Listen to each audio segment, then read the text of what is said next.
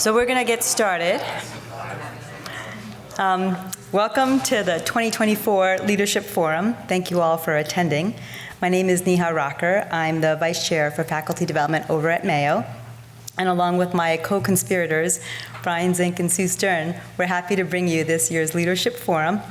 I just wanted to give you a brief roadmap of the day and get some housekeeping things out of the way. So the standard housekeeping thing is the bathroom is down the hall, all the way at the end at the right. And today's internet, and for the week, it'll be the SAEM 24 one. You have to actually choose that one. And the password is annual meeting, all one word, with a capital A and a capital M. I couldn't get it to work like 5 times. So if you can't get it to work, there's somebody outside that can help. So, every year we sit down and we think through, after the annual meeting, we think through what would next year's Leadership Forum look like? What topic should we talk about? What do we think is going to be important and relevant at the time of the next annual meeting? So this year's roadmap is we're going to start with faculty development, because no matter what leadership position you take, there's going to be some level of developing people and developing yourself. And so Dr. Zink, who was my chair a long, long time ago, is very skilled at faculty development, as I'm sure every person in this room and in our specialty knows. So he's going to mix his personal interests and his professional interests and talk about gardening and faculty development. And then we wanted to move from that into a very deep dive into innovation. And we're going to have this both as a lecture, and this is going to be the topic of our lunchtime panel as well. Because I think in academic medicine, we're challenged, and especially now, to be more innovative, to change the way we take care of patients, to do better with less. And so we have a great session set up for later on for that. And then during lunchtime, we're going to separate into education, practice, and research, and talk really about innovations that we're doing at each of our institutions, and then we'll have call-outs at the end of that. And then we're going to move on into conflict management, because no matter what you do, there's going to be some conflict. And I think even though this is a lecture we have every year, it's so good, and they have great cases that change every year, and they're very timely and relevant. So that'll be a really exciting session. And then we'll pivot again, because we have the chair development program, and we have all these programs to develop leaders, but there are more people enrolled in these programs than there are chairs. And so there are other leadership jobs out there, right? And so how do you pivot? How do you take your skill set and find your leadership home? And so we'll talk about pivoting and how to do that, and we'll hear stories from people who have done it very successfully. And then finally, none of this is possible without money. So our final session will be about compensation, and we'll talk about how to, everybody always asks for more protected time or more money. And so how do we find that, and how do we take the money we have, and how do we use it best? So with that, we'll start with Dr. Zink. His bio and everybody's bios are available on the app, but the very short bio that Brian asked me to keep it very short is he's not only my mentor and my friend, but he's the adjunct professor of emergency medicine at the University of Michigan Medical School. He's written a book, Anyone, Anything, Anytime. It's in its 2nd edition, and it's a must-read if you're in this field of emergency medicine, because it goes through the history of our specialty. He's been a past president of SAEM. Any big position that SAEM or emergency medicine has had, Brian Zink has been part of it. So welcome, and thank you.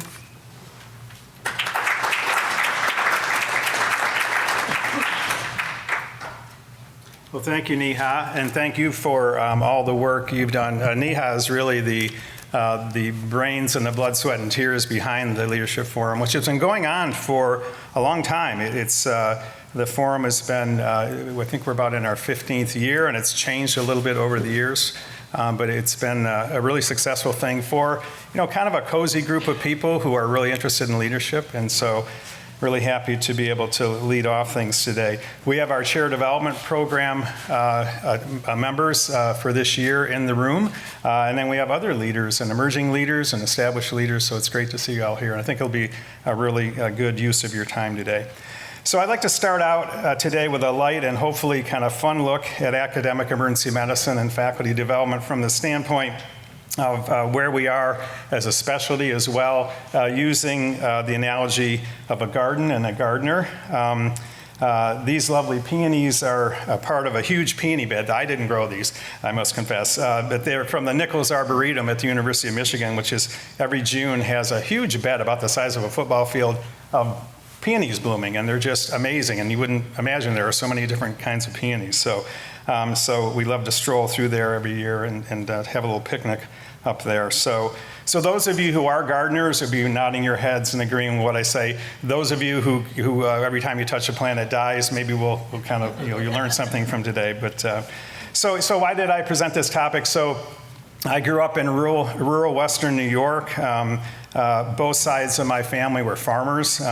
We had big gardens when I grew up where we grew vegetables, and I was out there hoeing and weeding. My mother canned vegetables and fruits, and we had 3 brothers, so it was a necessity to keep us fed.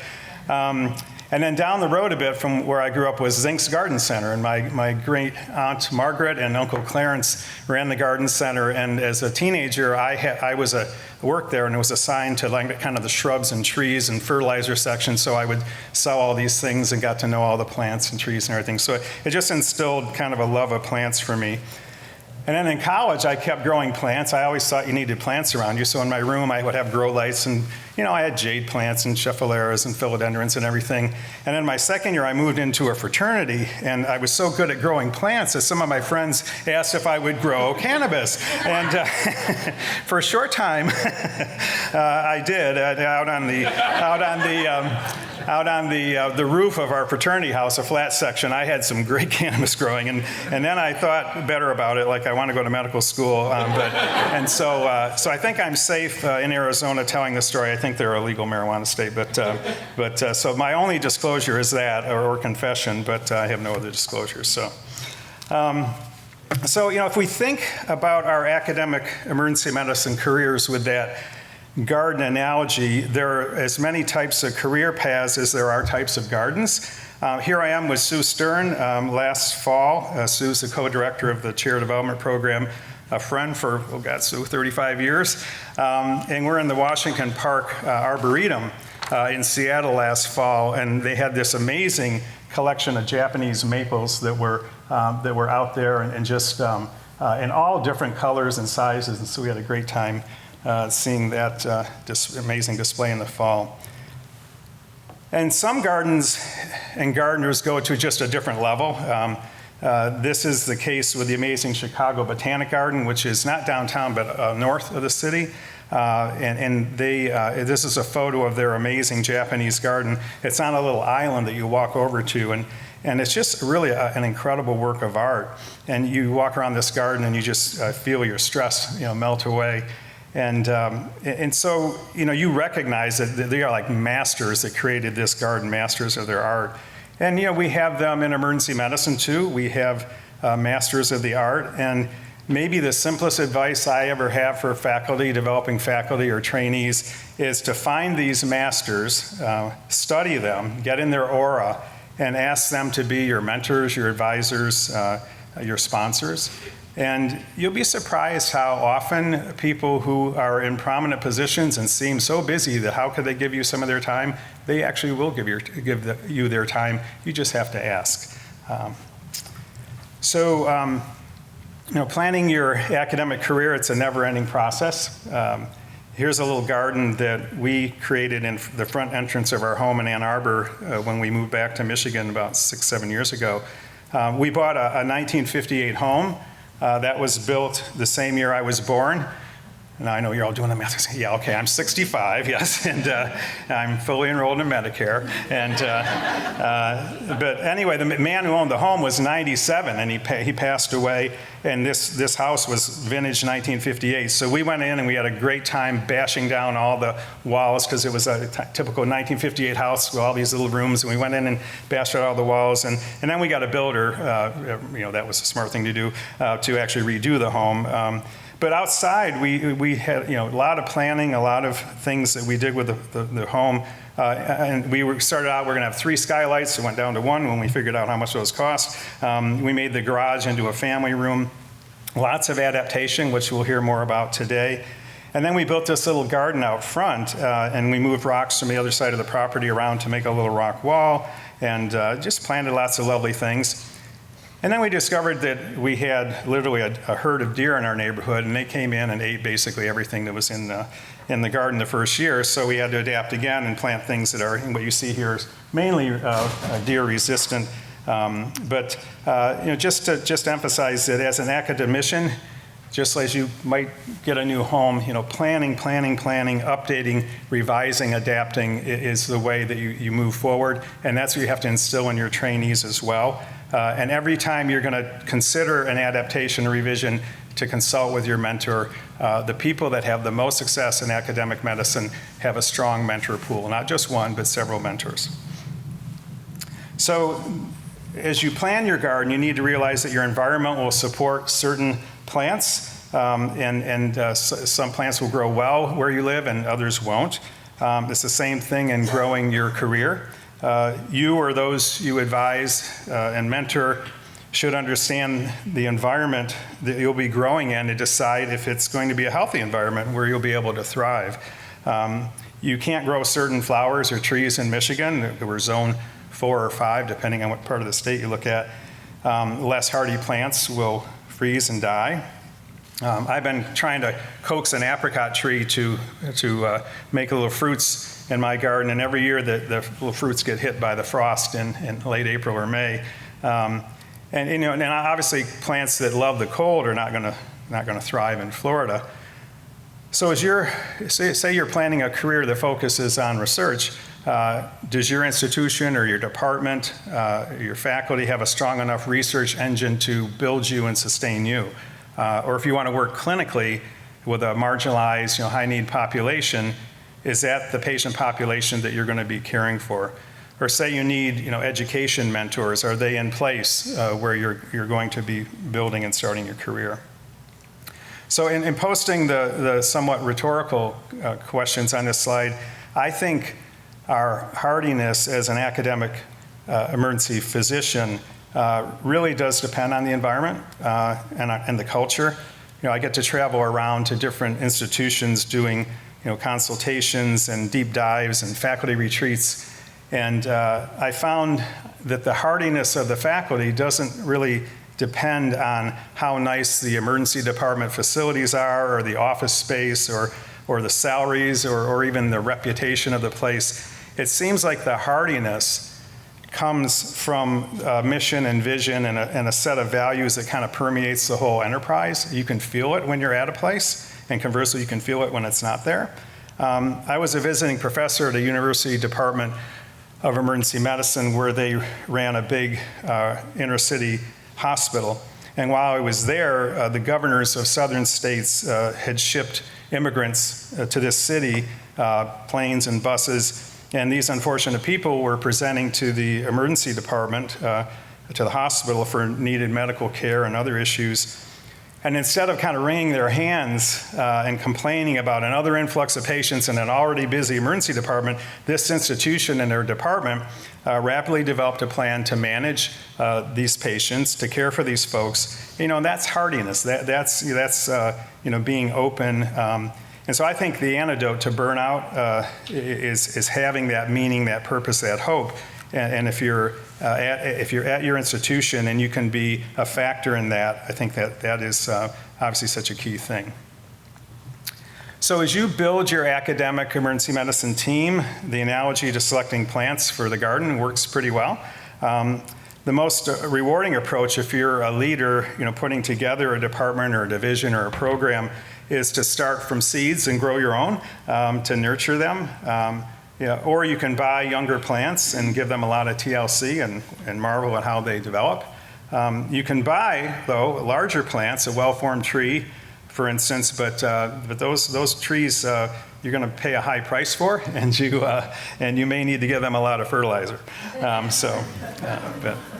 So in selecting plants, you need to review your needs. Do you need plants that are do well in shade or sun? Do you want unique plants that stand out on their own, or plants that kind of blend in with the rest of the garden? Do you have the space and resources to support these new additions to your garden? And then the key thing is to carefully inspect these plants, learn a lot about them, make sure they're going to be a good fit. Obviously the analogies to selecting faculty.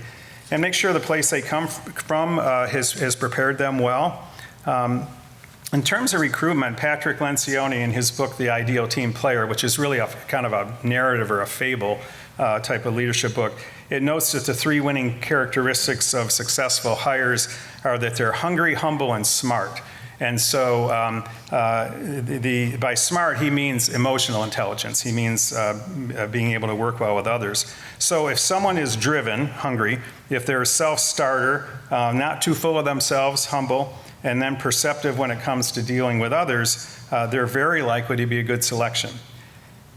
And then finally, in choosing your plants, a diversity of plants for your garden is essential. Most healthy gardens have incredible diversity, and it's well demonstrated that a diverse range of plants or faculty in academics produces a more capable and a more productive department. So if you think of soil as just dirt, you might not value it or the dirty work that it takes to prepare your garden or your academic department for a good harvest. And your soil is more than dirt. It's this amazing organic matter with billions of microbes and fungi and nutrients and minerals per square centimeter, along with the decomposed elements of previous plants. And as above, the good soil starts with an ethical, virtuous culture, well-defined values, your mission and vision, and then the resources, the basics for good growth of faculty. And again, the most important thing is mentoring and advising, and then a soil that's aerated enough within your department so that people can sink roots and grow and reach out in all directions. So mushrooms can grow in the dark, but plants and developing faculty need light.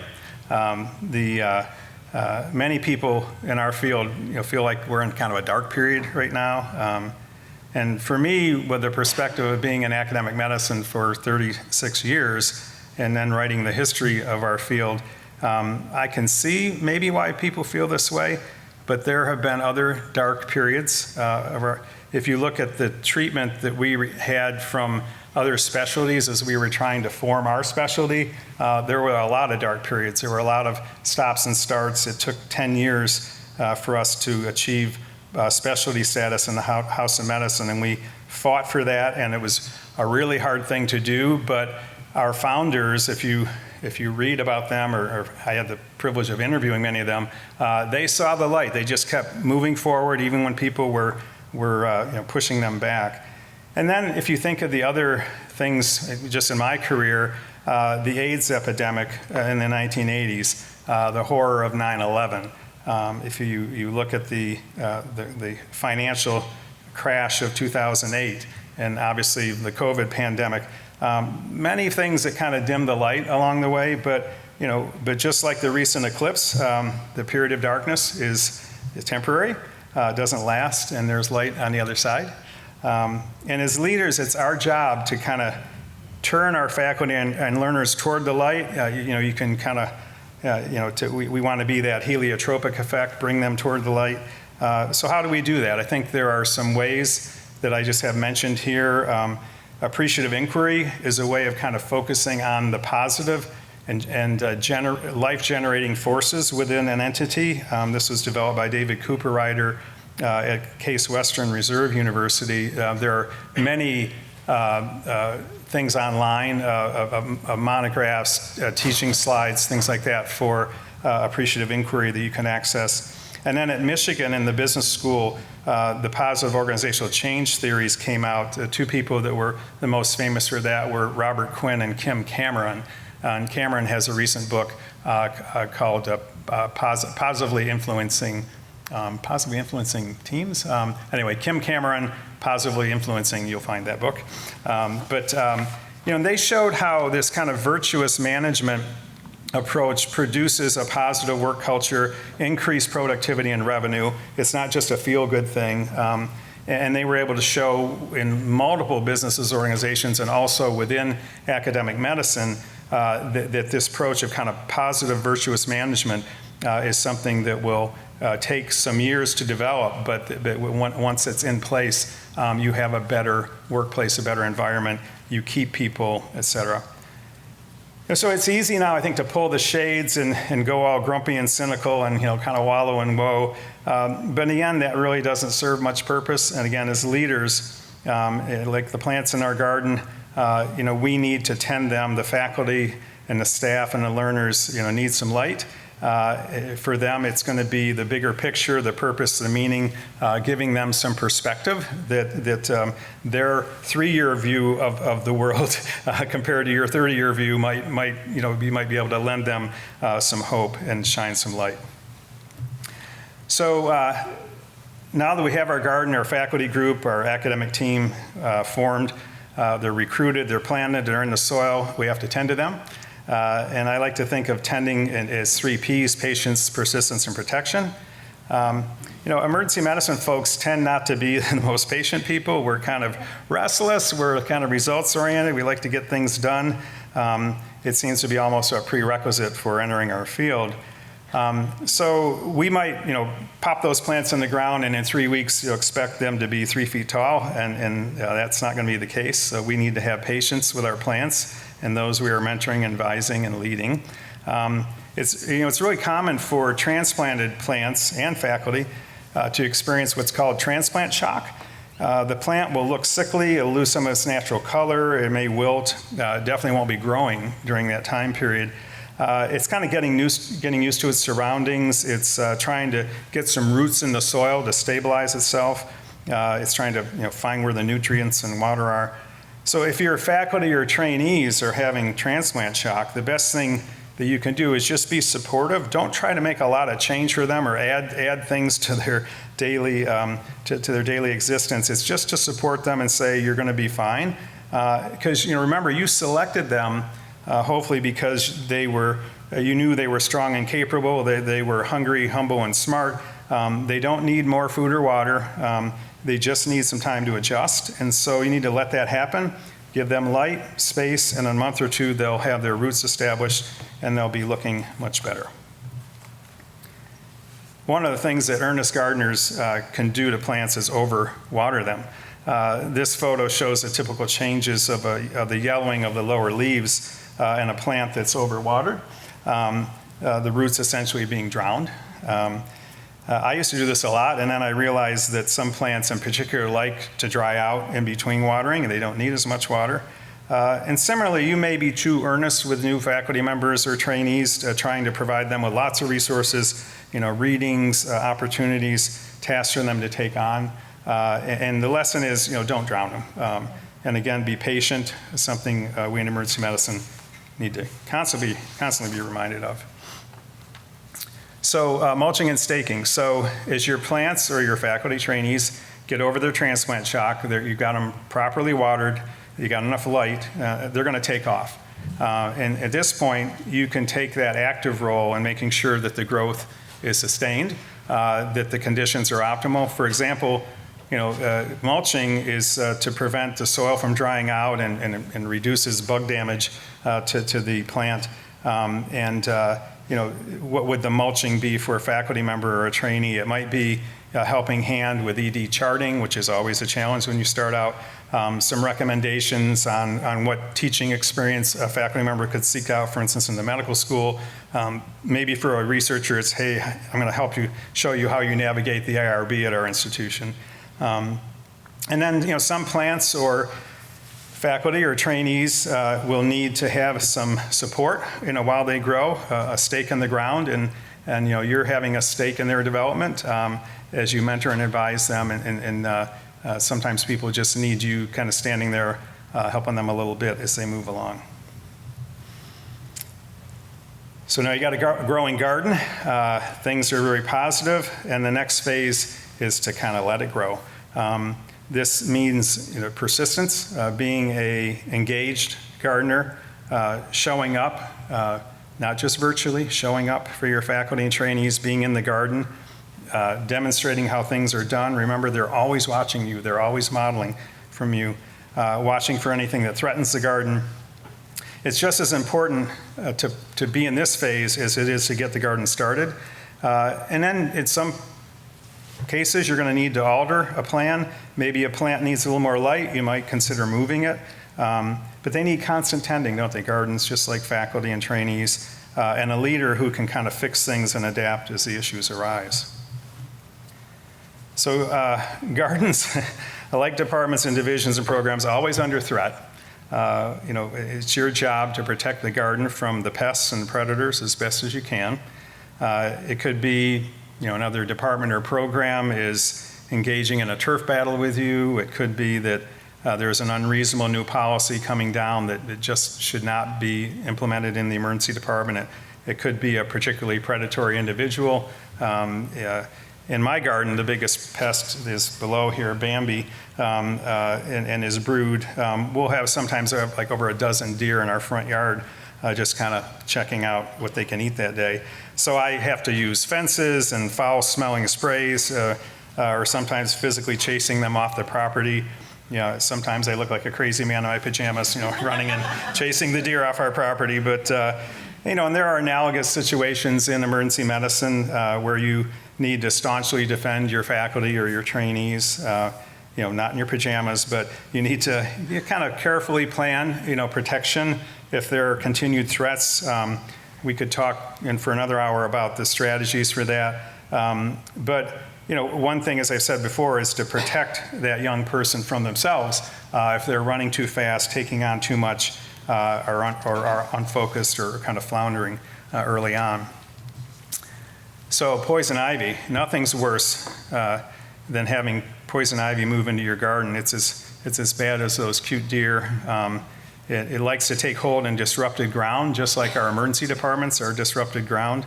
And I think the best analogy for poison ivy in our environment is the capacity and patient flow issues that we have in our academic medical centers across the country. Everybody's got their problem.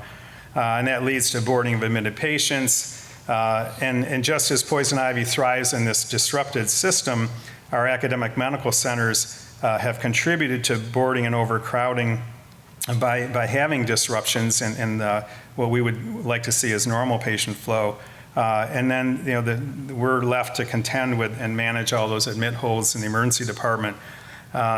And so that the poison ivy of the ED is boarding, and it irritates us, it makes us fester, it's hard to eradicate, and just when it seems to be easing up, it'll come back and be even worse than before. But we can kind of scratch it and throw up our hands and say we can't do much about it. But I've actually been encouraged that leaders around the country are starting to develop ways to counteract boarding. And obviously it has to be at the system level, at the academic medical center clinical system level. And there are people that are doing things that are reducing boarding, improving throughput of patients, coming up with alternatives to admission. So there are some positive things. There are some presentations at this meeting where you may be able to get some ideas and hopefully have a little bit more positive outlook on the boarding, which is really weighing us down. But I'm optimistic that we'll get to a better place with this than we are right now, but it's going to take a lot of time and effort. All right, so weeding, pruning, and thinning. There's so many analogies from this part of the gardening that relate to faculty development and a successful academic department. The weeds of academic emergency medicine might be the unhelpful things that sprout up in our ED operations, or new RRC requirements, or in our research protocols. So you're always having to deal with weeds. Sometimes you can pull them out by the roots and control them, and if you get at them when they're young, that'll work. Sometimes you can't be that aggressive, but the idea of persistent weeding of the little annoying things on a weekly basis is really key. And then pruning is an essential part of good gardening. If you think about academics, think of how we encourage our junior faculty appropriately to explore and get involved and to try out as many hats in the academic realm. But after they do that and they've identified kind of where they want to go, it is time to help them start pruning. And that's one of the hardest things for emergency medicine people to do is to take away something, to prune it. And you may have to take a more strong approach with that. If you see someone is doing so many things that they're not able to do some things really well. And so, cutting away those things that aren't consistent with their personal plan or mission or objectives is really important. If you then look at, I had to learn about pruning. I have, some fruit trees in my land.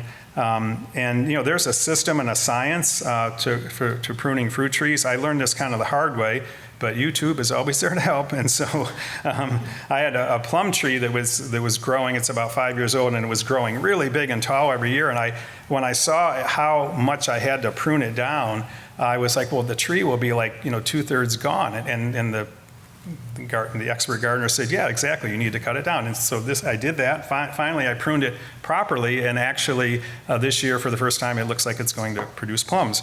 Having that selective pruning, I think, is really important. It's one of the most valuable things you can do as a mentor. So if you grow a vegetable garden or fruits, harvest time is that joyous time, right? It means that your gardening time and effort has produced results. It's time to kind of show off and enjoy the harvest. And if you're nurturing careers, harvest time is what? It's graduation, it's the completion of a degree, it's getting promoted, maybe a landmark paper, a great save in the emergency department, a teaching award. But whatever that bounty is, it's really important for you as a head gardener to kind of celebrate the accomplishments. And remember, money isn't the reward that academic emergency physicians crave. They already gave that up previously. And you can sell a bushel of apples for a lot of money, but I think it's pretty well established that money isn't the main driver of why people do what they do for academic physicians. They want recognition, they want to see results, they want to have a positive impact on the world. So how do you do this? Whether it's kudos at a faculty meeting, graduation celebration, other common ways to recognize faculty and trainees. Those things are really, really meaningful. And if you let the busyness of the academic world take away from celebrating and recognizing people, it's just not a positive thing. You can't do that. You can't overdo this. You can overwater your plants, but you can't over-recognize or over-celebrate accomplishments. And even on a daily level, think back to when you might have had a tough shift in ED, and what if a colleague said, hey, you worked hard today. You did a lot of good for a lot of patients. Thanks. I hope that's happened to you. I've had that happen to me a couple of times. It feels really good, but maybe you could be the person to kind of initiate that type of recognition in your work environment. So appreciate the harvest, make it noteworthy. So after the harvest, a good gardener knows that they need to put their garden to bed for the winter. If you're in a northern climate, or if you're in a southern climate, it's time to kind of rejuvenate the soil. A lot is happening when the garden appears to be at rest. Beneath the ground, the perennials roots are reaching out. They're pulling in nutrients. They're going to be sending up new sprouts. The soil is sucking up moisture. The bacteria and fungi are multiplying. And the analogy to you and your trainees is that rest is an essential part of life success. Good sleep, time each day for mental rest is something that successful people utilize, even if it may not be obvious that they're doing so. I just finished reading the book called Rest by Alex Sujung Kim Pang. A really amazing book, bestseller, but it demonstrates the science and methods of why rest is extremely beneficial. He shows how much rest contributes to your brain kind of finding the answers to challenging problems, and as we'll talk about later today, how important it is to creativity and preventing burnout. And he's not just referring to sleep. He's talking about, taking a walk without any other stimulation. He's talking about a few minutes to recollect. These shorter periods, which he would call deliberate rest. So really an essential skill to be developed and implemented. Hasn't been my forte over the years. But even when, and especially when you feel like you have no time to rest, that's when you need to rest. You need to rest your brain because it's going to you're going to end up being in a better place, more stable, and importantly in academics, you're going to be more creative if you give your brain some rest time. And that may be the most important time to heed this is when you're feeling stressed. So I would highly recommend you read this book. I think it'll change how you yourself approach your life and what you can then convey to trainees. And take your vacations. Only Americans think that 2 weeks of vacation a year is fine, right? The rest of the world takes a lot more than that. And don't work on your vacations. In my first couple years at Brown as a new chair, I used to conceal my vacations when I went away. And I would answer emails, I did work, and obviously I suffered from not getting enough downtime. My family suffered because I was working on vacation, and I didn't have any real physical or mental rest.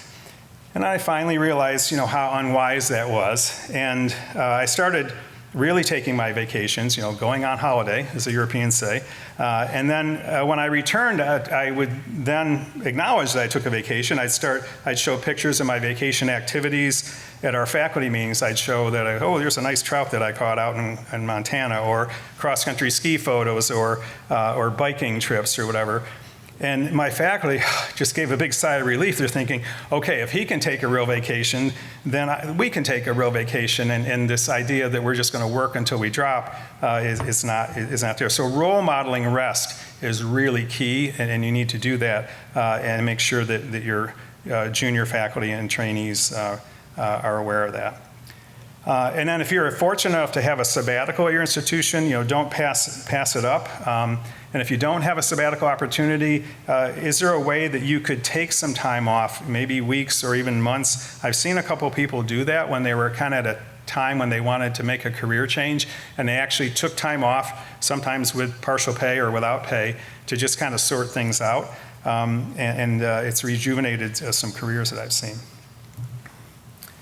So in closing, I hope that using something that I love, gardening, to make you reflect on your lives and careers has been helpful. There's a time to sow and a time to reap. I'm fortunate to have had an incredible 36-year career as an academic emergency physician and a medical school leader. I stopped working clinically last month. I'm about quarter time now at the University of Michigan. I started a coaching and consulting business, which has been very rewarding so far. So really, I'm in the reap phase, reaping the benefits of academic gardening in a new and fulfilling phase of life. And then as I'm reaping, our kids are sowing. And this photo shows my gardening partner, my wife Dana, will celebrate 40 years of marital bliss in the fall. And she's surrounded by four grandkids, 2 pandemic babies and 2 newer arrivals in the past year. So I hope that you will tend your gardens. I hope that you'll nurture the next generation of academic emergency physicians, and I will close now, and certainly open to other wisdom in the room. We'll go back to the peonies here at Nichols Arboretum, and I'd be happy to take any questions or comments. Thank you.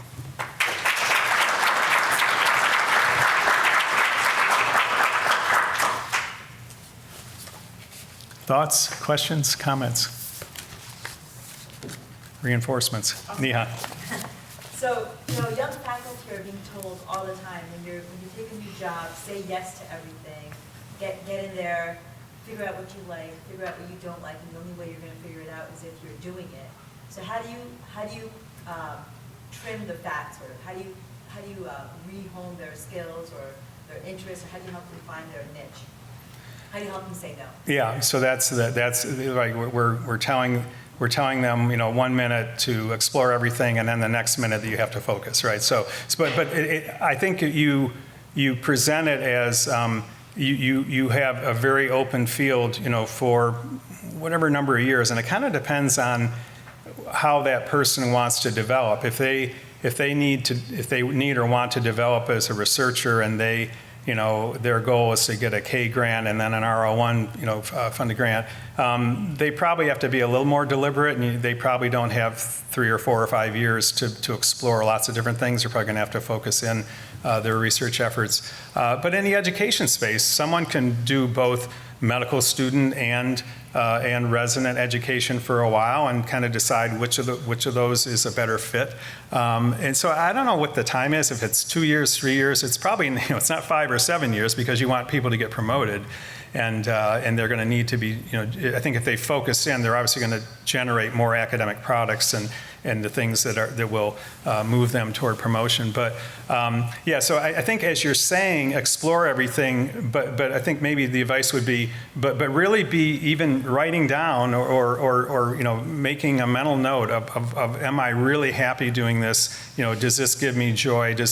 Am I energized by this? Or maybe I'm not so much. And so while they're exploring, they're also analyzing, I think would be the way to approach that. Other thoughts? Yes, hi, please. I have a very related question. So I'm an admin fellow right now, and I think I'm, like what you said with the overwatering, I'm often on the receiving end of overwatering, which I'm very grateful for. But it becomes difficult to, kind of hone in on what you want to do. So related to that, like often I find myself as a part of the fellowship learning new things, finding out if this is what I want long term or not. So in scenarios where, like whether it's a project or a group that I'm working with that it gets very involved, but I realize that this is not probably what I would want in my long-term trajectory, what would you recommend is the best way to communicate that while obviously acknowledging that it is still a great learning opportunity and not really abandoning something? Yeah, thanks for that question. What's your name? Kush, okay. Yeah, and then maybe other leaders would advise Kush here too. But I would say that learning to say no is really hard. And as a fellow, you're put in kind of a touch situation. But I think you can say no and give the reason and just be very open and honest and say, I have these things that I'm doing. They're taking this amount of time. What you're asking me to do would be really hard to add.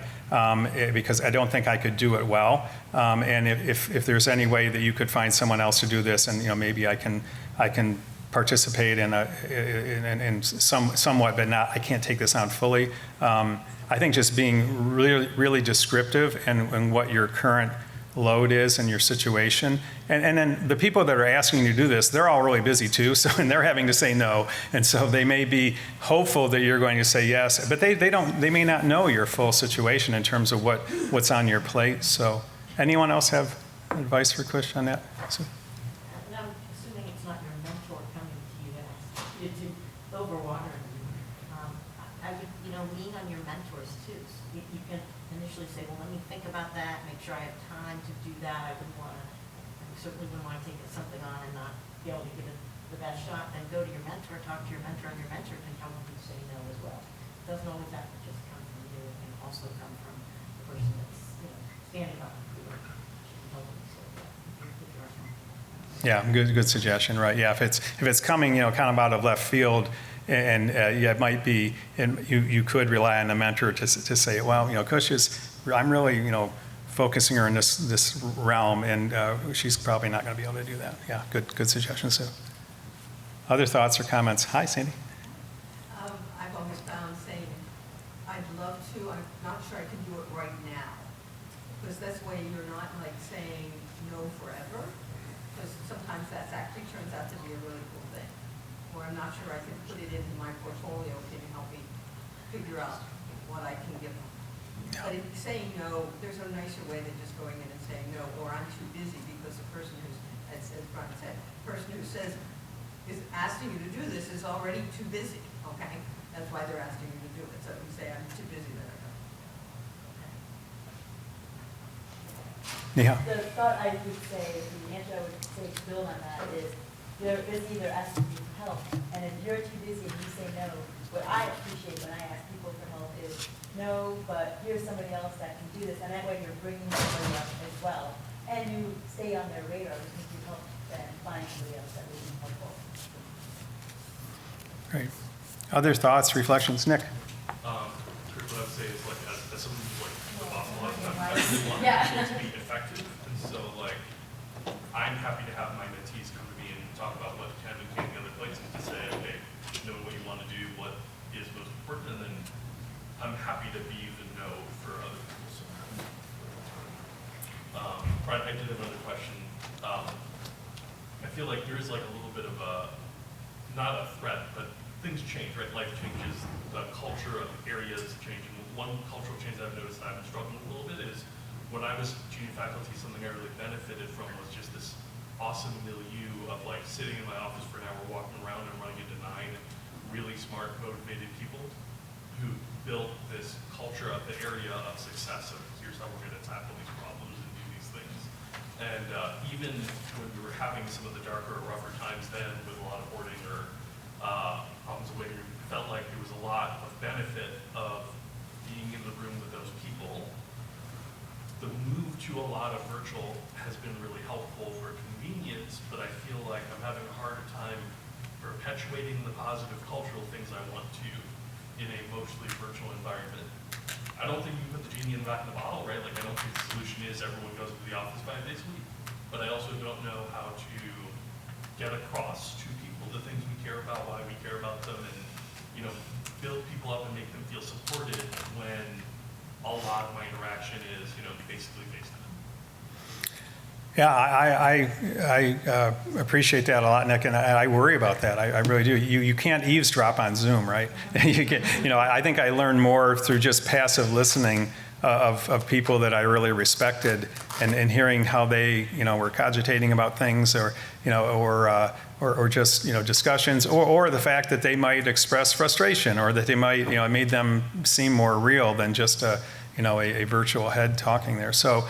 Yeah, I worry about that. I think it's, some departments I've seen are mandating, in-person faculty meetings, for instance, or other communal times, in person. And I think, yes, it's easy, and I know that people with families, especially with small kids, it may be much easier in terms of getting that kid to preschool or daycare, whatever, to not have to drive in and park and come to an in-person meeting.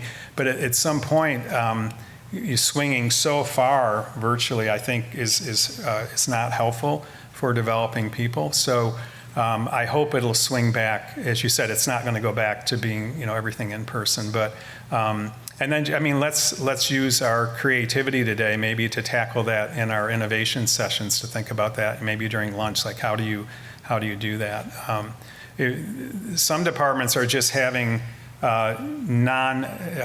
meetings without an agenda, where people are getting together and just spending time together, more like a social thing, but maybe during the workday, sometimes socially, after hours or whatever. But I think it's a really key point. I worry about developing faculty and trainees not having that face-to-face interactions of just all the little communications that occur that don't occur in the virtual world. So thanks for bringing that up. Anyone else have any thoughts, or anyone have had solutions to how do we make the connections when we're doing so much virtually? Alyson. For my team, I allow them to have 2 days virtual, but so the days that we're in, I want to make sure that they choose the same day to be in. So there's that connection and networking. So they can each have their days home or remote, but I'd like to make sure that there's at least a couple days a week where everyone is there. And I found that navigating over the past couple of years, that seems to be a sweet spot. Good, thanks. Yeah, so kind of a mandated couple days of interaction per week. Yeah, you have to recognize that when you were in the office and you were trying to get stuff done, you probably had your door closed much of the time, and you probably weren't interacting, but there were other moments that were more impromptu, when you were gaining something, and in the ability just to drop in and curbside someone, I think that's a big thing that's missed now. Other thoughts, other questions? Okay. Well, good. I think we'll close then and get on with the rest of the day. Are we a little early? Okay. I would say caffeinate and hydrate. All right. So we want to take a 10-minute break or so now, and then we'll come back for Dr. Wiler. Thanks. Thank you.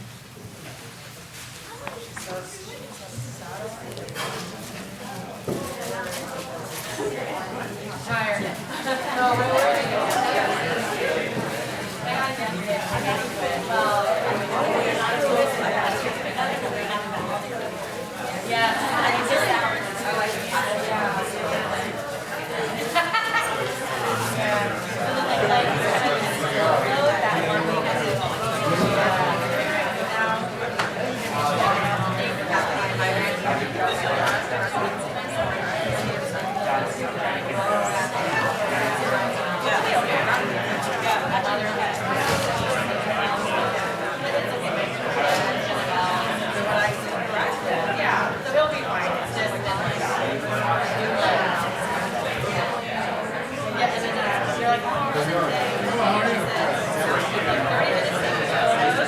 Yeah, it was 2 days before, and I was like, and I see you have to bring my sister and my mom.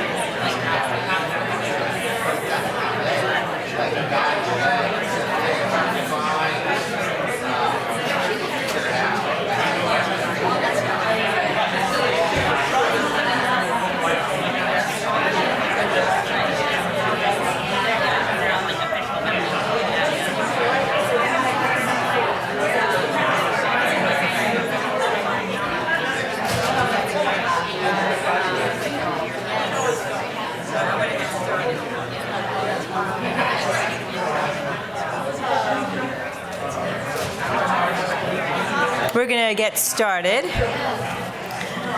But I wanted to tell you a story that Zach Mizell told me some years ago.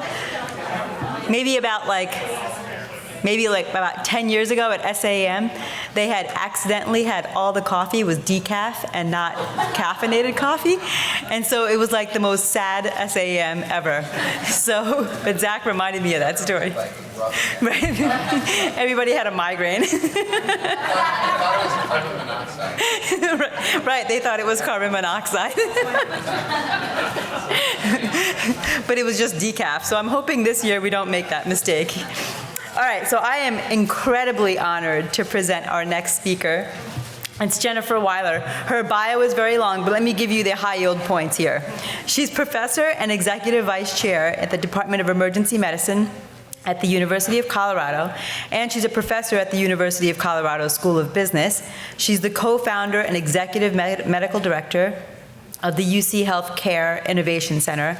She has a book, and it's called Value and Quality Innovations in Acute and Emergency Care. It was actually published back in 2017, pre-pandemic. And she's served in numerous state and national leadership positions, including an appointment to the U.S. Department of Health and Human Services Centers for Medicare and Medicaid Innovation.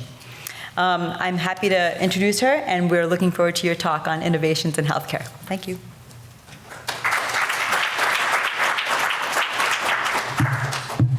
So I have to give one update. I'm no longer executive vice chair of emergency medicine, but do serve as a chief quality officer for our regional health system. And I can talk a little bit around sort of how I stumbled into this area of innovation.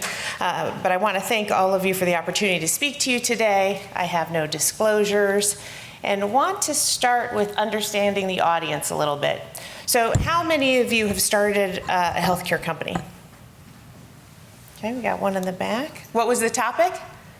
Healthcare design. Great. What about developed intellectual property? Great. And what was the topic? Training through biomarkers. Wonderful. And then what about co-development? Have you or any organization you've worked with done co-dev with great. Under what topic? One more time, CDS? Yeah, okay, great. Wonderful. Well, this is what we're going to talk about today. We're going to talk a little bit about innovation in healthcare and why it is or was so hot, how to grow an idea and opportunities for AMCs, and what you as physician leaders need to know. So I thought I would start in the beginning, the very beginning. And I think what you'll see is since the beginning of time, humans have developed creative solutions to solve problems that impact the way that we work, we communicate, and we view the world previously unseen both here and beyond. History is full of examples of invention and discovery, but as we look back over some of the most significant changes in our history, one key theme becomes obvious, and that's disruption. 300 years ago, we had the Industrial Revolution, where we transitioned from hand making to machine production, and we created a mechanized factory system, and we had unprecedented population growth.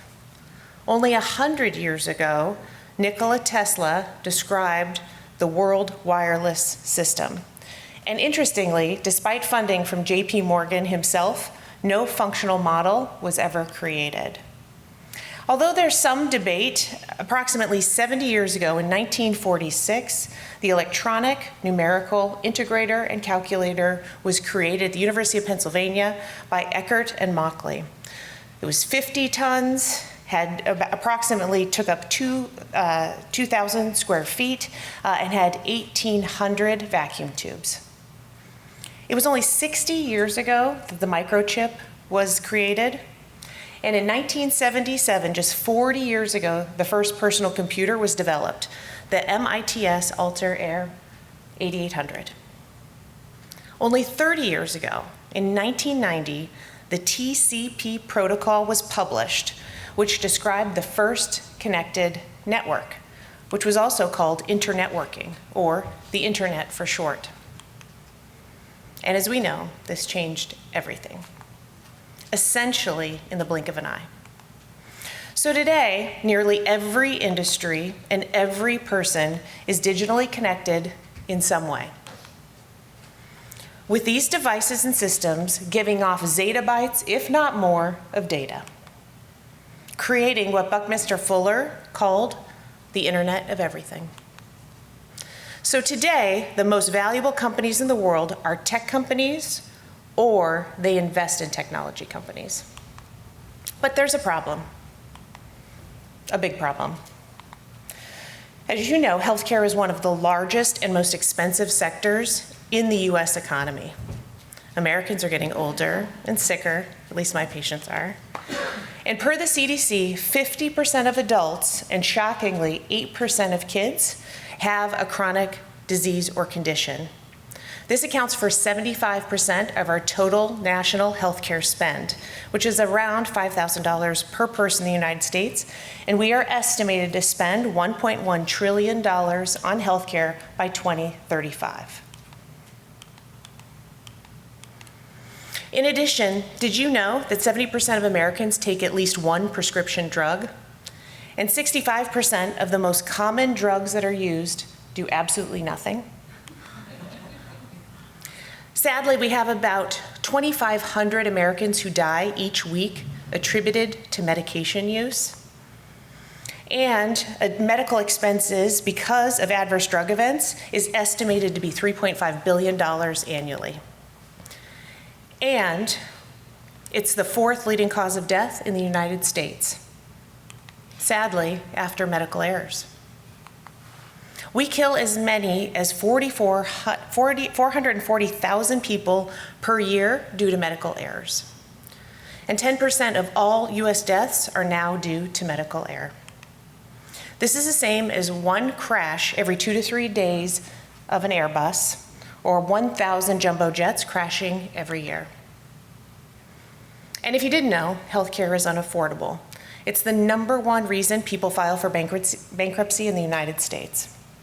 And just ask the employers, like Walmart, the world's largest employer, the US's largest employer, with 2.1 million employees worldwide, or Amazon, JP Morgan, Berkshire Hathaway, who also employ 1.3 million employees, each of which spend $2 billion per year on healthcare for their employees.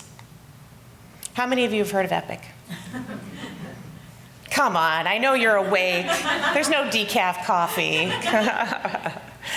So did you know that 90% of American hospitals have been now computerized during the past decade?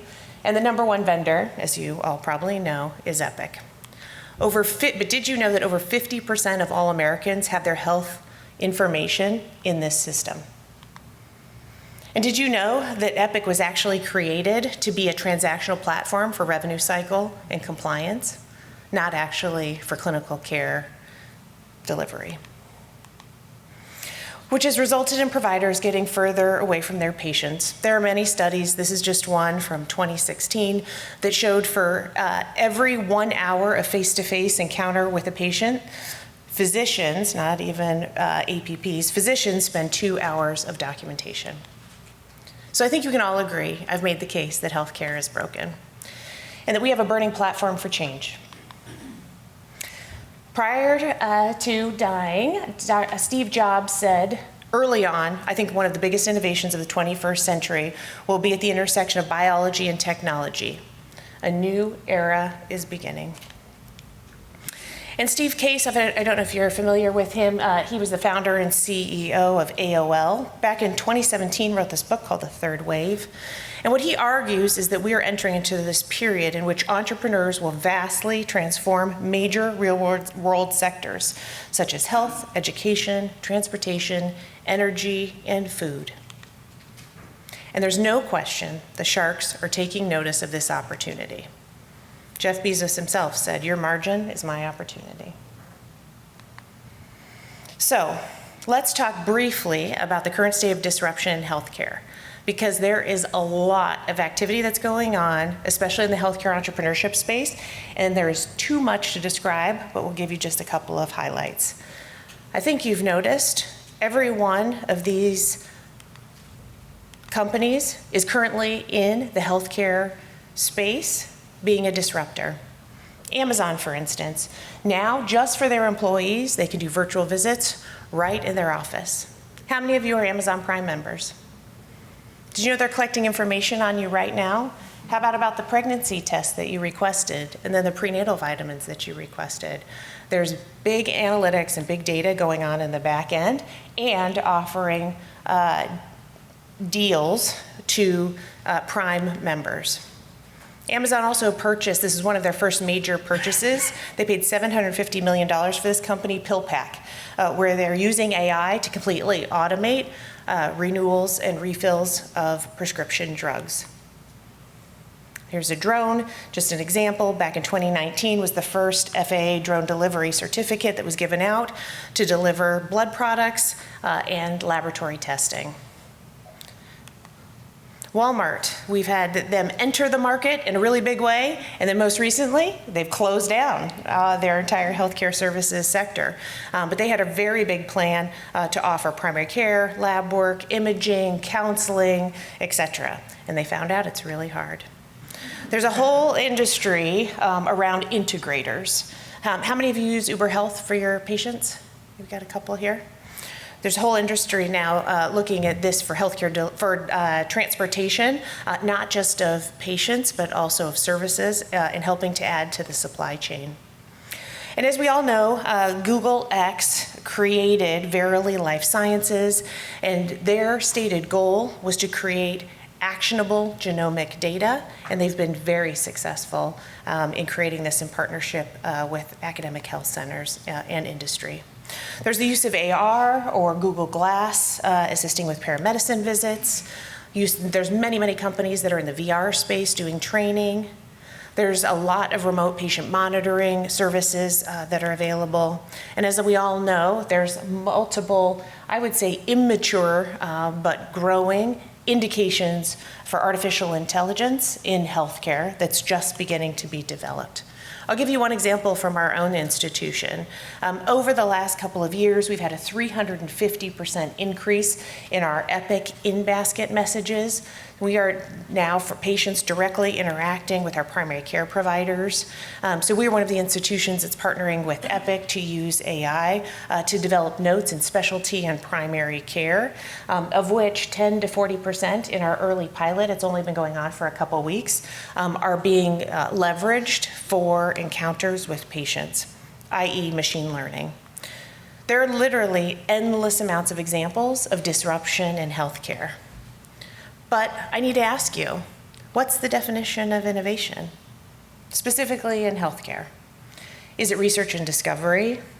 Is it novel and new technology? Is it the application of technology into a new space?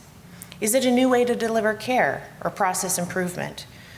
Is it a new way to pay for care and generate revenue?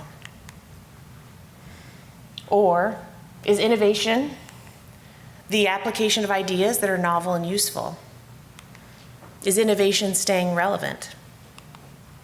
Is innovation the implementation of creative ideas in order to generate value, usually through increased revenues, reduced costs, or both? Maybe innovation is a great idea, executed brilliantly and communicated in a way that is both intuitive and fully celebrates the magic of the initial concept. Maybe innovation is anything that is new, useful, and surprising. Maybe innovation is the future delivered. I actually like this definition of innovation. It's a marketing buzzword. There's a ghost in here. A marketing buzzword used in an attempt to make products sound sexier than they really are. Or number two, what you tell your board you're spending your money on when you can't explain where it went. Or number three, what is normally thought only about when it's already too late to save your company. All right, well, you get the idea. There's no one definition of innovation, but I think we can all agree that in healthcare, it has something to do with making the delivery of goods or services better, cheaper, or faster. So academic health centers have built their reputations on embracing the scientific method of discovery. But innovation requires people, process, and tools that may not traditionally be found in healthcare. However, a few health systems are realizing that innovation and disruption needs to be nurtured. Many of these health systems have started to create venture funds, not only to diversify their investment portfolios, but to try to capture some of the revenue upside by leveraging an insider's view. So we're going to spend the last part of our time together talking about the entrepreneurship process and starting from the funder's perspective. From the founder's perspective. And then we're going to focus on the funder's perspective. How many of you are familiar with the tech transfer process? Yeah, it's pretty traditional. You do research, then there's some preliminary evaluation. Maybe internally, your tech transfer office will help you to determine if there's any commercial viability. Then you protect the intellectual property. You develop with them, co-develop with them, your institution a commercialization plan, raise capital, and implement. Most of these deals are licensing related. How many of you have a relationship with a tech transfer office? Just a handful here. However, from an entrepreneur's perspective, this is the typical cycle. Come up with an idea, make a prototype, get folks to agree that it's the right idea and there's a need in the market. You look for funding, you launch, and then this one's pretty ambitious. It says you get 1,000 users and try to grow 5% per week. If not, scrap the idea and start over. Here's a note that says Airbnb launched 3 times before being successful. It is not for the faint of heart, this entrepreneurship cycle. Money and infusion of capital is really important, and there are very traditional stages of investment, some of which become venture capital, but they actually start off with pre-seed or angels. Then in the next cycle, there's seed investors or super angels. Then it matures into an early stage company and growth, and that's where there's strategic investors and growth-based venture capitalists. Then in the late stage, there's venture capitalists that just focus on the late stage. There's private equity investors, strategic investors, and this is where a company might do an initial public offering, and then there are public investors, and then maturity of a company. So here in the beginning is where many companies are not successful despite an infusion of capital. There's the emerging growth stage of funding, Series A, B, C, and mezzanine. Again, we're usually VCs. There's acquisitions and mergers, and there's strategic partnerships that occur with each level of funding. And then a transition either into initial public offering or a merger and acquisition, and that's when investment banks become involved in the process. And sometimes on the secondary market, there's a secondary offering. I like this slide. I'm going to spend a little bit of time on it, again, just to drill home a topic that you may or may not be familiar with. Again, across the top is funding. There's seed funding, Series A and Series B. Typically, this describes what the company's size is, and I find this actually to be really true in my experience. So for a seed company, usually they're around $500,000 of accounts receivable. The company valuation may be between $4 and $11 million. They may be raising about $1 million to $4 million per round. And really, this is where, if you were an investor or if you're an entrepreneur, what the investors are looking for is an outstanding team that has a strong sense of the product, meaning usually technology experts, strong domain expertise with unique insights, and really there's a need that's been shown in the marketplace. And early adopters love the products. This is where those companies will flash up their slides and say, oh, Duke is partnered with us, Mayo, right? They want to leverage your relationship from an academic health center perspective. Moving on to a Series A company, this is where accounts receivable are between 1 and 1.5, which is different than Series B, which is a big jump. It's about double to 3 to 5 million. The rate of growth is 3x, and I'll come back to that in just a minute. That's what the expectation is. And what I'll do is move down here under the team. Usually this is a pivot of the leadership team. Folks who are founders then move to other positions, and a visionary leader usually comes in to really take that company to the next level.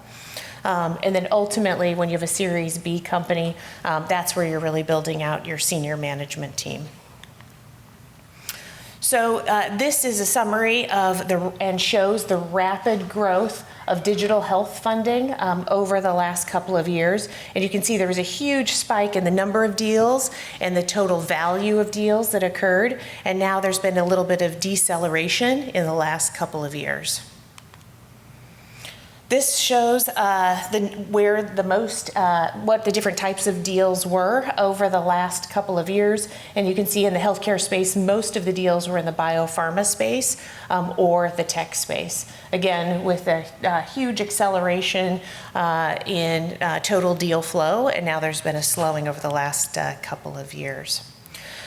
So this is a graph that shows a multiple, and what a multiple is the return multiple indicating how much money an investor will make compared to their initial investment. And for example, a multiple of 3x means an investor is going to make 3 times their initial investment. So the industry average across all sectors is a 2.0 multiple. In healthcare, the multiple is 2.6 to 3, and in tech it's closer to 3. So you can see why this is really attractive for venture capitalists in particular. And if we look at companies that actually have initial public offerings, the rate of return in healthcare has outperformed the S&P 500 year over year now for almost a decade. So over the last 5 years, the companies that are largest in the healthcare sector are in pharma, payers, sadly, and providers. So if you go across, that's their market capitalization over on the right. How many of you have heard of United Healthcare or accept their insurance, right? But interestingly here, CVS, is entered in that marketplace. Elevance is an interesting company in Molina. And then under providers, how many of you work at an HCA facility or have a partnership with HCA? Yeah, not many in academic medicine, right? Because it doesn't give the rate of return as the private market does. Number 1 most valuable company, and look at their multiple from 5 years ago. Unbelievable. So who are the VCs that are investing in healthcare? These. So what's interesting is that they're the same companies that are delivering care or doing research and development. So what is the lesson? Bet on yourself.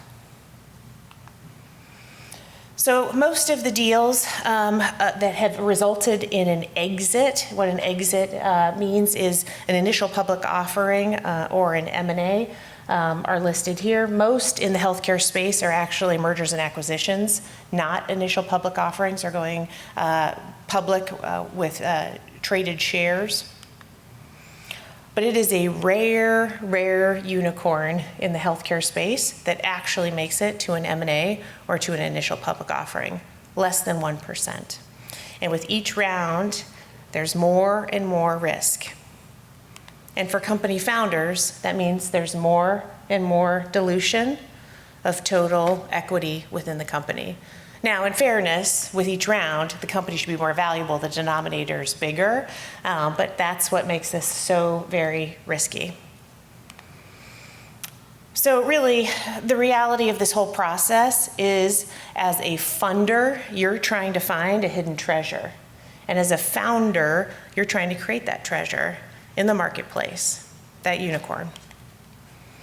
So I am actually still bullish, despite the deceleration in the last couple of years.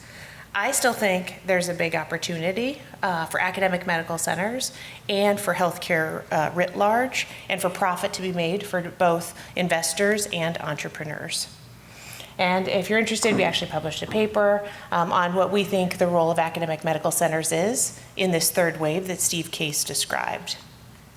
Really, I think the key is to find something simple and yet elegant.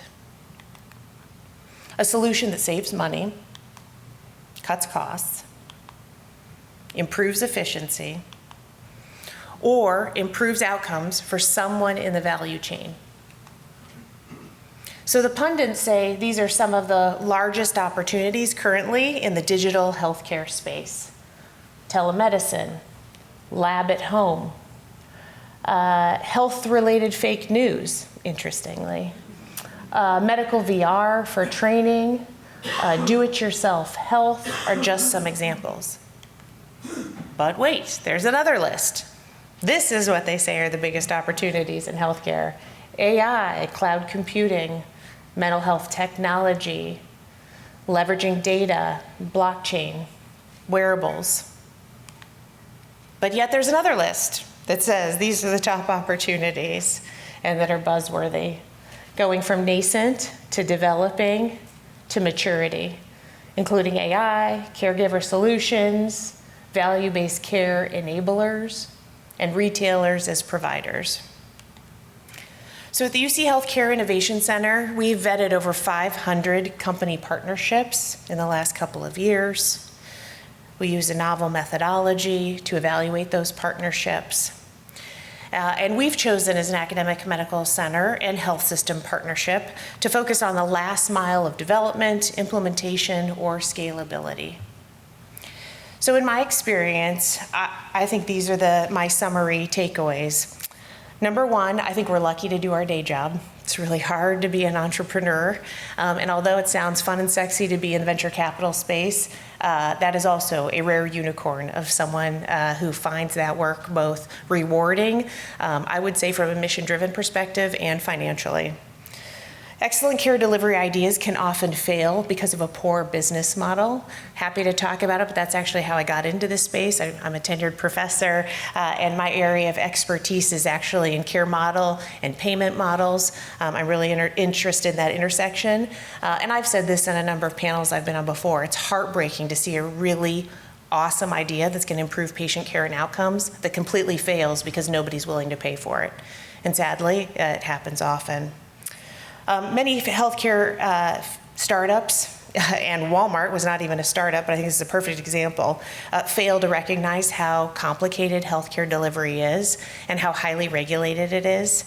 And so companies often fail or exit, not successfully exit, they leave the market or pivot into an area where they initially did not want to be, focused on administrative burden.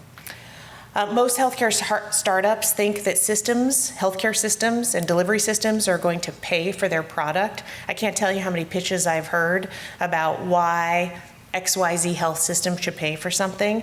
And now that I'm on the executive team of a health system, we say no to everything that comes in the door. And then most companies, when they're jumping from one of their Series A to Series B, realize really the insurers are the deep pockets. And I just showed you, what that looks like and why. Physician founders, sadly, for those of you who are them, usually don't last the market marathon in the CEO seat. Usually from seed to A and definitely A to B, they get moved out into a different role. Sometimes as a CMO, sometimes just as a founder. There's a principal, there's various titles. But actually, I'll share a little secret. We actually will not partner with a company that has a physician CEO. Because we haven't been able to find it to be successful growth strategy. Sorry. University tech transfer centers do give access to an innovation strategy. Most academic medical centers focus on pharma and drug development, some digital pharma, some devices, but there's some limited upside. Essentially, I think I have our Director of Finance Administration sitting here, so she can keep me honest here, but it's almost a 50% tax that's being taken from revenue generation from licensing.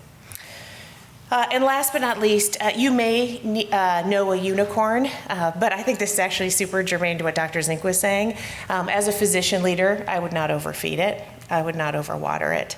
I see a lot of physician leaders who think there's something really unique and special within their department. They may be right, but they really invest and they lean in, protected time, money, and resources. But again, it's a rare unicorn where these types of ideas can be successfully generated and be done solely through a growth strategy within the academic medical center.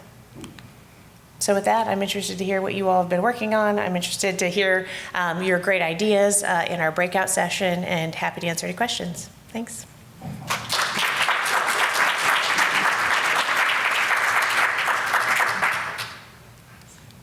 or your thoughts and ideas.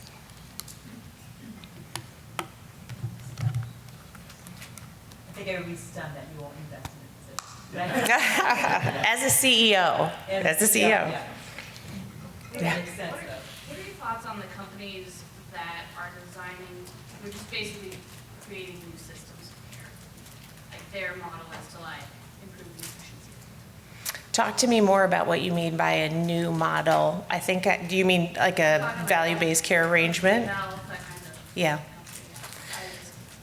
Well, I just gave a talk to, I was fortunate enough to be the keynote speaker for California Medicaid last week, where we were talking about what's the national landscape around quality measure development and total cost of care, population-based total cost of care models. I am still also bullish, baby bear bullish, on value-based care models. I think they're the right thing to do. Unfortunately, depending on whoever's in the White House, that has totally changed the implementation of the ACA, which is a challenge for us. The committee, Neha mentioned, that I sit on, we're a 10-member panel that was created by the MACRA legislation, and we review alternative payment models and make recommendations to the Secretary of Health and Human Services. We're on record as saying we think that these models need to be mandatory, they cannot be voluntary, and need to be all payer.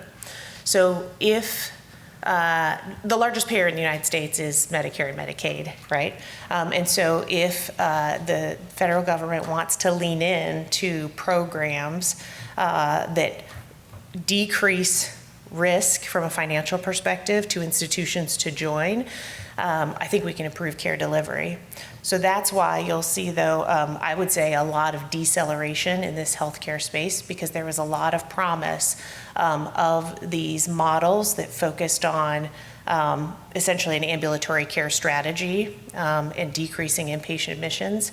But I will tell you right now, in my own facility, again, as on the senior management team, our transplant service line makes more money than most of our community hospitals. There's no incentive for our health system to lean into those models of care. Now, that said, back to my summary, I'll give you what I told the group at California Medicaid or Medi-Cal. They are doing some really cool, innovative stuff. They have alignment around these social, political, healthcare issues that no one else in the country does. And actually, they were spending time in Sacramento last week with the stakeholder communities thinking about what does the next decade of care delivery look like for Medicaid patients in California, which I think is pretty cool. So that's a long-winded way of saying I still think there's an opportunity. Most folks, you saw it in my slide, that integrator maturity space is really around case and care management, care coordination, et cetera. Last thing I'll say is Oak Street, for instance, there's definitely a couple of companies, 5 or so in the Medicare Advantage space, right? That's how they're making a lot of money, is trying to improve care transitions, decrease pharma and DME spend, and then decrease ED and inpatient utilization. So there's obviously money to be made there, but they're starting to flatline too, and that's hard for VCs when they want to make a 3x return. The cycle time is about 3 to 6 years, and many of those companies are right at around 5 or 6 years, so it'll be interesting to see what happens to them. Yeah, thank you for your time. I'm fascinated about the CEO, no CEO time. I'm not surprised by it, I'm just fascinated by it. I'm wondering, are you able to expand a little bit on that? Were there cognitive incompatibilities? If so, what were they? And then, if there are, is that a commentary on the type of innovations taking place in healthcare? Yeah, it's a good question. So can companies be successful with a physician CEO? Yes. When I say success, though, I'm talking about these rare unicorns of a big M&A or a big IPO. And the answer is typically no. Mike Lee, who has been a serial entrepreneur, and I can't believe I can't think of the company's name. It'll come to me. He came and presented to our committee recently, but his first company was Up to Date.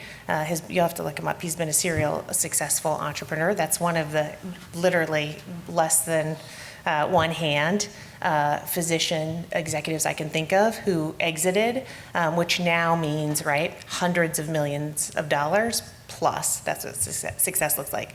Can someone make a profit and quit their day job in academic medicine and live successfully? Absolutely.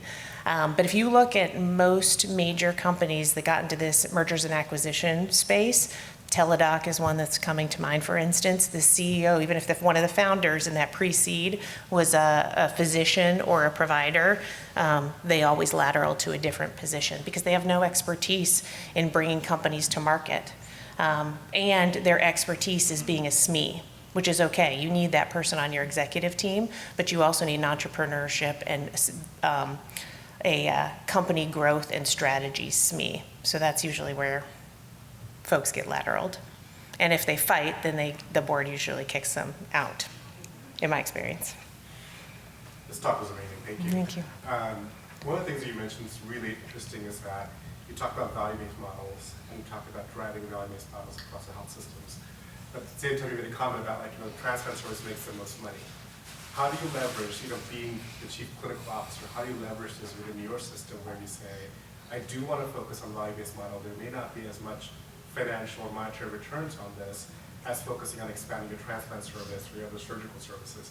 How do you reconcile both those positions and drive more of a evidence-based, low-cost, highly efficient system? Well, I'm not the chief clinical officer, I'm the chief quality officer. So very different job. And it's our chief strategy officer for our system. We're a 14 hospital system, the largest in Colorado and one of the largest in the Rocky Mountain area, that does have a strategy around a pop health strategy. Colorado is actually unique, different than the coast, right? California and the mid-Atlantic, Boston area in particular is where it started. There has been this decades-long focused on development of accountable care relationships through an accountable care organization. So how do I, as an individual, reconcile this dichotomy about what I think is actually the right care model and what we do currently? Honestly, and this sort of goes back to what do you want to be when you grow up, which I still don't know. But as a chief quality officer, I actually feel like I have a very privileged job because every day I am charged with trying to think about how do we get our leaders to deliver exceptional, high-quality, evidence-based, safe care. So it completely aligns. The challenge is, what's the payment model to try to incent that? And depending on how many of you are a majority in a pop health strategy focus at your AMCs? Sorry, and how much of you are focused mostly on a value-based care relationship? So decrease inpatient admissions, like a strong focus on ambulatory care and coordination. Yeah, see, it's interesting. So most AMCs are still in this fee-for-service space. Why? Because, anyway, this is a whole other talk in of itself, but because on the back end, we're a quaternary referral center, so we mostly have subspecialty fee-for-service contracts. What about within your health system? Do you all know about what the contracts are for your health systems in the community practice? Anyone in this space? Value-based care? We have a segment in Michigan, but you wouldn't consider it a system-wide. Right. So that's what's happening most. Again, back to the AMCs, we're pretty protected in that fee-for-service space. We have a lot of lobbyists who are working. In full disclosure, I was your representative on the RBRVS Updates Committee for over a decade. Not fighting for emergency medicine, being an impartial participant of the 20-member board that helped influence the RVUs for CPT codes. But yeah, it will require major changes for academic medical centers to really lean into the pop health strategy. That said, I do think there's going to be some pressures. It's going to be cost and utilization. So back to innovation, right? Why is this so interesting? Because there are some really wonderful ideas. That's the part that I think is the most interesting and frustrating is, again, there's just awesome ideas where clinical SMEs, technology SMEs, data analytics SMEs get together and develop something that's a real need in the marketplace, but often they can't get past Series A. I'll give you an example. One of my colleagues on this committee that I sit on is a gastroenterologist. About a decade or so ago, he helped had one of the largest GI practices in the Chicagoland area, created a patient-facing, at the time it was an application, an app, around self-reported episodes of GI bleeding and diarrhea for Crohn's disease patients. What was the need? Blue Cross Blue Shield was spending a ton of money on, at the time, Humira. It was the only biologic. And so he partnered with them just in their GI practice, essentially to have a unique incentive-based contract around total cost of care for patients attributed to his practice. No surprise, daily reporting of symptoms with targeted, customized manage of biologics dropped the total cost of biologic use for that payer by over 50%. So patients got great care. Blue Cross Blue Shield saved money. He had a gain sharing contract, so he got 50% of the 50%. So he got 25% back. Right? That's pretty cool. But how do you start to scale that beyond Crohn's disease patients and GI patients? We actually just published a paper in Archives of Internal Medicine, if you're interested, around how to include specialists in these population-based total cost of care models. We line up what the barriers are, because there are many. But that's where you're trying to go. The question is, how do we actually get there? Please. Great talk, Jen. Switching back to the innovation space a little bit, I'm fortunate to sit in both like industry and academia now, so I see a little bit of both sides. But I think one of the challenges at academic medical centers, right, with innovation is the margins are slim, right? And some of the ideas are not these moonshot big ideas. Some are just these really like incremental gain ideas, which will make either patient care better, efficiency better, like especially in emergency medicine, like we see the pain points, like we know where they are, and so some of these innovations solve those smaller problems.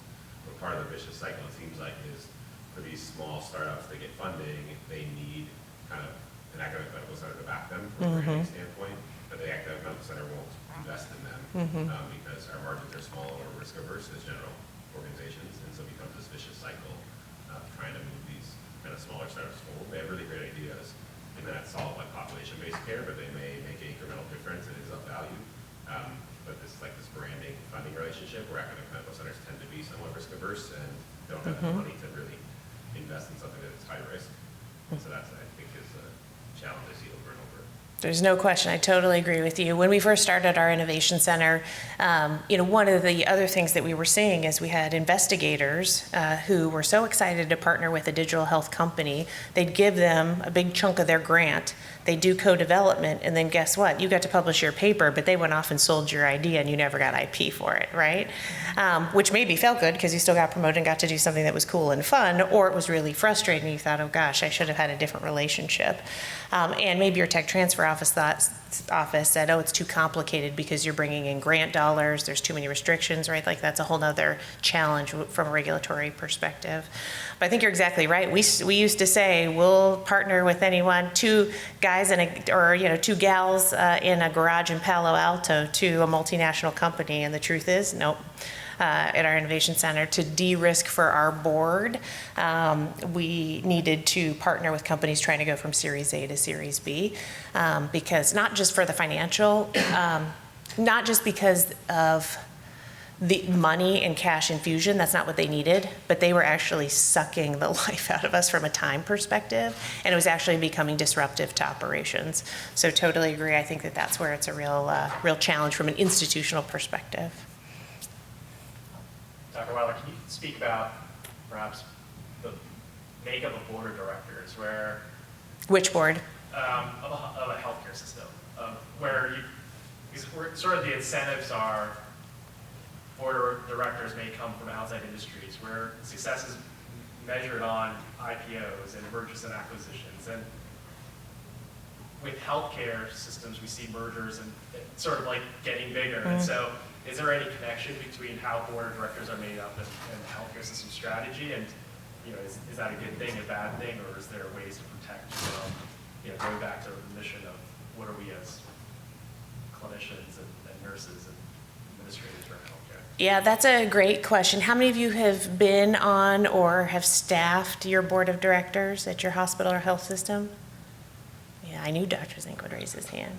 Anybody else? Sandy, is Dr. Schneider still?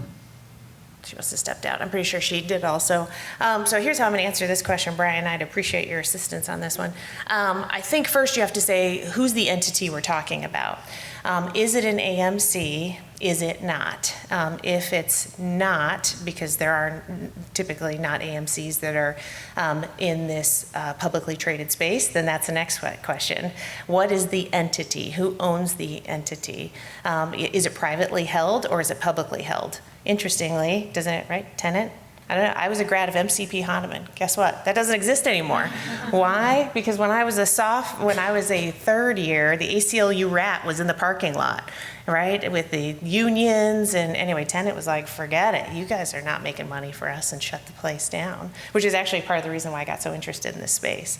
Because what I found as a medical student and intern is the interaction I was having with a patient, there was always some other van der Waals force going on, and it was always the money, always. Fascinating. Anyway, so back to who's the entity. So one, in my example of publicly owned, right, that's a fiduciary board. Shareholder value is their only responsibility. Privately held, they get to decide what their mission is. Academic medical centers tend to have different, maybe a state entity like my own, for instance, which actually has a board of regents that are politically appointed. So it depends on what the makeup is. But I'll give you an example. One of the #1 academic medical center for quality and safety in the US, not US News and World Report, Vizient, which most of us use. Do you know what that hospital is? Some of you may work there. NYU. Anyone from NYU? So if you ask them, how do you do it? Like, is it really because you're delivering the highest quality, most exceptional patient care? And anyone trained at NYU? Yeah, right? I mean, there's also a game, especially in the quality measurement space, but what they've said, and the reason I'm mentioning this is that their market differentiator is because they've got other Ivy League academic medical centers, right? Columbia's just down the street, Cornell's just, across the way. Their market differentiator is to be #1 in quality. So their board is disproportionately focused on it. Why? Because their Moody's bond ratings go up by having that focus, and they're able to negotiate better contracts with payers with that as their strategic differentiator. So the short answer around the boards is it totally depends. But I hope you all go home and ask your chairs to explain what your boards are. At my own academic medical center, we actually don't have a fiduciary board. So, which was interesting, as a physician executive presenting to the board, I thought I was gonna go in there and show them how, we needed to buy virtual monitoring equipment to decrease falls in our hospital.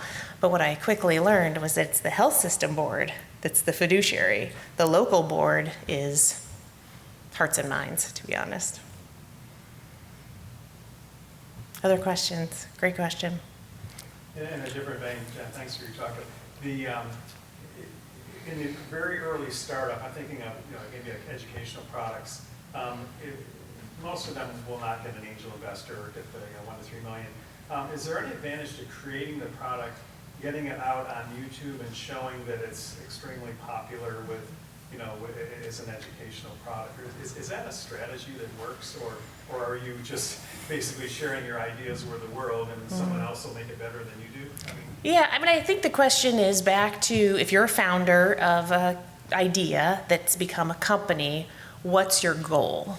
Is your goal to leverage it for academic development, right, and show that you've got a national or an international reach? Because now, from I get the privilege of sitting on the tenure committee for my institution. There's no question, right? That's currency, as Dr. Zink knows. I'm sure at Michigan you all consider that also.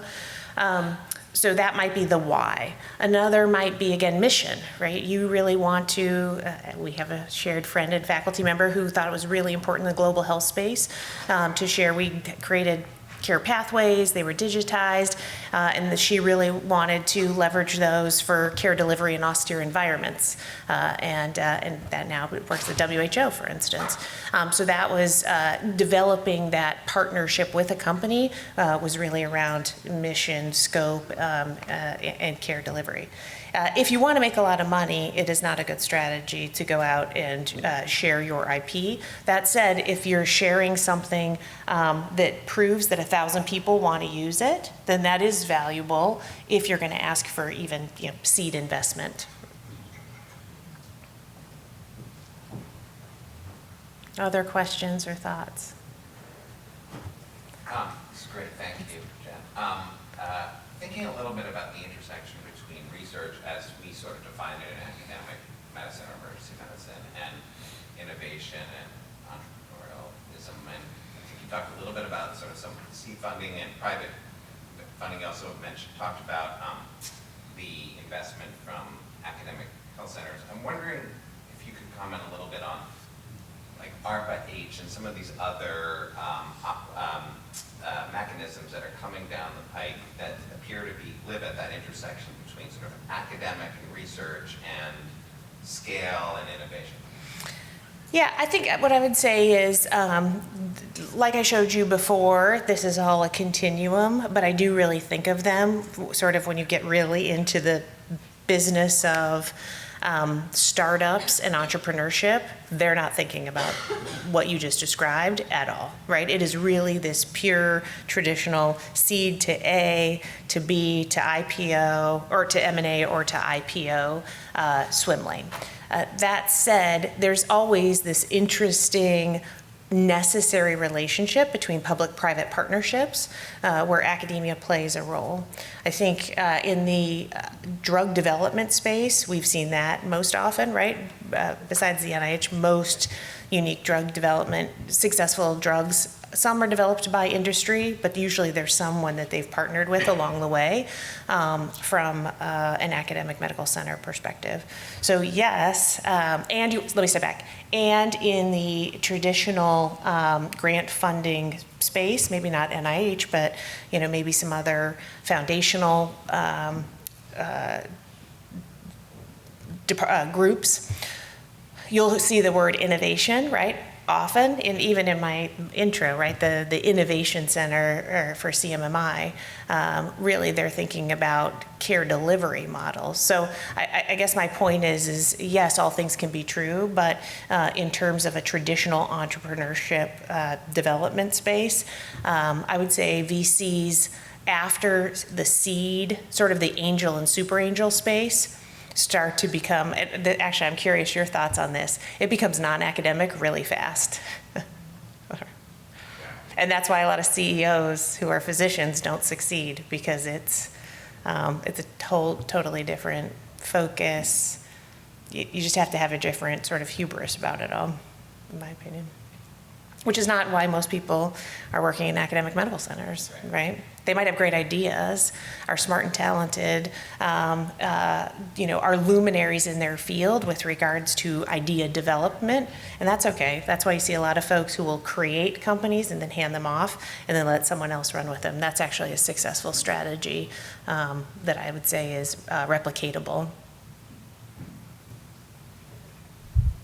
Fascinating talk, Jen. Thanks. I've just always been fascinated by startups and founders and what makes one more successful than others. Because the rate of success, as you just mentioned, is really low.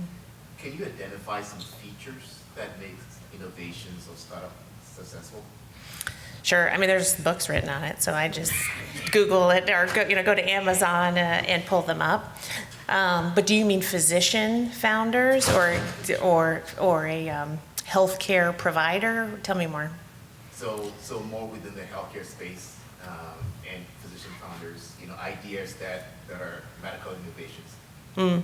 I mean, I'd be curious others' thoughts. I'll rattle off a couple. I think, one is solving a problem with technology that is self-evident, intuitive, and simple. Right? Things that simplify the process tend to do well. So it's really having that unique idea that's not hard to describe. Right, we always say if your pitch deck is longer than 20 slides, you probably don't have a great idea if it's too hard to explain. It's not always true, but often true. So that's one. Two, it's really about confidence. Usually extroverts who are okay with networking because you spend your whole time trying to sell an idea and a dream, and being super risk tolerant, which frankly are not most academic physicians, right? Like, do you want a paycheck? You want to be able to put food on the table. I mean, you have to really be willing, in my experience, and it is not a given just because you're so risk tolerant, because I've also seen folks make very risky decisions that could pay off and then they don't, right? You have to be okay with what we call in quality and safety, right? The PDSA cycle, plan, do, see, act, repeat. I don't know, what are your thoughts? Yeah, I mean, perhaps you and I have talked about this a lot, but I think, what Jen said earlier, so it has to be novel and useful, like those are the first two requirements pretty much, and then I think it has to be intuitive, right? So as you said, like, you have to explain it, or it's not like an obvious solution to an obvious problem. I think the inertia is much harder. I also think you had this slide up here, Jen, about the kind of, the innovation theory, and then there's always there's the chasm, right? The innovator's chasm, where most things go to die. And a lot of that is because you can't get over that adoption curve, right? So you have the people who think it's a great idea, who are on the bandwagon with you, and willing to take the risk journey with you. But that's like the 2.5%. It's like the 85% that are the laggards who will only adopt it once it becomes de-risked, or becomes mainstream, or becomes so useful you can't live without it. But that's the laggard group that you have to get across that chasm first, and if you can't get across that, that's where everything goes to die. So it has to be able to, you have to be able to get that 80% early, otherwise it will die. And so, but then there's always the 10% at the end, where the people who will retire before they use Epic, right? Like the people who, just will not ever get on board because they don't see the value or don't want to do it. And those people will know their death, kicking and screaming. But it's that middle group that you really have to have. You have to get adoption early so you don't fall into that chasm of the integrated journey, I think, is what I've seen. Yep. So great idea. Customers who are willing, not just, you don't have to convince them to pay for it, they want it and they're willing to give you money, and then a strategy to scale, right? Those are sort of the big 3 steps, and there's lots of pitfalls in each of those, and it's hard for, one person or one team to take a company all that way. So this may be an institution-specific problem, so feel free to say, no, the problem is Diercks or weird. Speaking on behalf of like the AMC side, when working with entrepreneurs and innovators, one of the problems I've often encountered is the best way to describe my institution is there's 1,000 points of veto. To navigate policy change of any sort, you really need like a Sherpa to navigate through the 100 approvals you need to do any new thing. What have you seen AMCs that have been successful working with these kind of startups and other innovative groups do to navigate around that morass? Yeah, it's a great question, and I feel privileged that our health system has created this partnership with our faculty practice plan, so the university side, and then with our health system, and it's create a fast track. So we were able to go from handshake, NDA, then non-disclosure agreement, I think you probably know, to verbal agreement, to written contract, to implementation of a scope of work within 12 weeks. Done with the scope of work. That's amazing, but I guess what do I tell someone to create something like that, or how do I get it's a good question. Allowed to say no, to say or understand they have to say yes? Yeah, it's back to the boards, right? At the end of the day, your fiduciary board has to decide that this strategy around partnerships with industry is an area of focus for your board, and I don't mean 10, it means either 1, 2, or 3, right? An above the line strategy that they're willing to move whatever barrier exists to make those partnerships successful. So that's hard, right? That's around strategy of a health system. So back to the board. Yep, and there's some organizations that have done that. I would say 2 years ago, there was a lot of interest in this space. Now that there's a deceleration, the amount of money's going down, I'm hearing a lot less interest in growth. And if anything, some of these shops are shutting down, or I would say they're maturing back, but maybe to a more traditional tech transfer process. thing I've learned in my kind of new role, but over the last year, there's this organization called UIDP, University Industry Development Partnerships, and their strict, total intent of the organization is to bring academia and industry together to kind of bridge those gaps. And obviously, industry has resources in general. They have breadth, and then academia has depth, right? It has lots of good ideas and expertise, and it's really, both of them have strengths and weaknesses, and the whole idea is how do you get them to work together to move innovation forward. And so on the Foresight Council for it, and it's really a fascinating organization, and that's exactly what they're here to do, is trying to figure out like what that middle ground looks like and how do you move forward.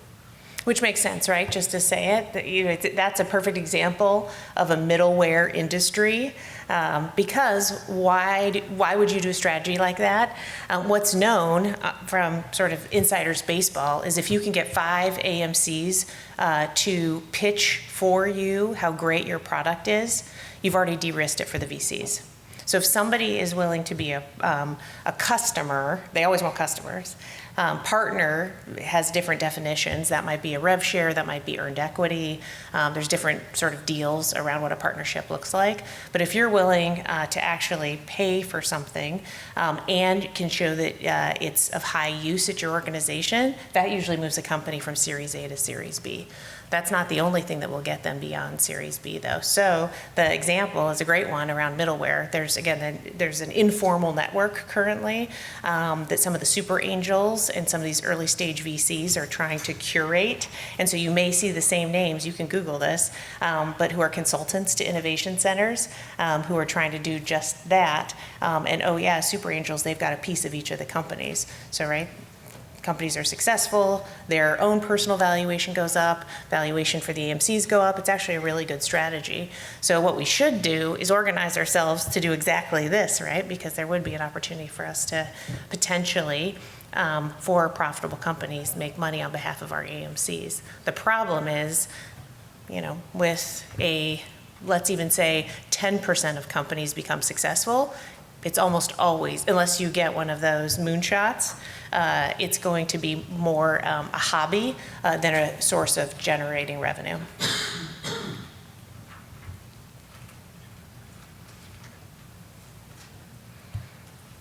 Thank you all. Great, thank you.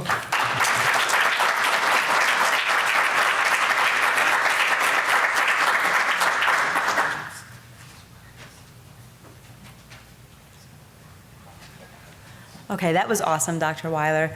We're going to take a little break for more caffeinating and hydrating, but after the break, it will be like 15 minutes. So I felt like that was like being in a critical care room where you're being challenged and you're thinking outside the box and you're managing something really hard. After the few-minute break, we're gonna go back to the abdominal pain or your standard bread and butter emergency medicine, and we're gonna talk about conflict management, something we all have to do. But save your innovation questions for later and think of it through your own lens of what you do in your life, because we'll break out into research, education, and practice, and we'll think of innovations in those spaces specific to what you do, and we'll have Dr. Wiler come back up as we do call-outs. So take like 15 minutes, and then we'll come back, okay?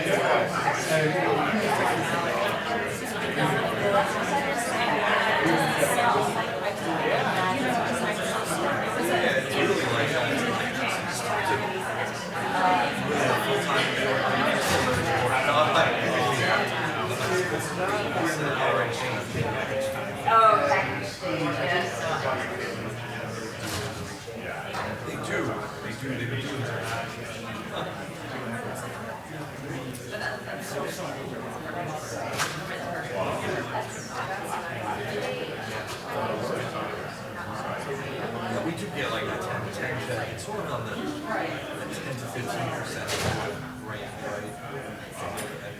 Yeah. I can make it about 150. That'd be great. Okay, perfect. Yeah. Oh, I'm sorry. I saw that. and I- Tax law, how we avoid that. Right. Big hard tax.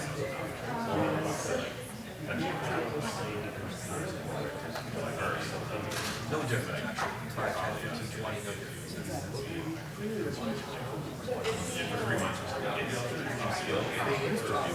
Some of the more senior people I know, like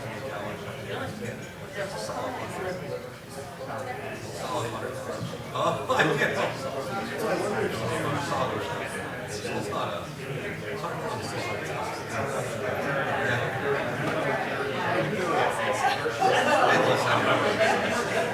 more like consistent.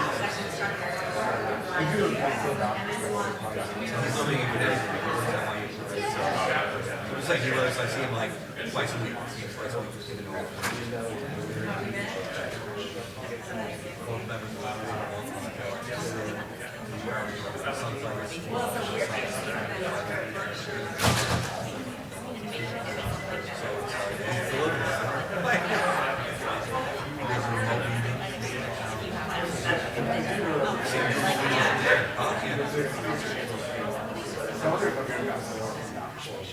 Maybe you got more like in some role or something.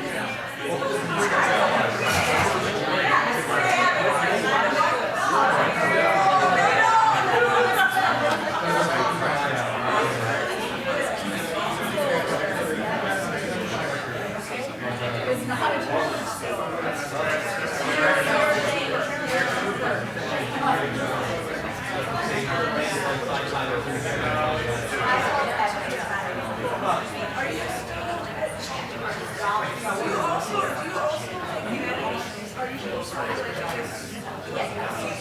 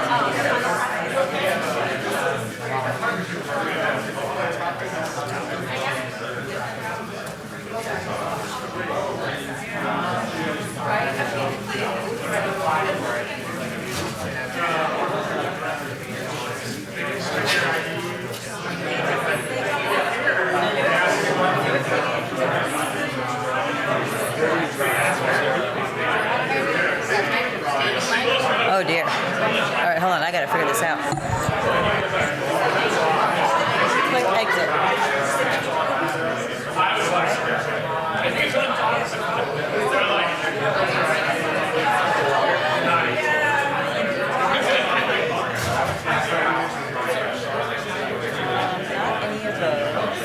Okay, fine. Figure it out. Please hold. Open. All right, you see yours there? We didn't see Brian's earlier, so if you don't see it, we'll find it. Yours there, okay. And then you see it here.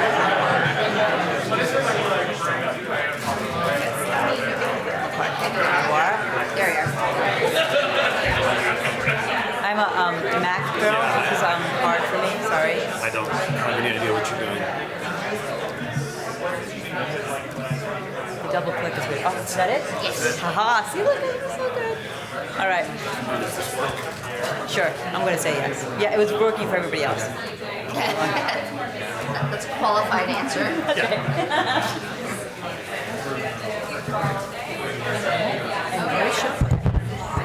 Okay, guys, if we can sit back down for our next talk. I'm only giving you titles. As I had said this morning, this talk is a fan favorite, and we invite these speakers back every year because we learn every year something new. And this is a skill that you can never be good enough at. So I'm very pleased to introduce Dr. Blomkalns from Stanford. She's the chair at Stanford, and Dr. McCarthy, who's the Executive Vice President and Chief Physician Executive at Memorial Hermann Health System in Texas. Their very long bios are in the app if you're interested. So do we need the mic, or can you hear me well enough, or is it better with the mic? In the back, we're okay? Okay, so I'm going to try without it. Sounds good. Okay. So thank you. I'm realizing we're here before lunch, so we'll hopefully keep you all awake. We're going to talk a little bit about conflict and managing conflict.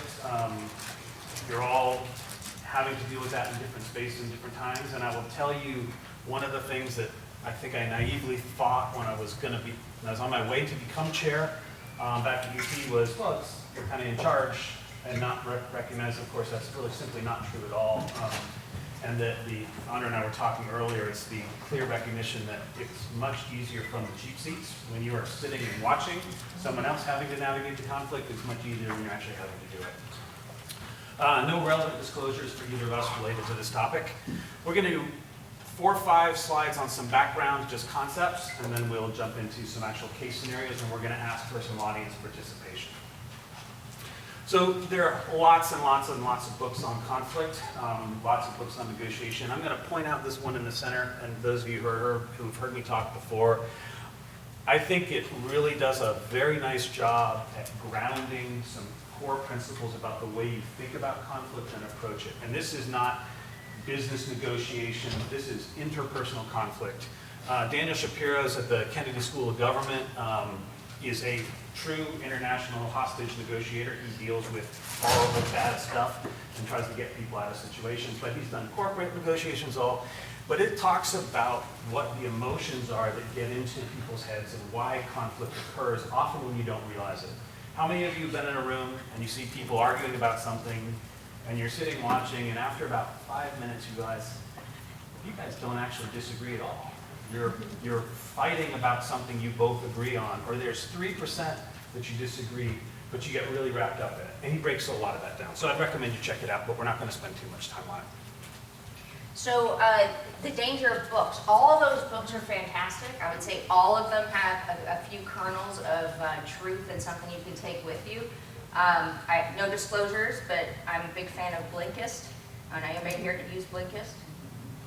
It like condenses all those books into a 15-minute summary, or like 3 pages. It's fabulous, totally worth a subscription. Perfect for the negotiation books, actually, because it kind of gives you the sense of it. But what's specific about emergency medicine is it's a very volatile emotional specialty.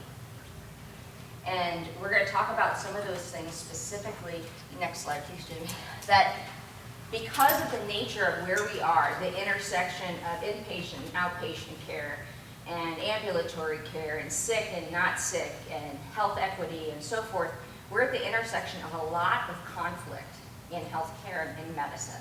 So whether it's in the clinical arena, whether it's in the business arena, because of our funds flow or how we're taking care of patients or how we get reimbursed for patients, in research, because we can do research on anything and just about everything. So in some ways, we're always stepping on somebody's turf. So we're always giving people work, right? We're calling them for consultations and admissions. We're always stepping on somebody else's perceived turf. And so there's conflict just everywhere. And then not to mention, emergency medicine's hard.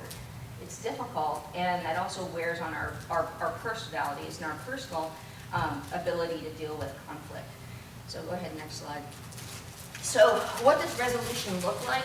And I used to think not that long ago, that resolution or the end of a negotiation was a winner and a loser. And that couldn't be further from the truth. And it seems a lot less fun for there to be like win-win strategies and like, oh man, that just sounds so nice. It just seems better if there was a winner or a loser. It's not, because it's much easier to get to a win-win situation. And hopefully we'll talk to you about a few situations where even emergency medicine can get to that win-win situation. So emotions is one that I think drives a lot of this, and that really colors a lot of our conflict and negotiations, right? And the first is you can't tell people to stop feeling the way they do, right? It's like, calm down doesn't work, right? We all know that one. But neither does relax, neither does you shouldn't be so upset. Those emotions are real. And if you're going to be able to manage conflict, especially if you're in it, you have got to be able to self-reflect on what you're feeling at the time when a conflict is arising. If you can't step back and say, why am I getting so angry right now? You will never be able to be as successful as you want to be in negotiations. You're coming at it from a position of weakness. Not unlike, my father was a mentor of mine in many ways, but one of the things that was amazing about him is I never saw him yell, ever. He was as close to a pacifist as you get. He would not watch violent movies that made him uncomfortable. He'd get up and leave. But he didn't yell. And he told me when I was about 17, he said, yelling is only for two reasons. You yell when people are far away and they need to be able to hear you, or when you're warning someone to look out, they're about to get hurt. And the rest of it is simply the threat of violence. That when you yell at someone, you're getting yelled at. Hopefully it doesn't happen to you very much anymore, but it makes the hair on the back of your neck stand up. You get a little flushed. You feel a little uncomfortable. Because what comes next after being yelled is they pick up a stick and they hit you with it, right? Or a fist or a gun. And fortunately, we're getting rid of yelling in the clinical environment. It's still around a little bit. And you also know you can yell at people without raising your voice. You've all seen that happen. Recognizing those emotions are being triggered or you're triggering other people is critical to be able to move through. Two other good ones if you're looking. And then this is the part I talked about a little bit, and then we'll jump into stuff, but really managing the dialects. Understanding when you're not communicating with someone else effectively, you can't figure out why they're so upset about something. It often is something you're not either actively talking about at the room, or you're coming at it from such a different perspective you don't understand where you're going. So understanding when your message isn't getting through, that's not when you get louder, or when you get angrier, not when you try to talk them for a different way. To step back and understand what is it that you're feeling, what is it that you're worried about, try to put yourself into their head. What are they worried I'm trying to do? And then I can talk around it and get to a solution.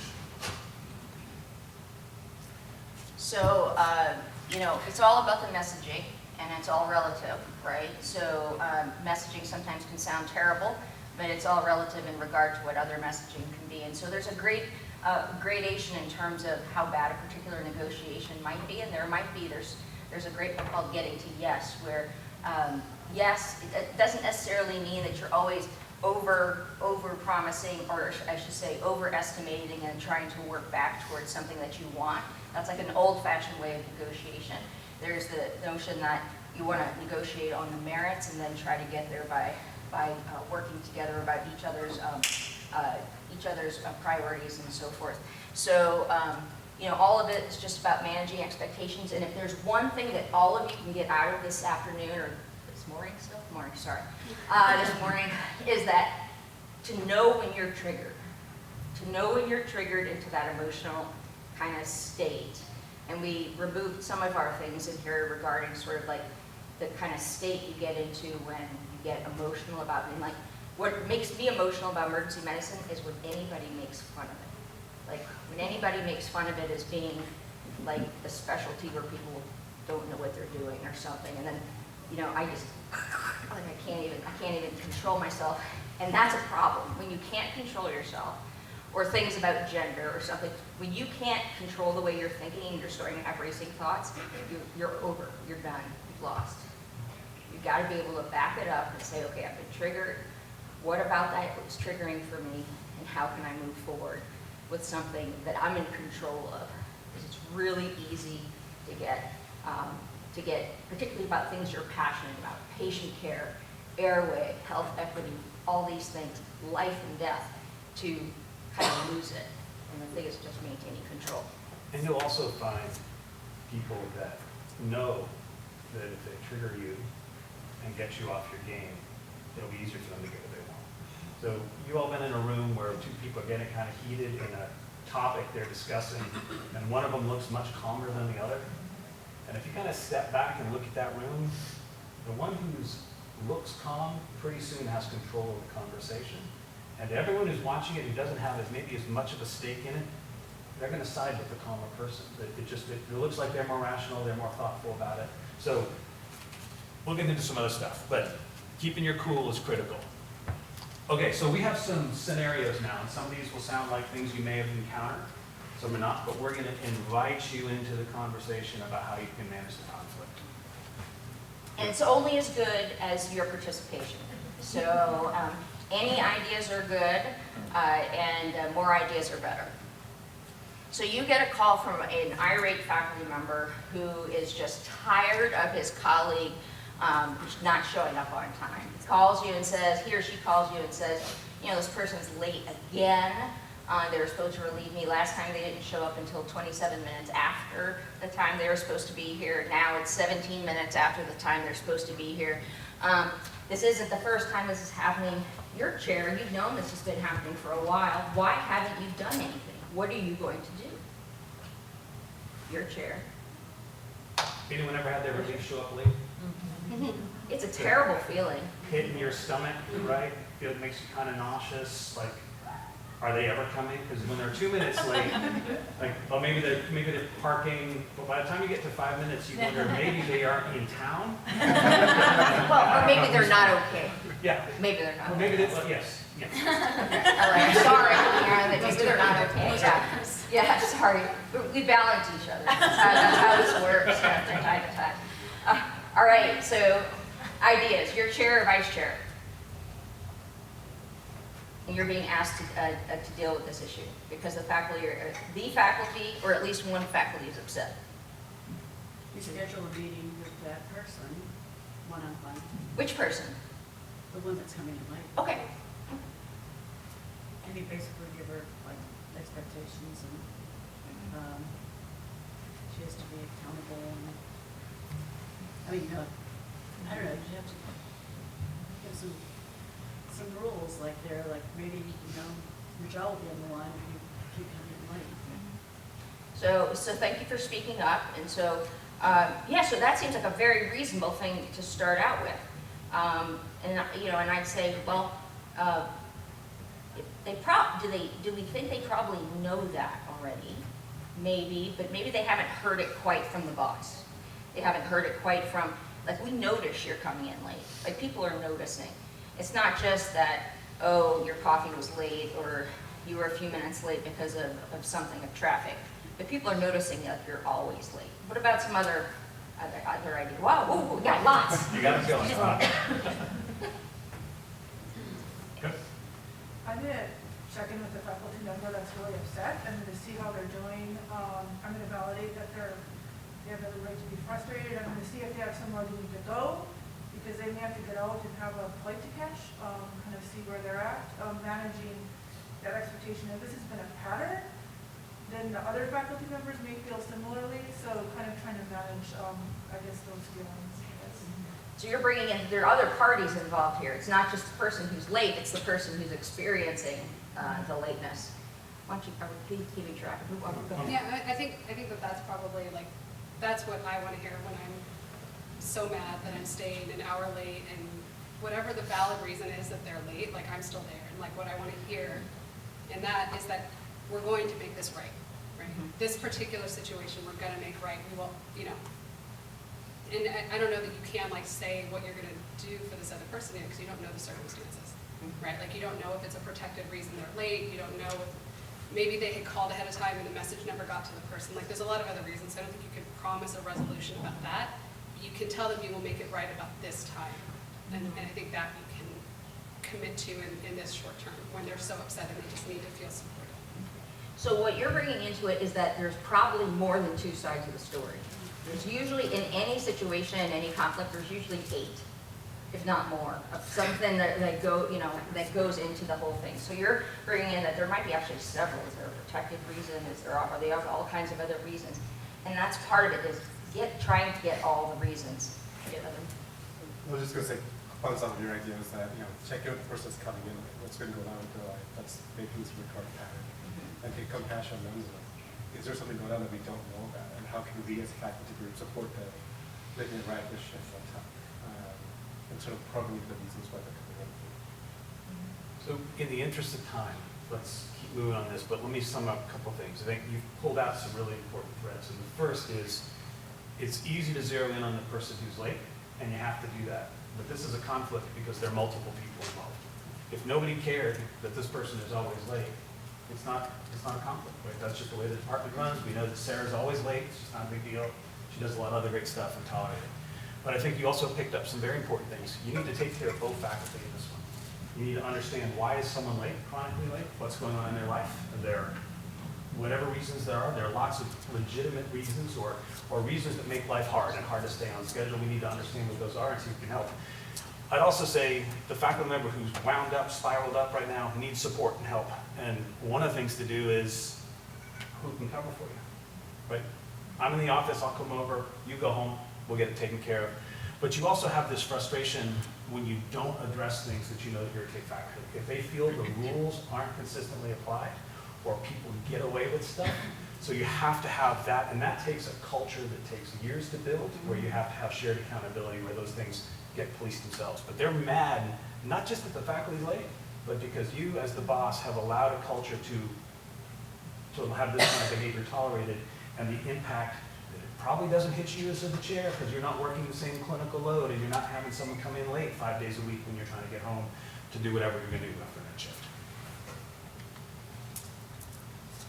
I'll see this one. Okay, young faculty member makes an appointment with you regarding hazard pay, and they of course come in with a pile of evidence, right, that shows that they are older, pregnant, immunocompromised providers have been being given the lower risk shifts because of the risk of COVID during the pandemic. They're working the front line. They're working all of the most dangerous. When we were nervous about everyone, there will be another pandemic, right? We're launching H5N1 now. So I think you should pay me 30% more than everyone else because I'm doing all the stuff that you're protecting other people from. And they've got the schedules all printed out in front of you. They've got their RVUs out in front of you, showing the schedule. How do we address this one? Or they work all the schedules without residents, and so they're not working with any help, and so they deserve to be paid more. Do they? Well, let's break it down one other question. Why did they go for the money? Value. Yeah, value. So what about that? Well, I feel like it's recognized and they're getting appreciated for taking on that risk. And it's an easy way to show it, Yeah. right? What else?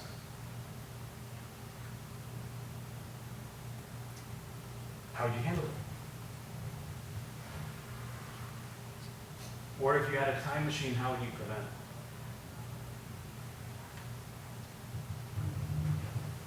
I was just going to say, I guess kind of one of the first questions is how did that happen? Yeah. Did that happen on purpose? Did that just sort of organically happen? Got back to the culture? Was this an oversight, not realizing that this sort of naturally occurred, or was this they were there the ones that call the extra shifts and do a bunch of stuff and did it anyway? Because that's going to shape how you're going to have the conversation. Right. And so you bring up a good point. People will always find stuff in a schedule. Always, because the schedule is never perfect. It's you all know it's way too complex, and there are built-in inequities that can never be perfectly fair, equal on all parameters in all universes and in all dimensions. So there are differences. There will always be differences. Now, are those differences systemic? Are they intentional? Did this not happen on accident? Is it because all the folks who have other protected statuses get better schedules and this person didn't? Or is there some other reverse reason? So yeah, is there a reason? And I think rather than, it's easy to get emotional and sort of have a defensive kind of thing and say, well, what part of this is true? Like what part of this is actually true? Let's take a look and see what's real here. Yeah, and the piece that I would say, right, the things that are most personal with all of your faculty are the schedule, protected time, and maybe parking. Right? People really emotional. And the money's always there, but the money is a symptom of you put me out in front, I'm not feeling valued for the work that I'm doing for the department. And with the schedule, for my having ran into several buzzsaws with this over the years, making sure that someone's watching the schedule and that gamesmanship doesn't happen, that folks don't end up with something where sooner or later someone looks, and they will all, you know this, right? Your faculty will do calculations and they will see how many Friday nights they work compared to everybody else. And if there's one more than everybody else, you're going to hear about it in the schedule. In a past life, we ran reports quarterly and showed everybody's stats on the schedule. Everyone up, chair, vice chair, everybody about where they worked and how they worked. And you're going to get people that ask for something different or don't. But the more transparent you can be about scheduling, especially if you're doing scheduling differently for different people, you have to be upfront, tell everybody about it, and they understand that's what it is, and it keeps them from coming into your office asking for money. I say, so one thing with this is that you don't need to make this decision, you don't need to make it right now. I mean, you have a leadership team, presumably, and there are people that are your clinical directors and others, and I would take this, I mean, this might not be, as if it's a one-time, limited thing, it might not be unreasonable to take those people who were at the highest, risk, and maybe there's some kind of a bonus thing, but you want to be careful you don't create a monster there. But I think in a situation like as a chair, don't feel the burden of this on yourself alone. I mean, get your leadership group, and then with some things you might even take it out to the whole group as a concept, and just see. It's something that you don't necessarily need to make an immediate decision on just because one person brought it up. Yeah. And I would say that whatever you do, don't make schedule decisions by yourself as a chair. Source code is all group decisions. Yes? I want to defend this faculty member because I think one of the things that we've seen in our institution is that the people who are making decisions are working the fewest shifts clinically. Sure. And so it's a big challenge when you have like the executive committee making decisions about how you're going to spread things out, and then the executive committee are all working 1 to 2 shifts a week, and other people are working 3 to 4 shifts a week. So one of the things that we found recently was that when this person did this math, they were correct, and the person who was supposed to be doing the accounting had mislabeled some of the shifts, and so these shifts were not labeled as teaching shifts, and they should have been, and these ones weren't labeled, and that sort of thing. And so there was an inequitable distribution of teaching shifts or night shifts or whatever it was.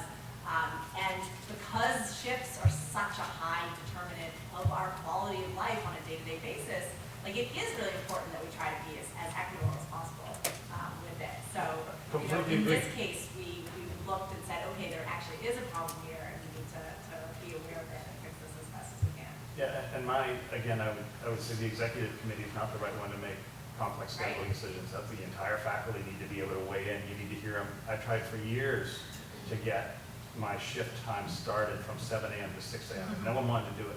After I left, they all did it. But it's one, it made much more sense for a safety perspective, for driving home in Houston traffic. Driving home from one of our sites is an hour for many people. If you left at 7:30, if you left at 6:30, it'd be 15 minutes. But they had to make the decision as a group. And as you said, it didn't impact me very much. So one thing I want to mention is you want to check in with this faculty member. Why 30% and why now? Are they getting ready to build a house? Did they just have a divorce? Did something just happen? that's different about them in addition to everything else. So just trying to bring it back around to sort of, everybody involved. Okay.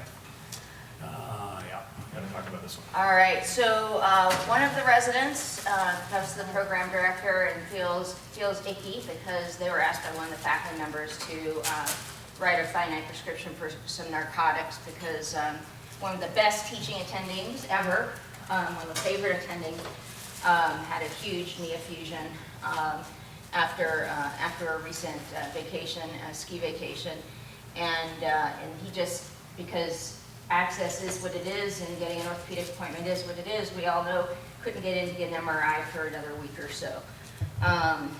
Later that same week, the attending just doesn't show up for a shift. And finally, when someone finally reaches that person, they say, trying to really use like they pronouns and things. They say, he or she says, sorry, I just got messed up on my schedule. I just missed it.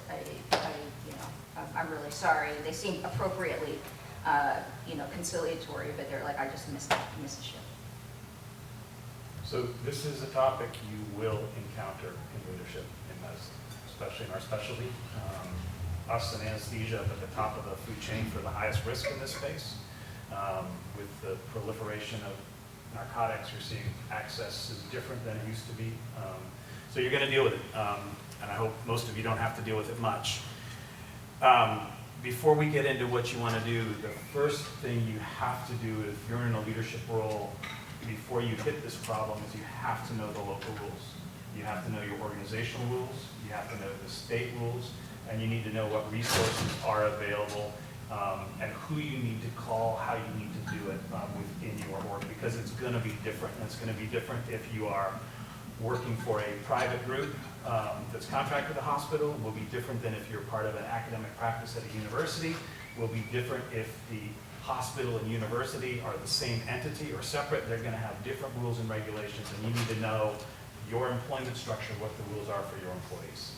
And it could be so incredibly different, and we'll go through some of the ways it can be very, very different. And if you haven't encountered a situation like this already, I will hazard to say you probably missed it. This is a lot more common and prevalent than anyone ever thinks it is. And I'm really sad to say that every time, and it's maybe been about half a dozen times now total, that I've thought, gosh, I don't want to think about it, but could substance abuse be part of this? And then I put it in the back of my head, it was. It is so often. It's just we don't want to think about it that way. It's one of those emotional things, like, guys, I don't want to think about it, but it is. So what are some different ways this can be handled? Assuming you call him back up and someone's covering the shift. We got one back. First thing is like thank the resident for feeling comfortable enough to bring this information up. And then to your point about like the local rules, a lot of them stem around confidentiality. So it's not been reported and that's not to speak about it. But then you would have to get into whatever process the institution has for evaluating and investigating substance use.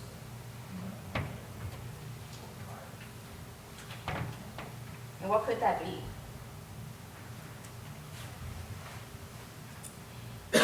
It could be that person has to come in the next day and provide a sample at employee health or whatever, I say employee health, but whatever that office is that does those sorts of things. They call it different things in different places. We have something called the well-being committee, but every office has different places. Or is that legal? Can you force somebody to come in for testing? Is it different if they're on shift and suspect? Yeah. Yes. Versus they're not there and you're asking them to come in. Yeah. This one's a softball, and you don't have to do the hardest thing, which is deal with something on shift where you're not sure of it. Yeah, we started out easy. But the mistake that I made in this situation was to talk to the provider, try to figure out what's going on, and convince myself maybe it wasn't real. You can't, and that was a mistake I made very early in my career. I got another bite at that apple though, and we got them taken care of later. But the thing you have to do in this one is that you have to activate your systems process, and there's going to be a fitness for duty assessment. That needs to happen first before you sit down and try to understand what happened. You can have that conversation, but in some ways that's not your business. That's now a health emergency with your faculty, and they have right to privacy and all that, but there's a process that your organization will have to do it. Some of them are better than others. I've seen these groups fooled and tricked by, these are smart people, right, who are often in trouble. But you've got to activate the process and get it in. The mistake in this is to try to have a conversation to understand what needs to happen. So nothing needs to happen right this second. If you have your shift covered, patients are being taken care of, and you have a person who's otherwise, you think that they're safe at home or safe wherever they are, you just need to make the appropriate phone calls to figure out what to do, and daylight hours or the next business day about what happens next. And it can be any number of things. Having people come in, having people go through a committee assessment. I would say that probably the next hardest thing to decide is if there are a few shifts coming up in a row, to probably make plans to get those covered. Okay, substance abuse 2. Faculty member calls after 11 p.m. shift change. I told you it was coming. It was coming, and they say, God, the person who's coming on for me, it kind of smells like they might be drunk. Smell like alcohol. And we're in Phoenix, and it's last night at 11. What are you supposed to do?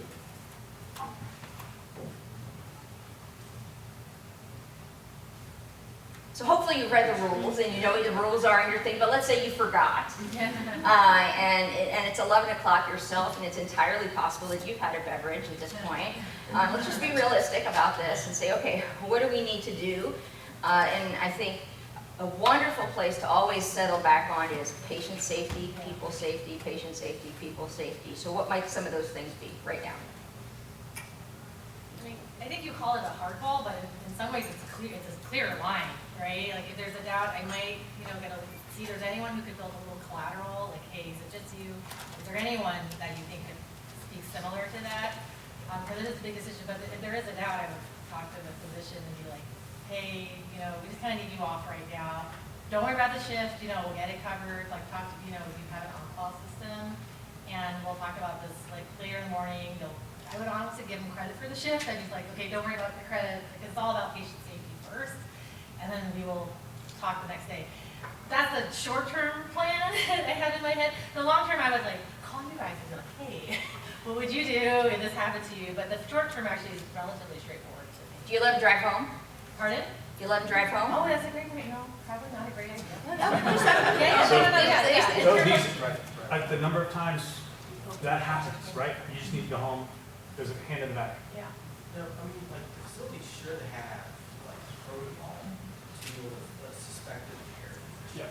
And I think that if there is no protocol, then maybe what you just said before. But if you try to circumvent that, talk to them a little bit, and now there's an allegation out there that tomorrow they're not going to be able to prove or disprove. They're just going to follow this. So the best thing that you can do for that is make sure that you follow the facility protocol. So if there is actually no impairment, it's done, right? Versus if there is, then they get to go through whatever program that the hospital has. Otherwise, there's going to be always this cloud about this person. So, right. Maybe it was just kombucha. I mean, seriously. This is where you go under vice chair. Yeah. They need to go in and assess the situation to determine if the coverage, or this is someone who maybe was out too early in the afternoon, that's not on his breath residual, but the vice chair needs to assess the situation. So, and this is, leadership has to go in and take care of it. Right then, this is not a wait, maybe, what do you think, why do you think so? I'm on my way, and that is my then strong recommendation. If you are in a leadership position, make sure you know who's backing you up when you're out of town, right? Sometimes, no, I'm on the phone, you need somebody who can go in. This other one, this is an important, in this scenario, the facility rules will often trump your employment rules. So in my previous role, employed by the state of Texas, but working at a Memorial Hermann Hospital, the medical staff bylaws have rules about physician impairment and what needs to happen, and you need to follow those. Your employment's going to happen as well, but employment doesn't typically deal with acute patient care issues unless you're dealing in a hospital owned by a school. Yeah, question? Is it appropriate to just call the physician in question and have a direct conversation, because maybe it is temperature? Just say like, hey, I've heard some reports of, there being alcohol in your breath. Did you have any alcohol or, any intoxication? So super tempting, and it's a mistake. I've been there, did exactly that. And couldn't smell anything, seemed perfectly fine. I said, we're sending it home. And it was about 5 months later that it all came out. So the right thing to do to protect the faculty member, we're gonna have you tested right now. You come into the room, you're gonna pee in a cup, you're gonna dry your ball.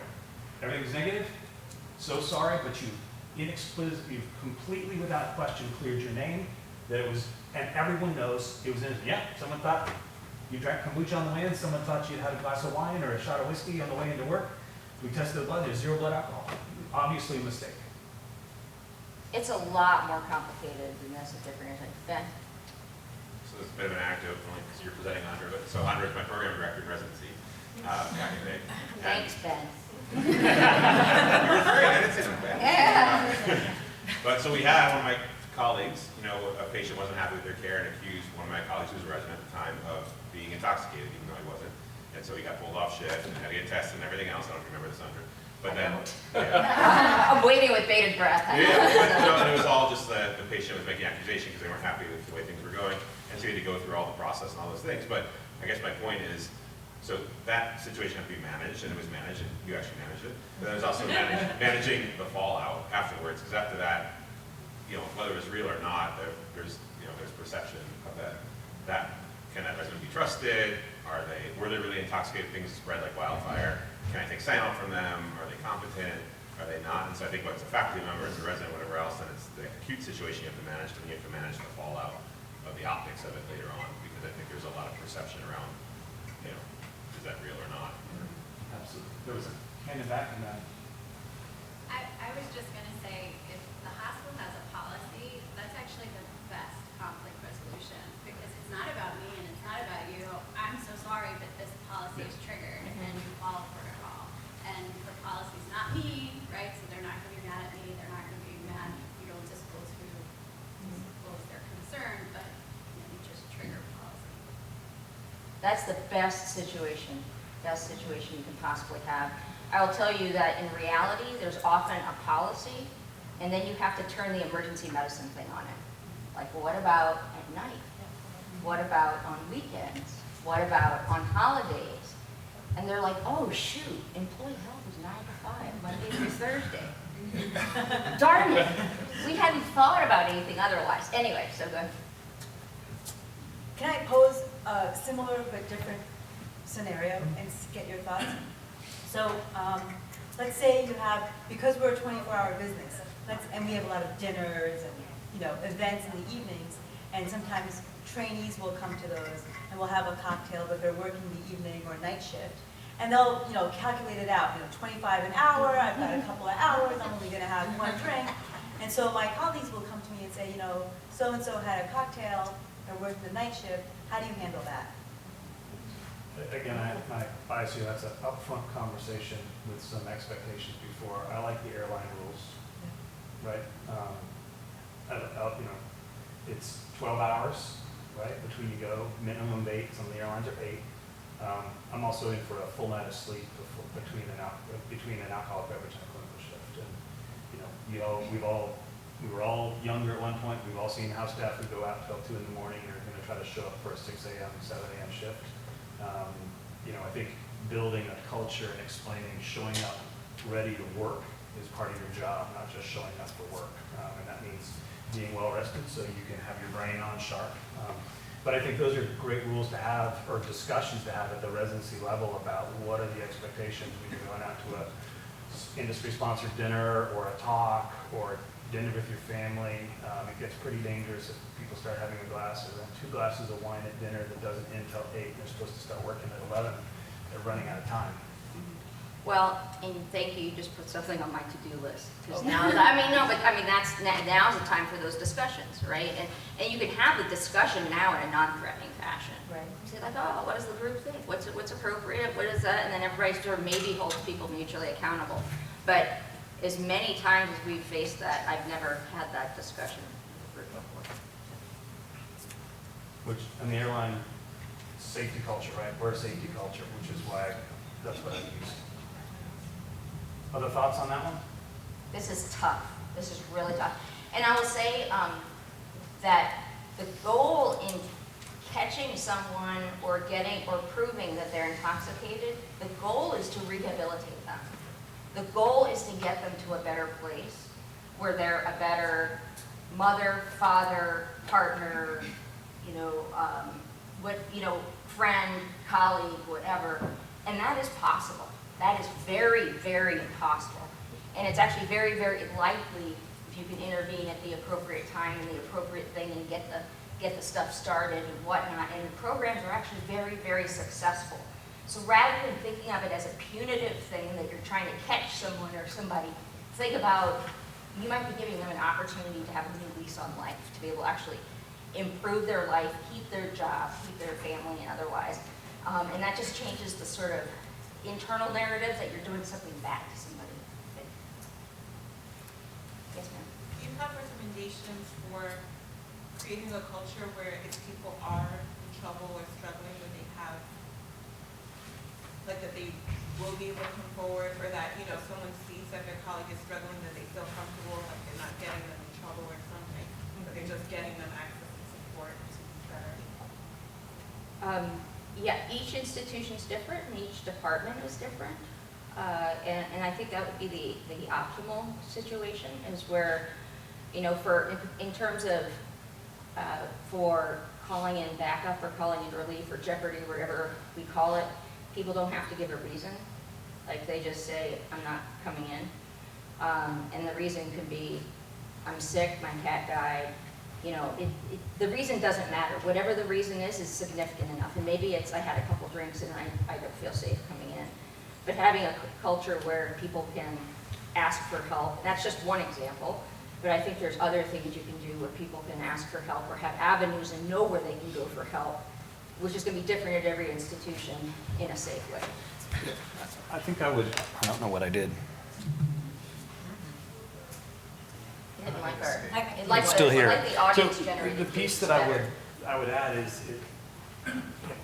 it's hard to do when you don't talk about it, right? So, and sometimes it's hard to talk about, people don't want to share their own stuff. So talking about the resources that are available is the way to introduce that concept broadly. So, and that's having someone from your employee assistance program show up, right? Talk about all the resources. Talk about the number of faculty they actually are working with and helping. Oh, there's like 150 of them in the program right now. I have no idea. Talk about the anonymous and physician support for substance abuse that exists in many medical communities. You need to know what those are, but just talk about what those all are and how they go. It, I think, becomes a little easier for people to access. You want to make it easy for them to access on their own, too. So you put them on your departmental website. These are all the resources when you're in trouble. Put them on the school, point them to the school website. Here's where the resources, your local medical society will have them as well. But making those just kind of all around, I think, is the easiest way to make sure people know they have access. You want to do this one? Oh, okay. So you have a faculty member who it has a picture window of a beautiful lake that is full of gorgeous largemouth bass that are easy to catch and go crazy on a wacky rig with a margarita worm. And but most people don't get private offices. Like that's something you earn, after many, many years of being in the business. And the person says, well, after this, everything we've been through for a little bit, I think I'm going to work better from home. And they've been in every single day, like 5 days a week, 6 days a week, 4 days a week, since the beginning of time. And they think I'm gonna hang out and do all my work from home from this point forward. The answers to this now are very different than the answers to this a few years ago. I guess one of my questions would be like, how important to the leadership is that office space? Because it sounds like he or she, they have earned that office. But is it, is the priority kind of having that understanding, or you really want people, like, what is the department's kind of goal, of having people at home more? Like, do you guys support that? It would be a lot of priorities, and I think it's different with different departments. That's why I just want to say. Yes? Well, so this is, the short, somewhat flippant answer is, okay, well, you're going to leave your office, but this gets to this bigger question of the remote balance and what does the department look like, and how have you done that so far? And so I think you have to, that's where you have to start. From a practical standpoint, I think there has to be a conversation. This is, if the idea of them working from home is congruent with the culture of the department, that's fine, but there is probably going to be a need to realign space, even though maybe you've earned a few. Yeah, I mean, I think first thing I think about is like, what's their role in the department?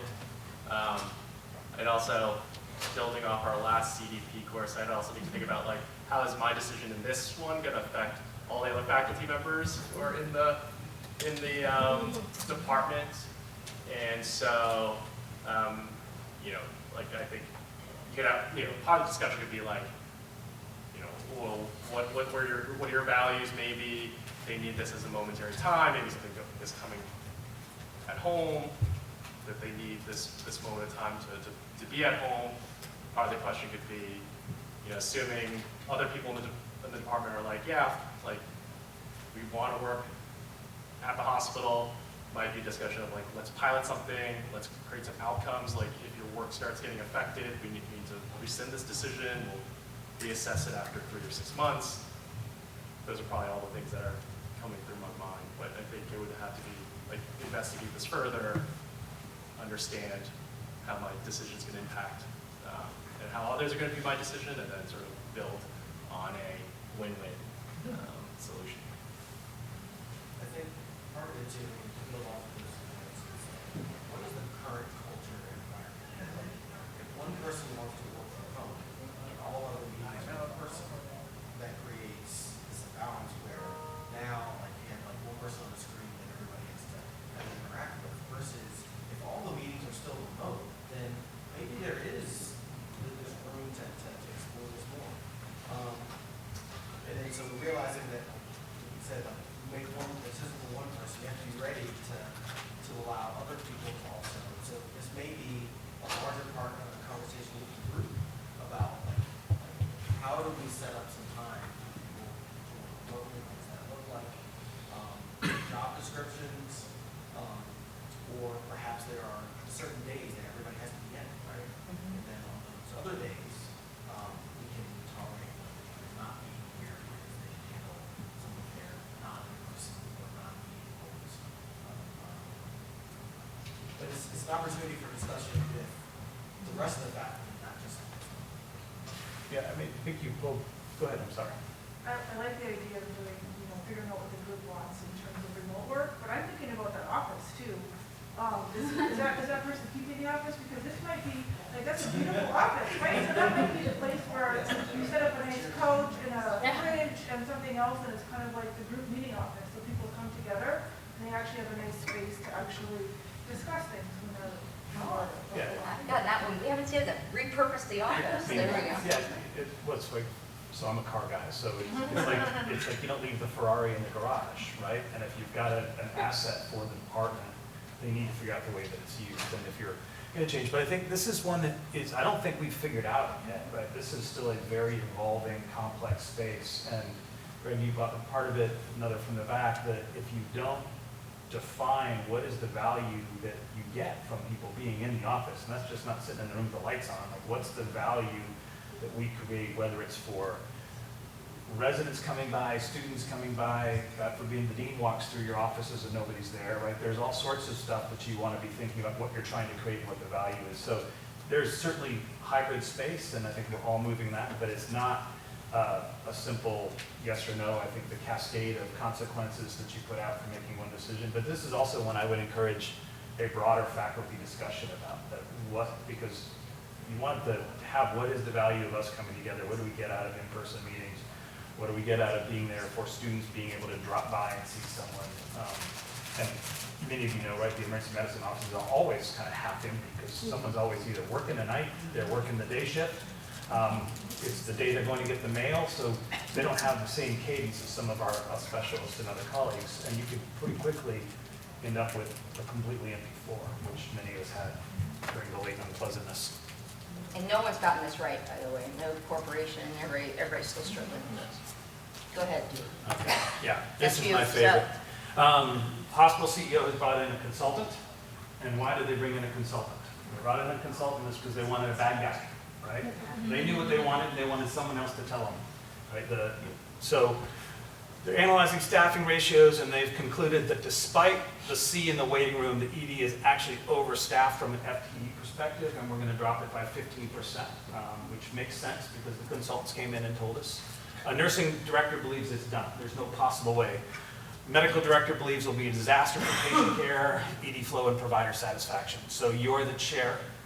What do you do?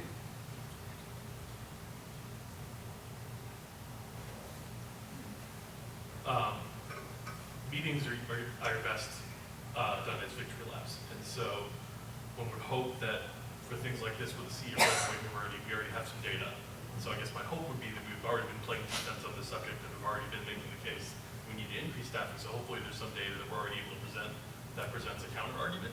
But I think being able to go to the CEO either way, either with pre-gathered data or gathering data now to say, here's data that suggests that care will be compromised, safety will be compromised, and ideally, if you can say, and revenue will not be better for this, it is, it's good to be able to hit all of those things at the same time, to argue the case the other way. So yeah, fight fire with fire, right? They brought data, go back at them with it. What else? I mean, as the leader, ideally also want to try and figure out what are the pressures from the C-suite and everything, that they are even looking at this issue, right? That they're looking for money somewhere, right? And so they thought, well, we need this to get it. But once you understand these pressures, and you fight fire with fire, let's talk about like where else we may be able to find some efficiencies or something like that. That will impact what we should do. What else?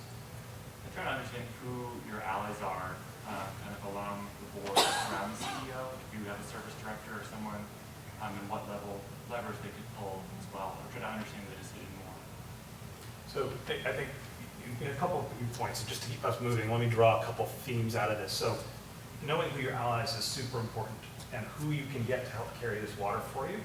And if you fall back to just the patient safety flag, you don't win in a lot of these conversations. It comes, don't you know what the budget's going on? We're not going to compromise safety. The consultants have looked at it. They said it's going to be all right. But you hit an important point also. It's the money. Right? Show them where they're going to lose money. Show them that this is actually a financial mistake for what they're doing, and the dollars they're going to save on nursing labor is trivial compared to what it's going to do for high acuity, complex patients that are going to get diverted to other hospitals because you're underburdened. I solved this problem with a unique way, but I stole the idea from a friend, so I'm not going to take full credit for it. But this actually happened to me. I've been the medical director for about 3 years. And I knew I was still very young in this space, but I had an ally in the Department of Neurosurgery because we had helped them build a no denial program for aneurysms coming in from all over the city. So they become a huge aneurysm referral center. But the way they could be no denial is we brought them through all the transfers, emergent transfers came through the ED to one of our resuscitation bays where we stabilize them until they could get a bed ready in the neuro ICU, sometimes 6 to 8 hours. So I went to the chair of neurosurgery and said, I'm terribly sorry, but we're going to have to close this program down. We can't accept them to the ED because my staffing ratio is not going to allow us to safely staff another critical care unit for you. By the way, here's your volume for the last year. 50% of your transfers are coming through the emergency department. He picked that up, stormed off to the CEO's office, and my nurses didn't pick that. So finding another ally to help fight the battle and doing it from a financial perspective is a way that you can, you need to understand, I think we talked earlier, the conflict here, understanding what the CEO's real goal in here, right? They're probably getting hammered on the finances, their budget's upside down, and they got to figure out how to shed some expense structure. So they paid someone $500,000 to come in and tell them how to do it. You've got to help them see a different way.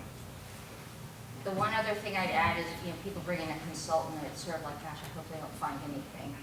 And I would very much be trying to get in that conversation as soon as possible and be like, let me help the consultant. I'd love to give them information. And so often, if you actually talk to consultants about emergency medicine and what it does, they'll be like, you guys do what? How? Oh my gosh, you need more staffing. And be very forthright in terms of like, oh my God, I hope they'll find anything, to I'll show you everything. I'll show you everything we do. Because what we do is amazing. We do so under incredible circumstances. Show them. And show them how challenging it is. And they can often, it's even better when the consultant comes back and they're an ally. Okay. You want to do this one? Oh, yes. So you're a new charity institution and you're just trying to figure stuff out. Everything, you looked at people getting offloads, special deals, you can't figure it out, it's all crazy. What becomes apparent, and often becomes apparent, is that you're what I call good eggs who don't complain, work hard, put their head down. They're the ones who are getting the worst shifts, the worst ratios, not working with residents, and everything else. And you're just like, okay, I can't figure this out. I can't figure out how all this happened. I'm just going to erase all the deals and start from scratch. But the faculty, several of them say, so if you do that, we're going to go to the dean and say, we don't want you as chair anymore. One thing I'll promise you about this case is the people who think that going to the dean absolutely do not want to talk to the dean about their clinical hours. What'd you say, Jamie? You don't Absolutely do not want to talk to the dean about their clinical hours. Oh, yeah. yeah. What they're working, the dean's going to be, I can't believe you guys don't work. So, but you also don't want anyone from your faculty going to the department going to the dean. It's not a good look. It's just not a good look.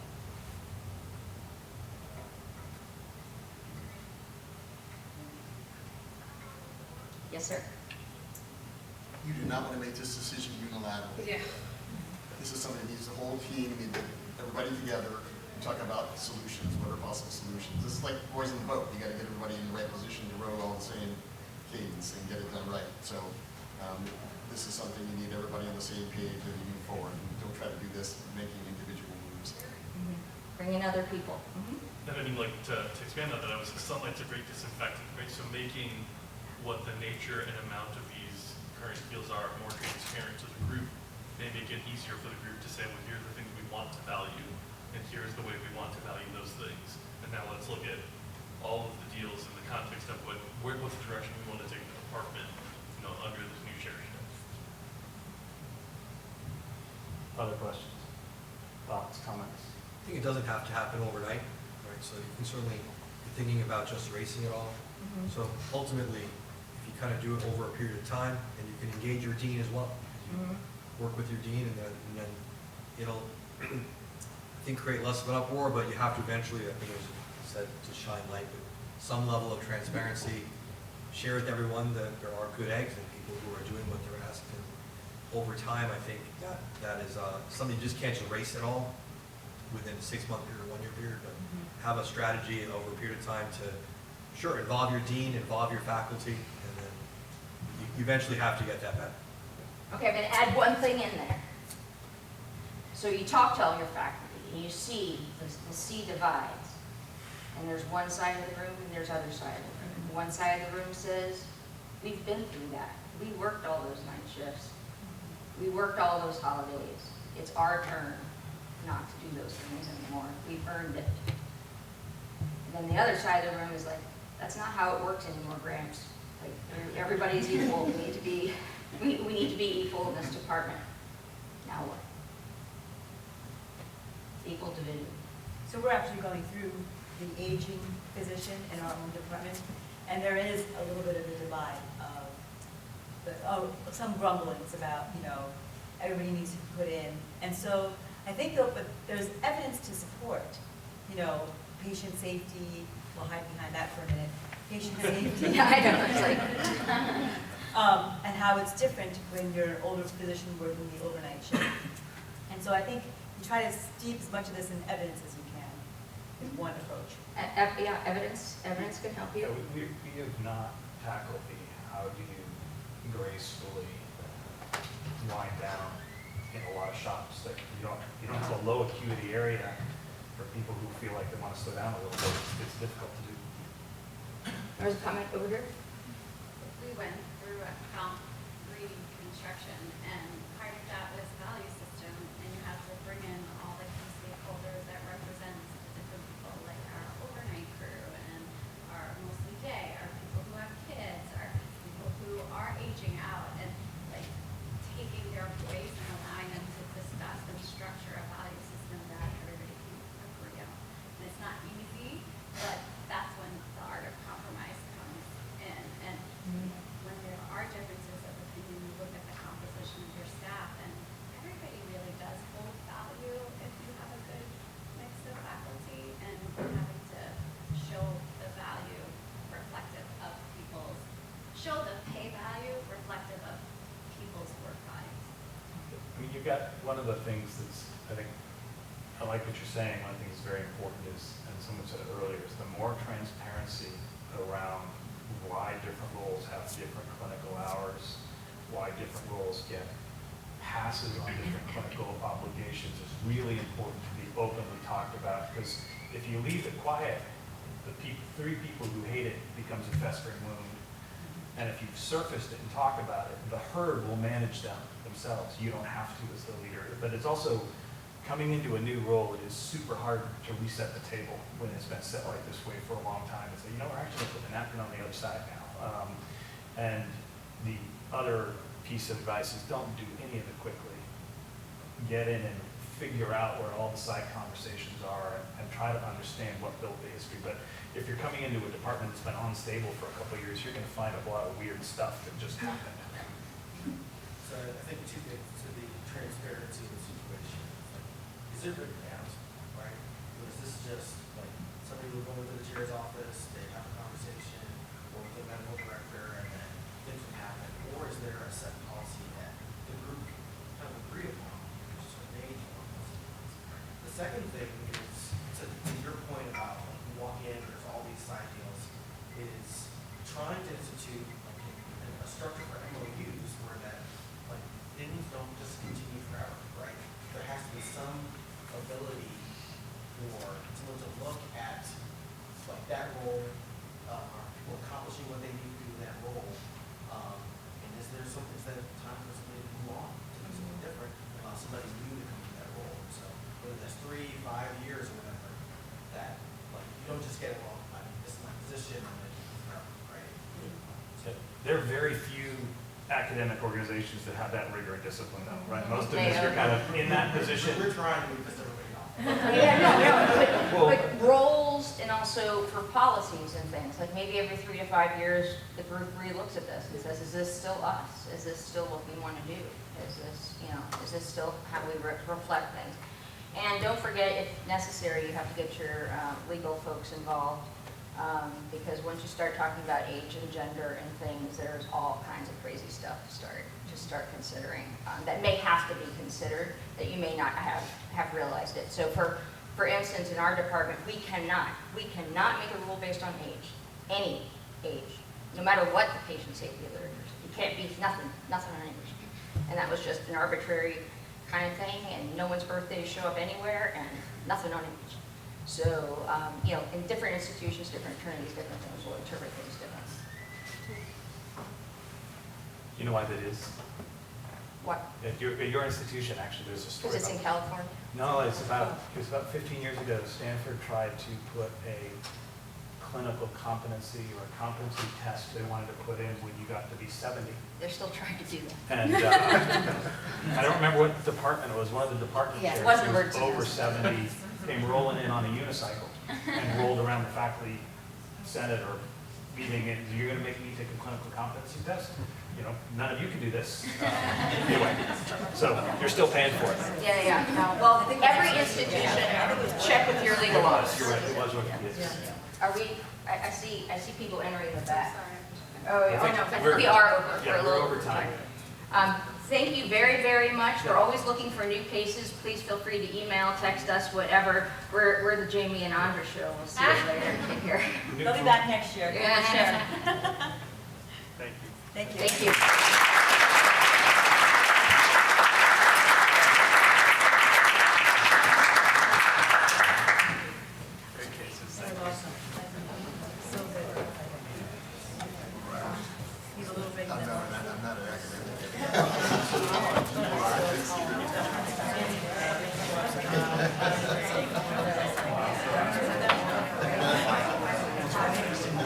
We have a little break while they bring lunch into the room, and I know this involves steps, but we're going to separate out the room into tables. So we'll put cards on the table, education, clinical, and research. And if you just sit yourself, self-identify yourself, and then sit yourself at your identified table, then we'll talk about innovations, okay? And we'll start lunch. I wrote noon for SAEM, so hopefully it's here by then. Thanks. Ray Johnson of the AACEM president. But more importantly, I was on the faculty stand back in the mid-90s. So I didn't have a chance to meet him. I went next to Alyson at the chairs meeting in L last year, and I wanted to mention that we had a chance to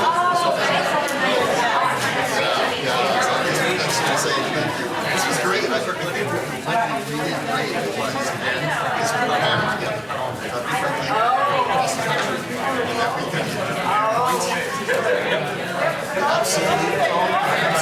And maybe get to get some of the private sector. There's even more different things going on in the academic. That's a great idea. Great talk. Thank you. Nice meeting you.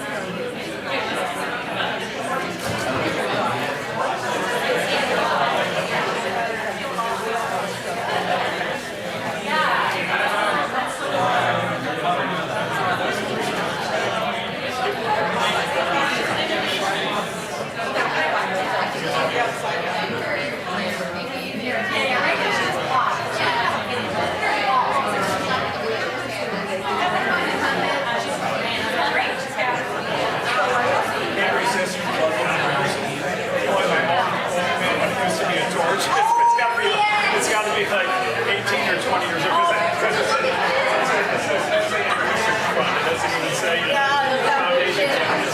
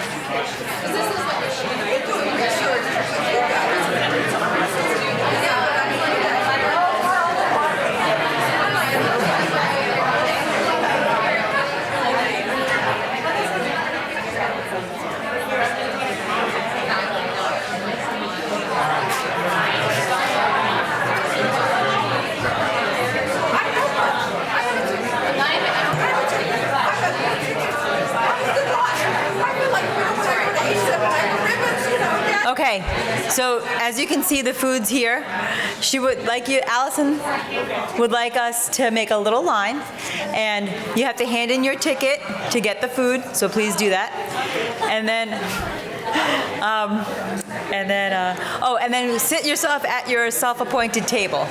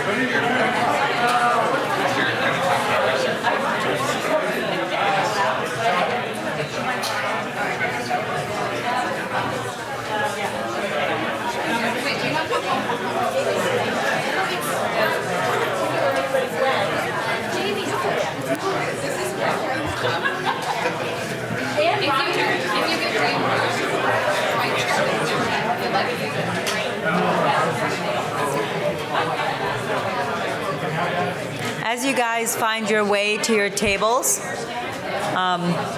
just a few instructions. We tried to put a more senior person at each table. And we ask that you find a scribe at each table, and we'll do call-outs at the end. And so we'll do this for about 40-ish minutes, 45 minutes probably, and then we'll do some call-outs at the end, and Dr. Wiler will comment on the innovations from each table. Okay? Okay, good talk.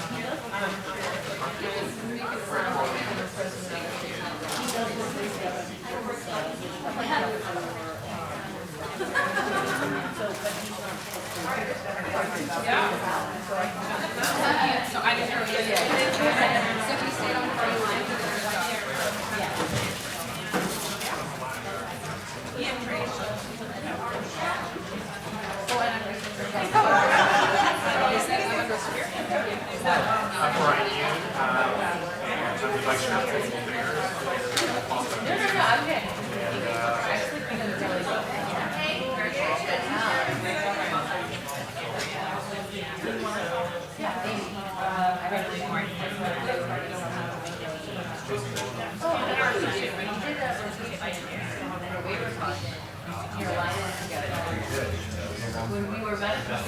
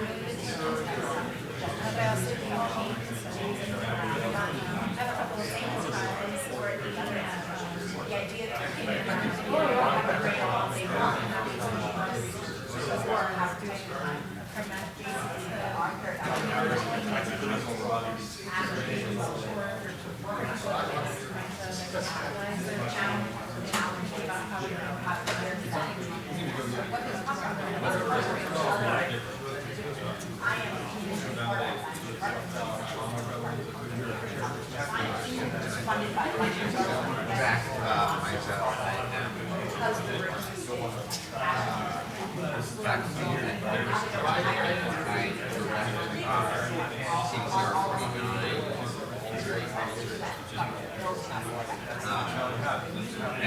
work largely focuses on, I also am the director of our research department. My work is largely focused on sort of the intersection of substance use disorder and knowledge translation, with the focus on this in particular. So one of the things that I'm most interested in is how not just the spread and translation of evidence-based but sort of unique mechanisms to make it work and certain types of narratives as a way to actually just to propel policy. And more recently, I've come to place chair for faculty. That's been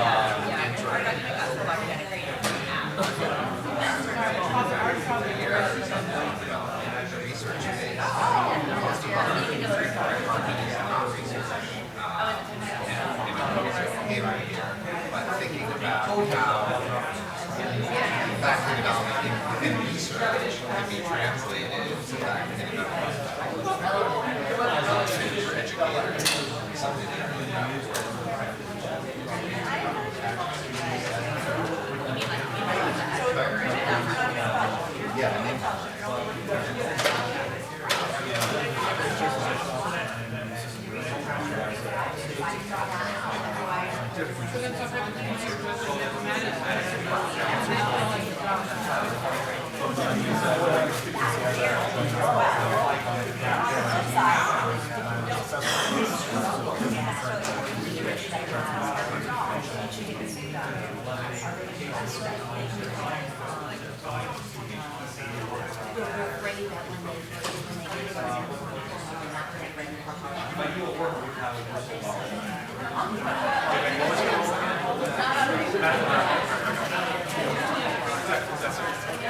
Can I ask a question about the analysis?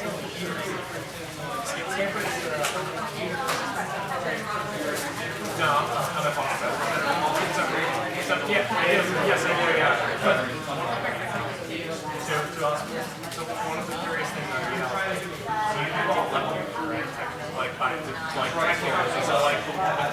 So I'm curious, like, how effective that has been.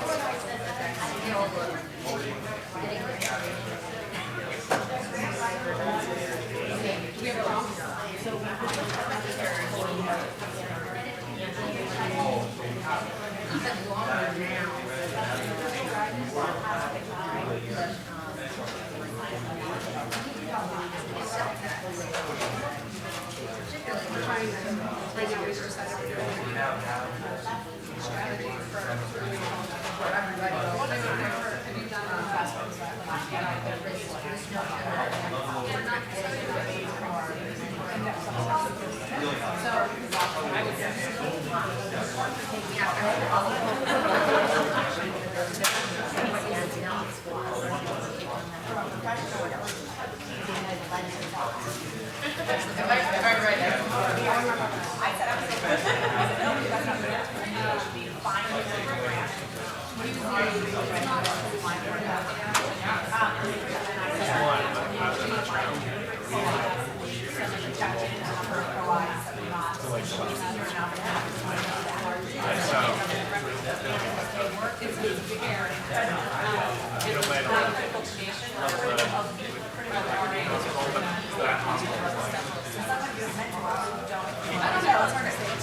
It's like a harder, yeah, so it's a harder,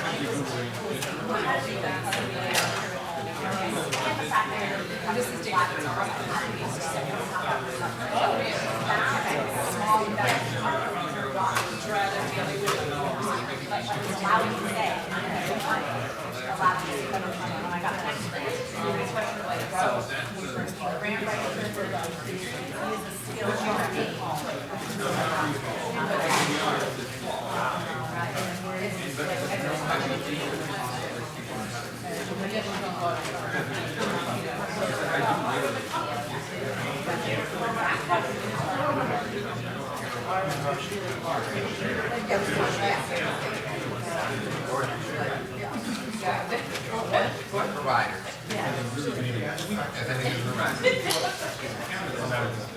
you know when you do them?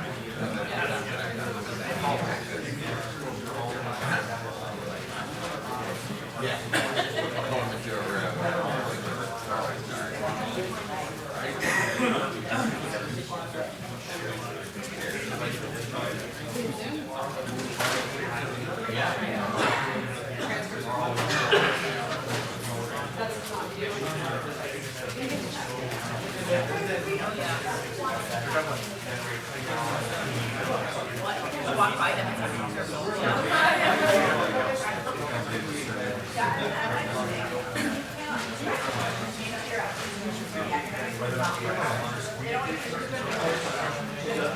They're in the option, so why don't they get all the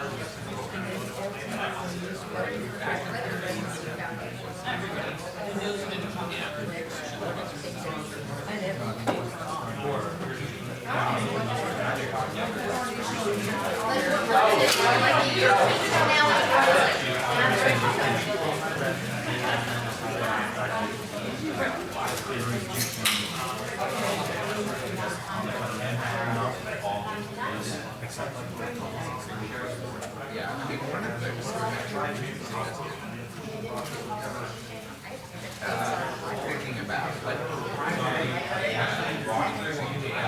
probably different than potentially secondary. It's already there, maybe the framework is different. Really feels like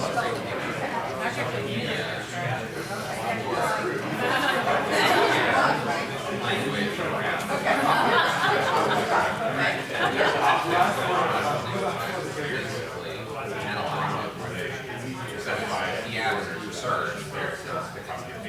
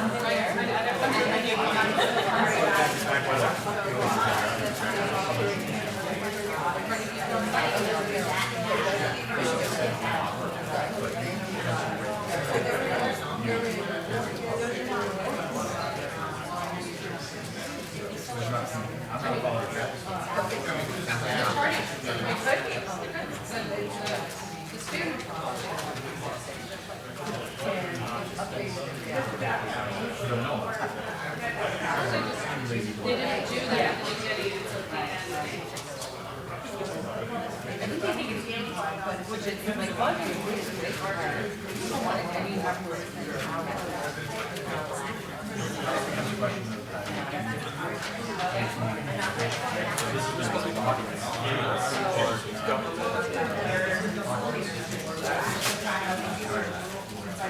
Slide I have for my works, like how would I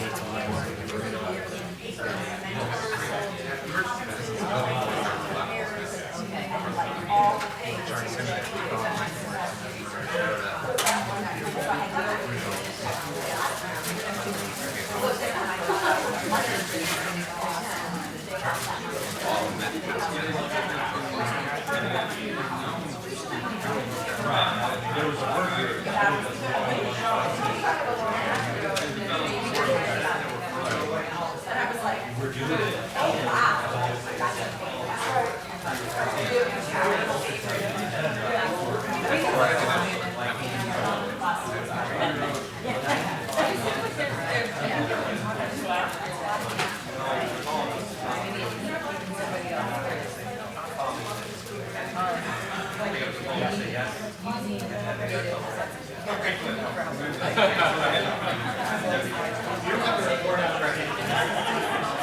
Variable data or data, that like you can get it.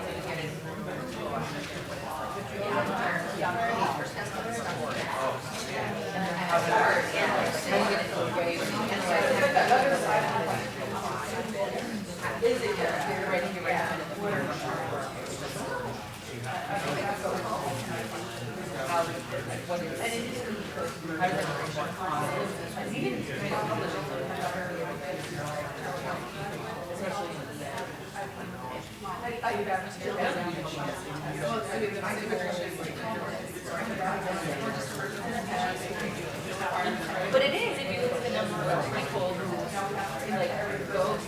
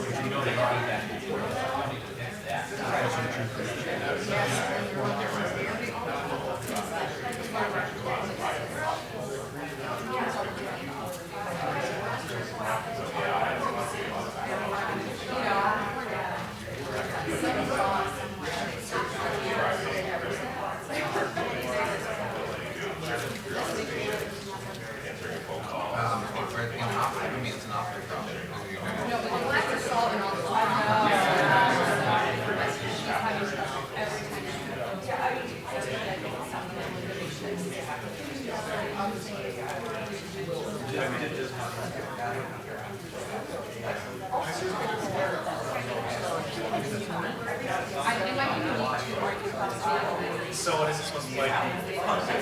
Is this supposed to be like first round of AI, like second but then is it reviewed second? So it goes my secondary review for like yeah, or just for QA.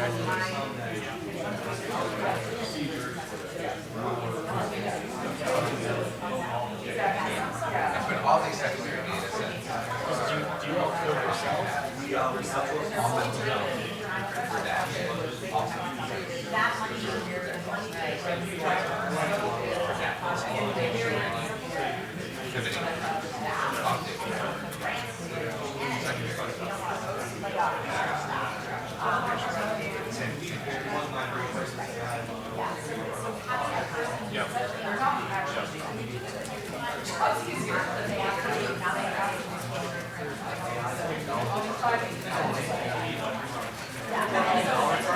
Assuming though that you're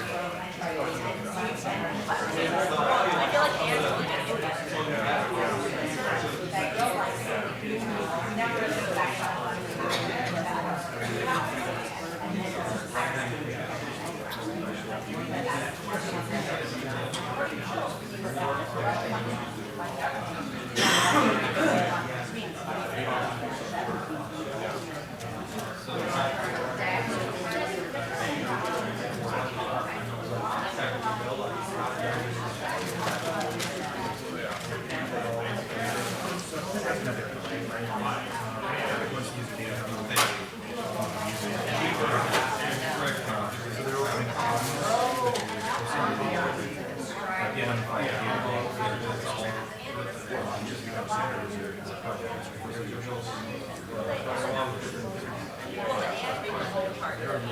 the coders kind of go through boxes with all their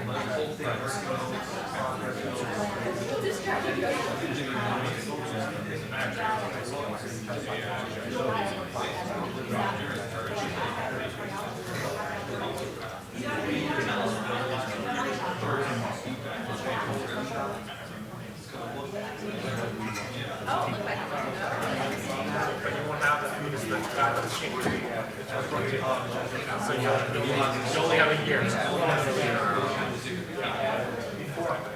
So years ago, we were in town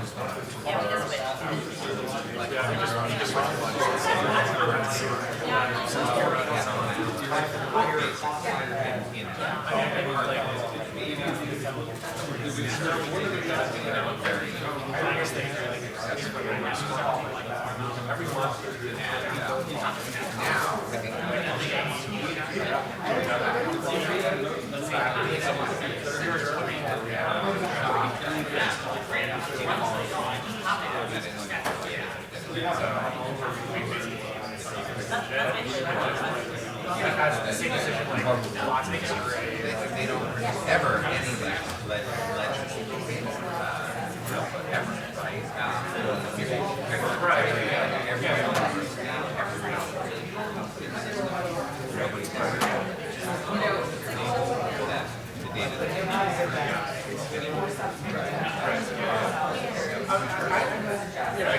It's like where we are the adoption curve for late adopters. Worry about loss of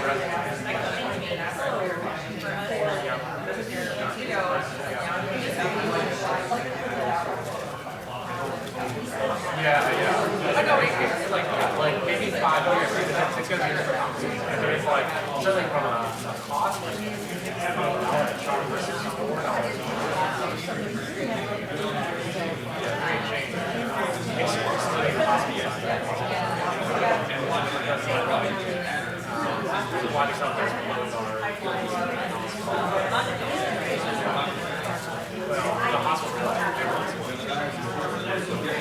they are, yeah.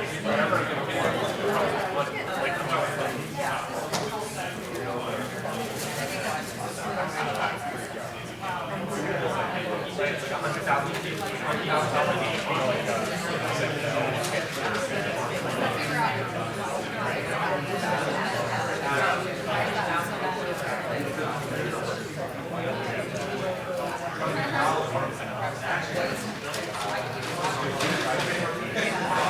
Yeah, but it sounds like it's a lot of your time to like make sure that yeah, because everything has to be like yeah, you have to check it, like you have to make sure that it's going in the right function. That sounds good.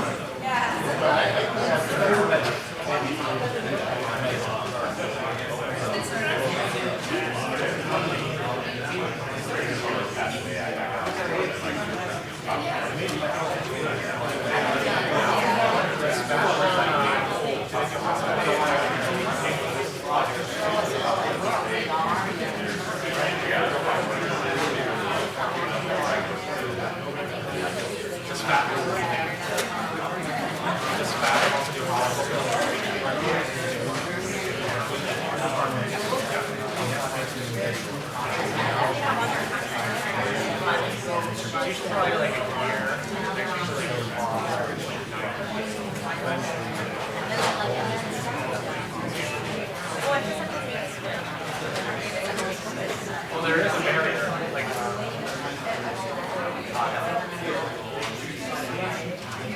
which is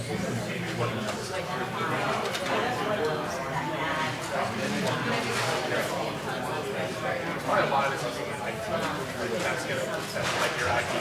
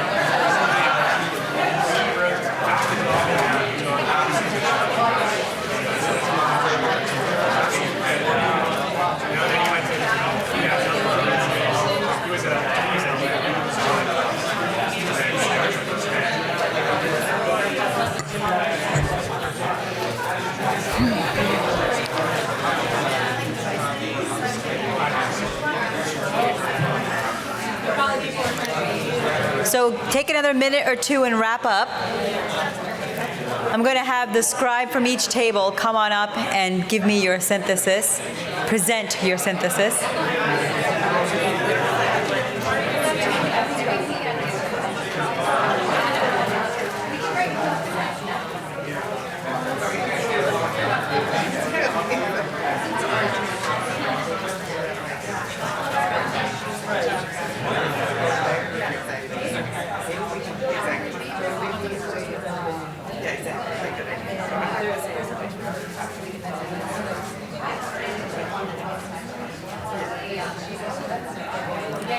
Okay, so we're going to have people from each table come up and do your call-outs, and we're going to talk about them in just a moment. All right, so we're going to start with, our table, okay. So we're starting with education. Okay. All right. Hi there. I'm Sarah Damewood, and I'm representing our education table, which actually was an education plus clinical. We were a combined table.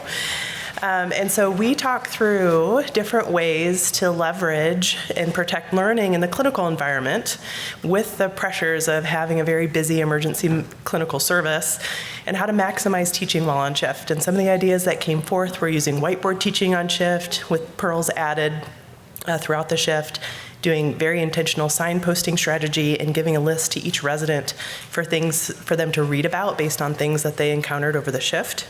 And then also scripting the path, smoothing the path for moonlighters and contractors who may not be so experienced in teaching, and having pre-made teaching points for them to share with learners. And also being mindful about the strategic timing of when this should be happening on shift, because there's a lot of pressures to maintain a safe sign-out culture. And so also exploring if there was possibility to leverage overlap of shifts as an opportunity to help, one, tie up loose ends clinically, and then provide this educational content. Another question or challenge that came through with balancing education and clinical is, how do we inspire medical students in light of the last few years of how emergency medicine's been perceived? How do we get medical students excited about emergency medicine, just even beyond the outward enthusiasm for emergency medicine that faculty have? And one of the ideas that came forth was having teaching faculty with students without, that are just dedicated for teaching, having faculty that don't have clinical responsibilities and just are undedicated teaching shifts with students, and also in putting EM faculty strategically in early parts of the non-clinical curriculum. And then another concept that we talked through in challenges was challenges of academic emergency centers, academic medical centers, managing consultants' role in the ED care. We're somewhat contributing to our own destiny and involving consultants that can take a long time to manage certain things that could be within the scope of emergency medicine. Balancing trainee learning with throughput is a continual challenge. And then another person had an idea of recognizing faculty for their efforts for who has the best clinical efficiency plus who has the best resident evals as a way to recognize and prioritize educational involvement. And so now the innovation part of all these challenges that we talked through is leveraging AI. So many of you may be familiar familiar with the passive listening tool that's coming through with some of the electronic medical records companies that are out there. And so not only could it help work for documentation and offload documentation burdens, if you will, but also could it help as an educational tool while it's listening? Could it create a differential to help guide the resident on something maybe that they missed in what they have presented to the faculty? And then also circling back to that idea of giving a resident or a trainee things to read about later. Who says this listening tool couldn't create a reading list for all the differentials that were generated, as well as most recently published articles that have the best support for them? And then further, to help with on-shift teaching, leveraging AR goggles that are out and being tested to help guide trainees through some difficult, high-risk, high-acuity procedures to help, again, optimize education in the clinical space. That's it.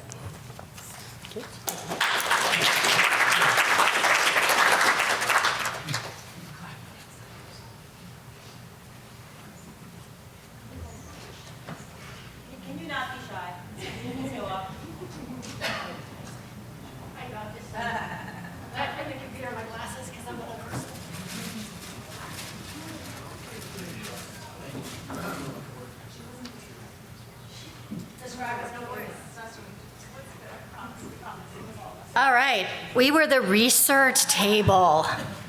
So we started with identifying some of our gaps, and that's really money, infrastructure, startup funds, money, resources, money for faculty, addressing the fact that research is a four-letter word to some of our colleagues, and that really how do we get around the idea and get kind of buy-in that research is an investment.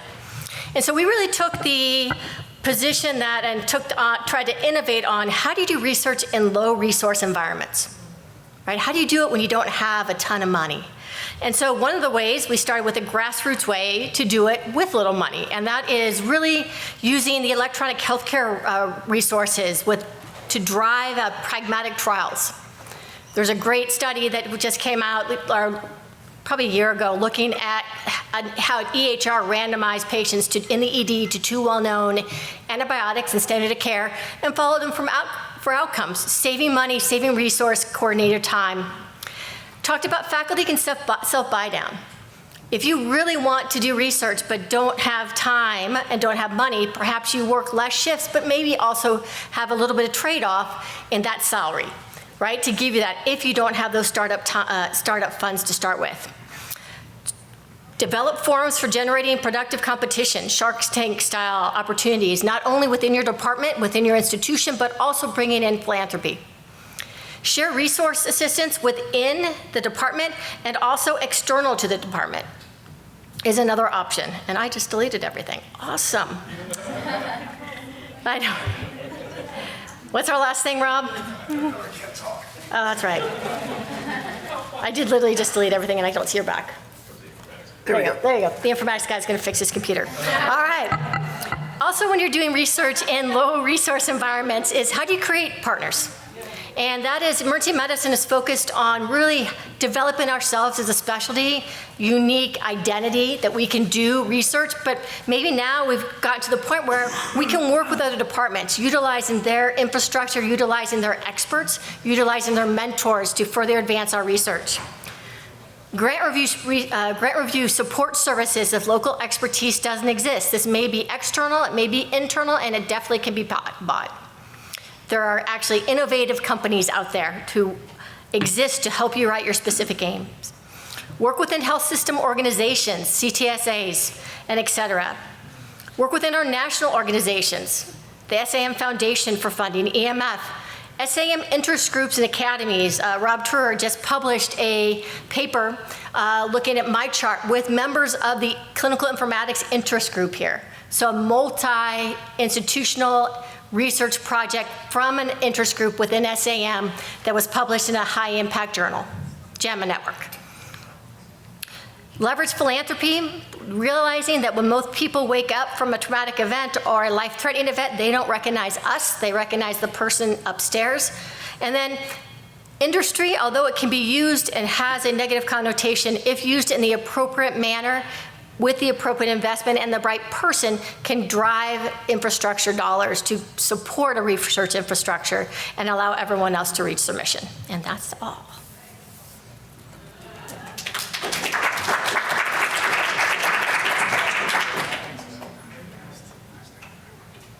We can go next. Is it okay if, can you hear me if I sit here? For comfort reasons? Yes. And tables, feel free to jump in. But we talked about, I would say, like a little bit of a hodgepodge of things, but the first one was application of qualitative work in the emergency department and innovation in qualitative work. So for a few of us here that are qualitative researchers, there may be a perception that qualitative work in the emergency department is difficult, which it is. And so we were talking about how we can really like apply qualitative methods in the emergency department. And one potential innovation that was brought up is using natural language processing to help with reviewing a lot of that data and generating themes. But the challenge being that there's no gold standards for checking that data, much like in rigorous research methodology where we sort of have checks and balances. That wouldn't be available, and some of the NLP tools, or some of the AI generated tools are meant to get better and smarter, and so that your data is not reproducible, so you get different data each time. But still, I think a really important innovation in qualitative work that might make it more accessible for many of us to access and utilize. So I think this generated 2 papers for our table. One that I had talked about with Maggie, Michelle, and others for a while, like how do you do qualitative work in the emergency department, recognizing that we can't do full-on 1-hour interviews with patients, but knowing that there's more to qualitative work than just interviews, or thinking about how do we think about the interview process a little bit differently. So I think that's one sort of outcome, is thinking about application of qualitative work in the emergency department in a more meaningful way. And then the second is strategies for AI-generated research in qualitative work and application in the emergency department. We also talked about, with not necessarily the great resolution, but the crisis of data quality, and that a lot of the data we're using may not be great data to begin with, especially EPIC-generated data, where it's really hard to pull out. So kind of following up on the EPIC conversation, it typically requires a person who kind of knows both spaces to be able to help in getting that data out, but it does seem a little bit inaccessible for a lot of researchers who maybe don't have that. I think it really depends on your institution and your department and how much support you have for that, but if it takes a person or 2, or just an interest group that I never knew SAEM had, to help with that as well. Did I miss anything? We talked a little bit about health services research as part of the qualitative data, using secondary data sources, and how that is an important qualitative methodology, but there are often things like 100-page government reports. Again, another reason why NLP is applicable in that sense. We've got papers to write. Yeah, so much fun. Thank you. Yeah. Yes. This table's going to go next. Call us. So we are a clinical care table. We really talk about boarding for quite a bit. We assume that it's something that's on people's minds. So we talked about various innovations happening across our different health systems. One of the things that I was really brilliant was how boarding has truly defined to be an ED problem and not a hospital problem, and how the rest of the hospitals don't really feel the boarding, because they say, let the boarding patients be in the ER, and sort of say, as long as they're in the ER, it's fine. And how do we sort of dissipate this responsibility from taking the ER and spreading it across to the rest of the hospital? Some of the suggestions we had is that there's a health system that actually uses, for every 12 patients in the ER, 1 patient's going to be in the hallway. So for every floor. In 12 floors, you get 12 patients in the ER and another patient in the hallway for 12 floors. Rinse and repeat. And that sort of dissipated responsibility and got everyone involved and sort of moving patients on the boarding problem in the ER, because everyone else saw this as a responsibility for all of us to share, and a burden for all of us to share. We talked about AI and the innovations happening in AI, and we talked about some innovations happening within our health system where we have AI sort of take care of our coding and billing processes. And we're after these new technologies. We talked about how radiology is now, reports are now being read by AI first, at a patient at AAA, and the vascular surgeon called me first before the radiologist read the report, or the RSL scan because they saw there was a AAA and they automatically called the vascular surgeon, notified them, and the surgeon called me immediately. I thought that was really cool and how that's changing our surgical practice. And in terms of scheduling that's going on, all the innovation that's going on in scheduling where patients will only have to call someone through this. There's new innovation that's going on where people's scheduling appointments are being scheduled by AI. So we're interested to see what happens in the next 3 to 5 years for our jobs. Did I say anything else?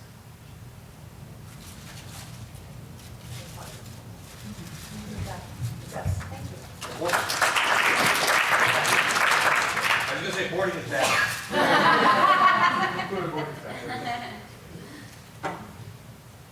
Well, I guess I'll come over here. We were at the education table. We spent a lot of time talking kind of about the generational change in medical students and now residents in the face of kind of our traditional culture of medicine and how those things fit together. We didn't have a lot of solutions to the problem except for the fact that maybe recognizing that this generation of students may actually redesign what a career in medicine looks like. We've all fallen into sort of that our culture that we've learned that actually, will it look different going forward? And to that end, then kind of talking about the difference in the generations of students and how they operate, we really need to concentrate on faculty development. Interaction with the students that are coming through now, so that each can kind of understand better where they're coming from. Then we kind of went to the notion of how this generation of students is learning. We were just saying here that none of our residents would probably even know how to access the library full of technology. It's like it's not a thing, right? Textbooks are definitely not a thing.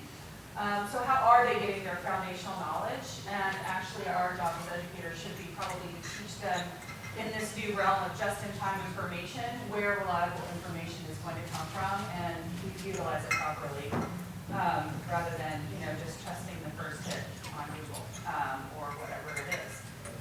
And then, all of this to say, is everybody learning everything that they need to know in residency? And I think the answer that we all know is no, because we're continuing to learn. So making sure that we're teaching our residents how to sort of continue to utilize sort of their learning and technology, and really how they're learning and what they are using is the best. We also delved into the AI space, but we actually talked about it from a different angle. I think for educators now, there's so many data points that we're supposed to gather for learners, and so can we actually use some of these listening technologies and things to delve into some of the milestones or the competencies as they're listening real time, because we're actually not in the room getting that information. Can we actually use these technologies then to generate sort of not only reports for program directors, but then really targeted sort of improvement plans, how to be more efficient. All these technologies actually can be used for performance improvement and evaluation and feedback, rather than sort of our human brain trying to parse all of that out. So that's what I would love to see as a program director, to lower the bar of all the administrative tasks that are listed upon us. So that was our last time. Thank you.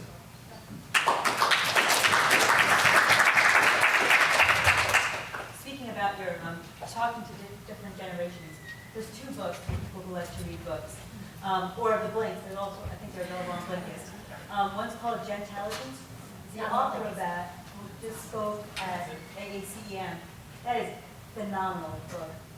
That will change your perspective on how to talk to these different, younger, in my opinion, generations, given where I am now. And then the other one is called The Anxious Generation, which is like Gentelligence light, in my opinion, but it's still very good.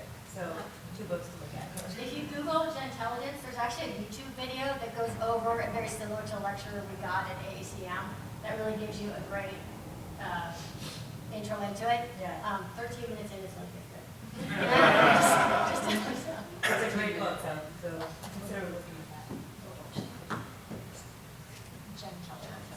It's like intelligence with a G in front of it. Intelligence, and then the ancient generation. See, the first generation is the one coddling and the other one. Yeah, I think it's the same, yeah. He was a great, TED talk as well. Yeah. We have one table left, don't we?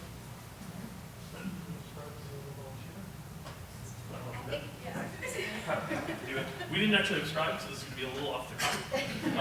We did not pick one problem to try to solve. We were a clinical care table, and we talked about a lot of the pressures facing us. There was a lot of chair experience at the table, and so there was a lot of discussion of how do we tackle some problems that manifest in the ED by breaking down silos across the ED. So an example that came up was Dr. McCarthy, I think he had an opportunity to take over the hospitalist group for one of his hospitals and then turn that into a way to decrease potentially unnecessary admissions and also improve flow both through the department and then through the hospital for those patients on inpatient services, and how to navigate the politics of that kind of change with many stakeholders, including the hospital side, but also the academic departments for all of the people on all of these homes. So there was a lot of really cool discussion about how that would work or not work at each of our individual sites. Another problem that came up was kind of a discussion of interqual criteria and whether people are observation or inpatient status, and how to get people to buy into why an emergency physician should care about any of that, or even about the decision to admit or not admit. You know, where do we fit into the whole system of care on some of those pieces, and how do we get any of the other stakeholders to care about the part we care about, and part of it is our having to care about the part that they care about, even if it's not what's inherently interesting to us. There was some discussion on how to turn some of these things from just ideas to navigate through the many systems involved in creating change and the barriers to that. What other big things, guys?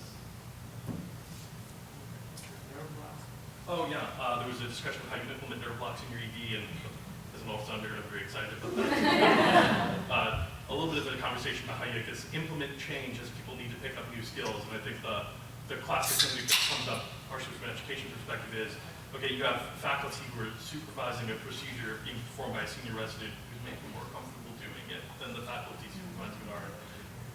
How you can provide support to those faculty with things like quality assurance and emails from the Diercks team, but also ongoing faculty development to maintain and grow new skills.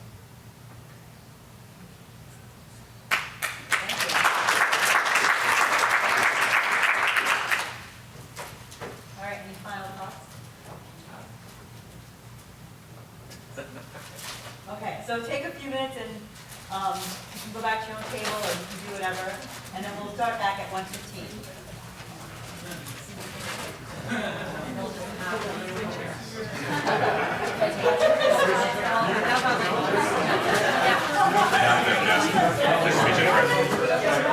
Oh, yeah. No, you're good.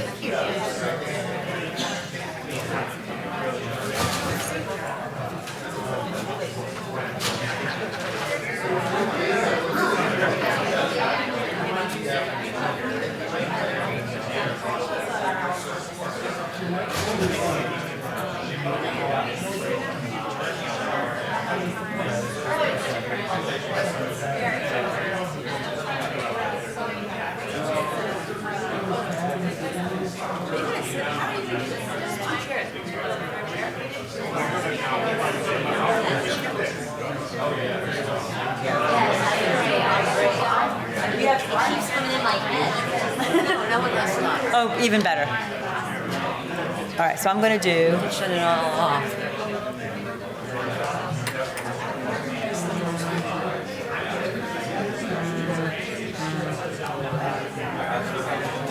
Hey, I'm Ben.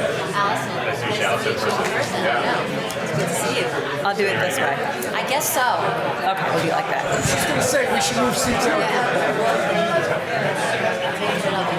There's 4, right? There's 4. Let's do this one. Yeah, the projector is.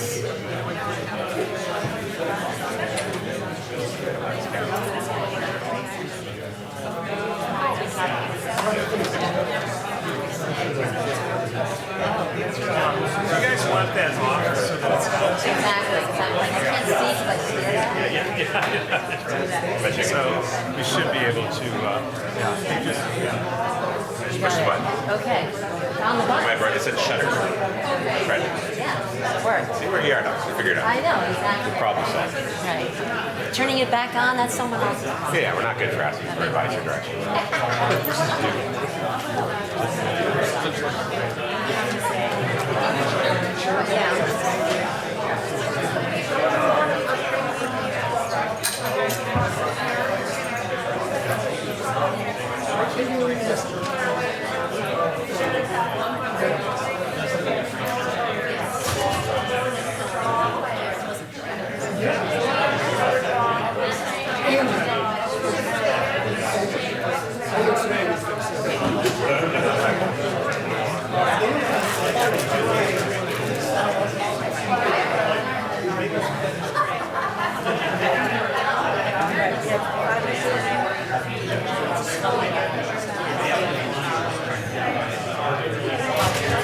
We have 7 minutes to go.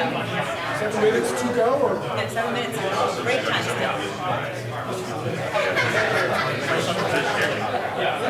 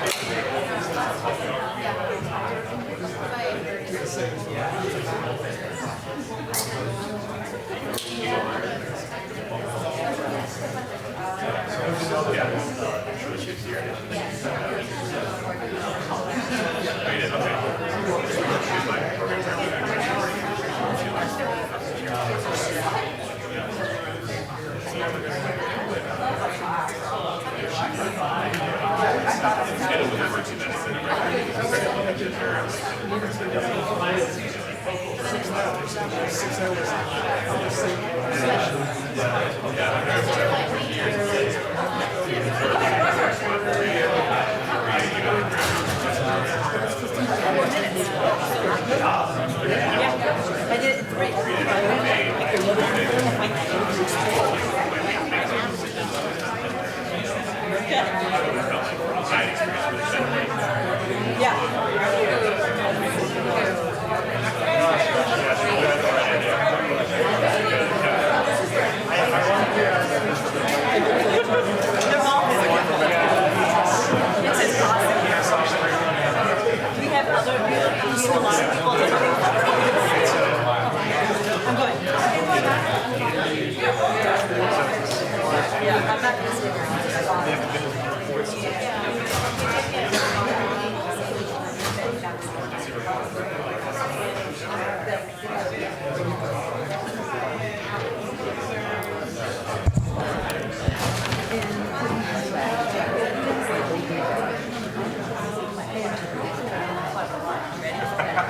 We're ready.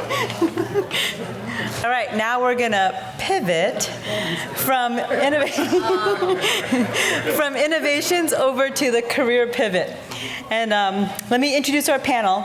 And actually, I'm just going to tell you their names because the whole point of this is for you to understand their story. So they're going to tell you their stories. So we have here, and this is in no order, no particular order. We have Dr. Alyson McGregor, we have Dr. Ben Bassin, we have Dr. Sandra Schneider, and Dr. Andy Ulrich. Thank you very much.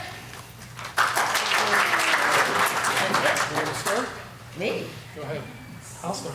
Okay, you start. Tell me what I'm supposed to Is answer. there a mic? Yeah. Are we just telling our story? Yes, we're on our own. There we go. Well, first of all, thank you everybody for coming, and thanks for the opportunity. This is really a chance, we sort of discussed in advance, a chance for 4 of us to sort of share with you our experiences, our sort of path to where we are. And we thought we'd start with just quick intros. So I'm Andy Ulrich. I am currently the Vice Chair of Clinical Operations at Yale. Excuse me. But my path sort of has been extensive. I guess that's a euphemism for I'm old. So I finished residency back about when they developed penicillin, and stayed on where I was. That was up in Boston, and relatively quickly entered the sort of resident education residency director track. Found myself the residency director, I think about 4 years postgraduate, and then did that for about, I think, 18 years. And for some of you in the room, I'm sure you're saying it was a few years too long. But I think it was about that long. And during the later part of that part of my life, I sort of transitioned to taking on more responsibilities for the department, and transitioned to more of a clinical vice chair role that I kept and stayed there for a number of years. And then about 22 or 23 years into my career, I did what a lot of people think is crazy, which is I uprooted and I relocated down to Yale, where I am now, in a role which was a little bit more extensive than the role I had in Boston. It was more of a bigger operation, a bigger place, and that transitioned over time into somewhat of a system role of really the clinical operations, and then a lot of the sort of leadership role within the department. And now, 9 years or almost 10 years in there, I've expanded, so my career really now has gone from sort of being in the residency education, residency director track to a real clinical operations and a department oversight. So it's allowed me to sort of grow from one to another. And I guess 1 or 2 take-home points, and we can get into this later in the question and answer, is first thing is change is not a 4-letter word. And for a lot of people, they think it is. And I think for a lot of people, the longer you're at one place, the more difficult it is to change. But what I would say is change is an opportunity. It can be scary. Later in career, it can be even more scary, but it's also a chance to reinvent yourself and discover new things. The other thing is one of the simplest words in the English language, but probably the most difficult one to know when to use, is the word no. Is when do you say no to something? When do you say no to an opportunity? And when do you not? Because I think opening the door to new things and new opportunities is really important. And then the third thing, which I'll say now, is that to me, burnout equals boredom and vice versa. And if you continue in a way to do things where you're finding new opportunities, new things to do, at least in my experience, it really allows for you to, if not get rid of, at least delay what we all think of as burnout. So that was my 3 quick ones, and certainly we can get into more later. I know what I'm supposed to do. Thank you. I'm Sandra Schneider. My current title is Senior Vice President for Clinical Affairs at AACEM. In 2 weeks, I get a new title, Interim Executive Director, which means I get to be the boss. But you also notice that the initials for that is IED, so boom. I don't know whether I'll be blowing things up or not, but it is a very interesting. I'm thinking I might keep the I forever, because I like being that. My journey actually began a very long time ago. I was in the U.S. Public Health Service. I needed money to go to medical school. I was in the first 400 people that got scholarships. I ended up in a place called Hazard, Kentucky, unassuming place. By the way, I trained in internal medicine, so that tells you how old I am, because I trained before there were residencies in emergency medicine, really. Anyhow, I ended up being the medical director, the director for a 5-clinic multi-specialty group, which is crazy, because I was literally 24 hours out of residency. Learned a lot, have scars to prove that. Went on to Pittsburgh, where I became the medical director for one of the hospitals, Montefiore Hospital, which is now closed, but was across the street from Presbyterian. I got more scars there. I ended up being the chair at Rochester, where I was chair for about 14 years. Have lots of scars from that, lots and lots of scars from that. And then found that I just could not do that anymore, and so I stepped down. And I made the error in retrospect of staying. And you were talking about leaving. And I had every reason in the whole world to stay. We had a beautiful home. My daughter was in college and still had friends there. My husband had a business there. And I knew I could not leave. And yet it became very difficult to stay. And so eventually put all those scars together and decided to leave. And actually, my husband and I commuted for about 5 years. It was the best time ever. We had a great time. It was a wonderful place I went to. I absolutely enjoyed it. Along the way, sorry, this was a little long. Along the way, I was president of AACEM in the end of the 2000s. And when in 2004, the then executive director for AACEM came to me and said, I'd really like to put a physician on staff. This person, Marilyn Bromley, is getting older. Would you take her position when she retires? And I said, I'll look at it. I don't know. I doubt I'd do it, but okay. Well, nothing seemed to happen for about a decade. Marilyn kept getting older. I was now the same age as Marilyn was when he thought she should leave. And he calls me up on the phone and says, hey, Sandy, I got an opportunity for you. And it sounded like a good gig, easy. Sounded like something I could do physically, because, you starts getting harder to do those shifts as you get older.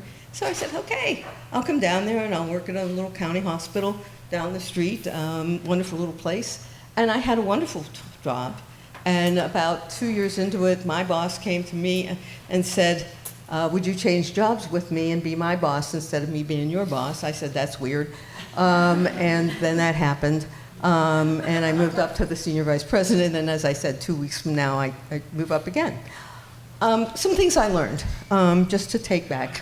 Change, hard, and sometimes it's the best thing ever. You have every reason not to make the change, but you're dying, so just make the change. It's so much better. Second things, this is surprising to some of you, physicians don't know everything. All right, we are really good, but we don't know everything. And so if you're going to pivot like I did to something totally different, you might think running AACEM is like the same as being a department chair. It ain't. All right, there are different rules, different language, different everything. And if you go in and you know everything, you'll die. You'll wither and die. You have to learn the language, you got to learn the rules, you got to learn the culture, you got to learn what's important, how these people think, because they've been doing a good job a long time before you got there. And you just have to know, you have to trust them a little bit, and you got to learn their stuff. And you don't make any major decisions for at least 6 months, okay, ever, because you don't know. You just don't know. I had to add one more thing on the burnout. My old boss used to say, most people who burned out were never on fire to begin with. And I've often thought about that. I think that there is real burnout, and I think that a lot of people say, like you said, they're either bored or they never were on fire. Anyway, I'll pass it down. Great. Hi, I'm Alyson McGregor. I am an Associate Dean of Faculty Affairs and Development at a medical school in Greenville, South Carolina. I went to Brown for my residency in EM, and my 4th year, getting ready to graduate, Brian was our new chair, so I convinced him that I wanted for him to hire me. And I was really lucky because I had someone who was very deliberate about faculty development. And so I really needed that because I started to develop my own niche in biological sex and gender identity and how that affects health and disease. It was a little bit of a right turn from women's health and what we always thought about women's health then. And so there was a lot of work that I did nationally to get a collective. We started an organization. And so I really looked outside of EM in the beginning because what I needed didn't exist in EM at that point in time. And so with the support of my chair at that time, I continued to develop this and started an elective and a division within our department, the Division of Sex and Gender and Emergency Medicine, and as well as a 2-year fellowship program. And then we've graduated several fellows. During that time, I'm from Rhode Island, so this was perfect for me. My family's all there. I had no reason, I never thought I was going to leave. My husband is there, and you know. So, but as I'm developing, and I would do faculty development programming, AACEM, mid-career. I did ELAM, which is the Executive Leaders in Academic Medicine, very much more along the lines of women-specific faculty development. That was kind of my niche. And through that, I asked a lot. I asked around, especially during my ELAM time, which was just at COVID. I asked so many of the leaders that I met through that program, did you leave to get to be the president or to get to be the chair or to get to be the CMO, or did you have to leave to make that happen? Because I felt so tied to Rhode Island that I really wanted to hear, no, you don't have to leave. And not everybody does, but you have to look around at your environment. And Dr. Zink moved on from Michigan to Michigan, back to Michigan, and we had a couple positions in our department that were open, like vice chair of faculty development. And I thought, oh wow, I was waiting for that. I'll apply to that. And I remember sitting down, getting ready to write my letter of intent. It was just the next thing on my to-do list. And I sat there and I stared at this blank computer screen, and I thought, I don't see myself within necessarily EM specialty. And so that was really enlightening for me. And then COVID happened, and one of my national colleagues, she's a sponsor of mine in the national international scene of sex and gender. We worked together for a decade or so. She became the dean of a medical school in Greenville, South Carolina. And it's a new medical school, so it's only been about a decade old. And she said, I would like you to start an office of faculty development and affairs. And I thought, whenever I would say to people, they're like going from Brown to, people don't even know that Greenville, South Carolina has a medical school. Like, isn't that going backwards? And I thought, I did the Brown thing. I did it. I became a professor. I felt like the whole academics in Ivy League and all that stuff, and it wasn't it. And so I thought, yes, COVID happened, all these changes. I was becoming miserable, and it was enough for me to say, okay, I'm gonna move. And I took the job. And one of the first things that I want to share with you that's challenging is that my husband still lives in Rhode Island. And so that's something that I never heard anyone really talk about. And then I show up, I start this new job, and the Dean's Council, there's about 4 or 5 other associate deans, and 3 of them were women that lived in a different house than their partners. And they had the 2 career thing. And I thought, I should really make that more common and talk about it, because, I didn't always get well wishes. When people are like, you're leaving your husband? I'm like, no, we're just doing this right now. Anyway, it has changed our lives incredibly.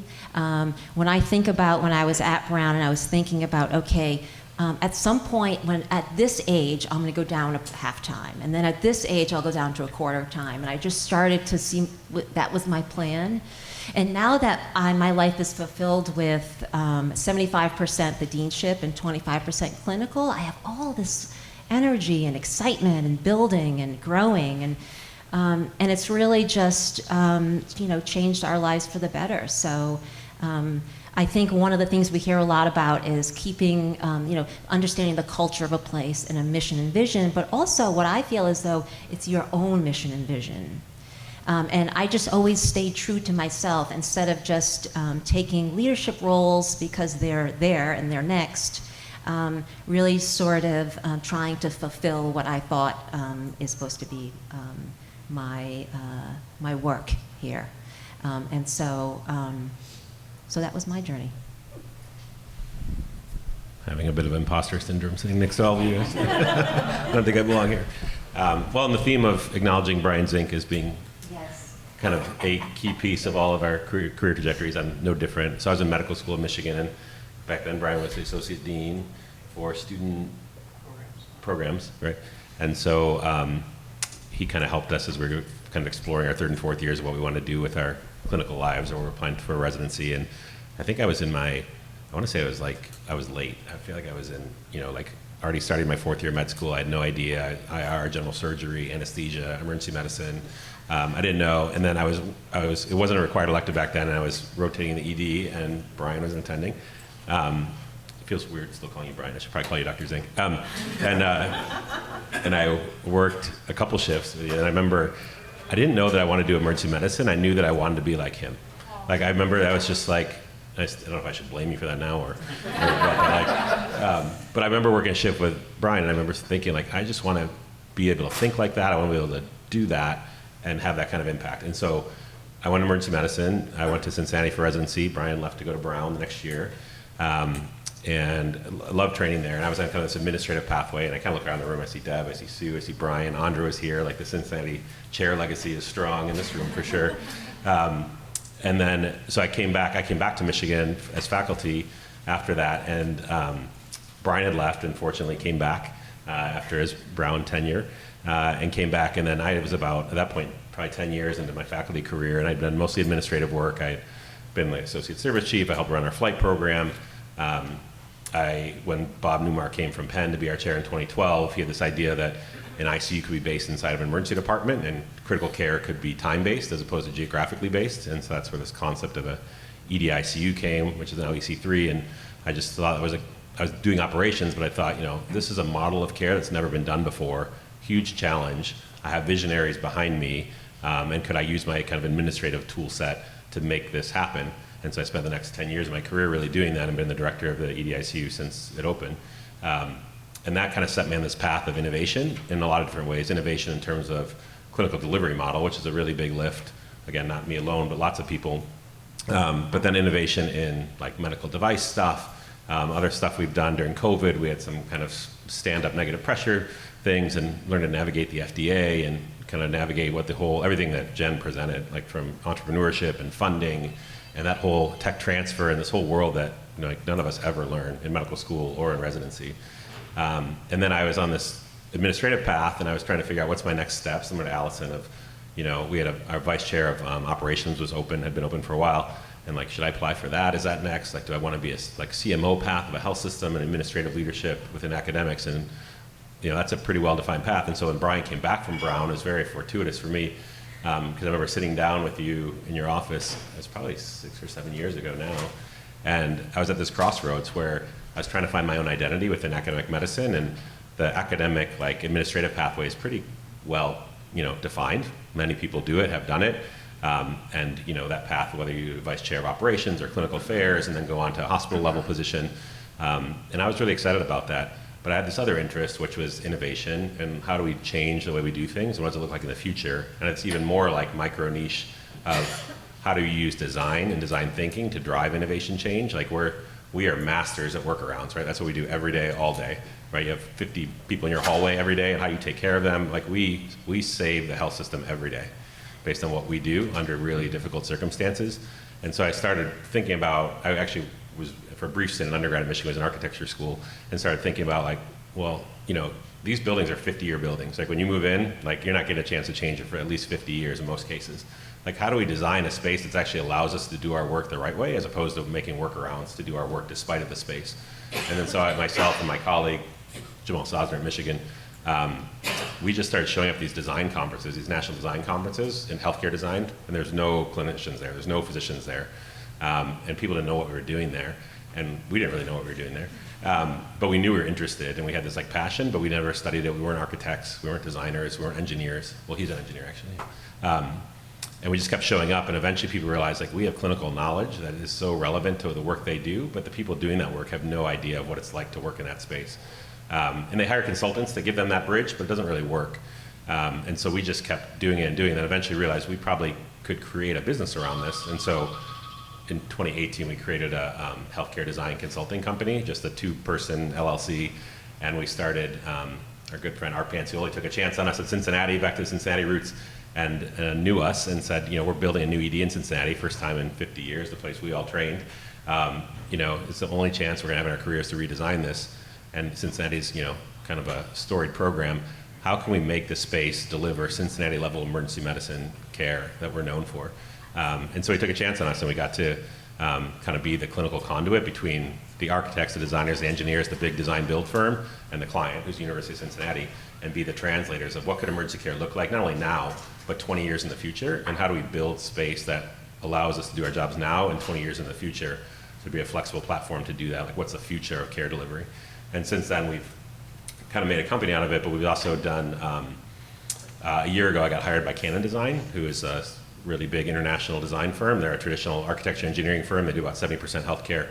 And I got brought in to lead their innovation practice. And I'm trying to get myself out of what Jen said, which is the subject matter expert. Yeah, yes, I'm a physician. Yes, I understand medicine. Yes, I understand clinical care. But we are so good in emergency medicine at figuring out where the pain points are, what the solutions are to fix them, and how do we do it. We're just so handcuffed to do some of those things sometimes based on the constraints of our system. So I now work for Canon Design part-time as their lead for innovation. And I found myself in all kinds of markets I don't know anything about. We do commercial, we do sports, we do higher ed, all these things I don't know anything about, but because I think of the world in a certain lens that they don't have within their company, they found it super value added. So it's a whole different world of exploration that's been really fun. I still work at Michigan. I'm 80% at Michigan. I still work clinically. I work overnights. I work in the EDICU. I do all those things. But I'm now also in industry, which I'm going to cut this short, Neha, I think what's really interesting is when I was in med school, and I'm sure you all had a similar experience, it was forbidden to like have anything industry sponsored. Like if you had a pen from Pfizer or a pharma anything, like you had to trade it in for a Papermate pen or a Bic pen or whatever it was. Like you couldn't have anything as industry sponsored. There's no industry sponsored lunches or anything else. That was all forbidden. And I get why, right? It's to eliminate bias and that we don't change our practice based on that. However, times have changed, and I will say, like working with a foot in both places, industry can really be your friend. It can really accelerate pace, or accelerate change. They have resources we don't always have in academia. They have breadth, they have connections, they have contacts, they have relationships. And when you partner them together, and that was my comment before during Jen's talk of when you start looking at the strengths of academia and the strengths of innovate and industry, and you put them together, and you see yourselves as collaborators, not enemies. It's really quite impressive what you can do, and I don't really see industry as forbidden anymore. I see it as an enabler for what we can really accomplish.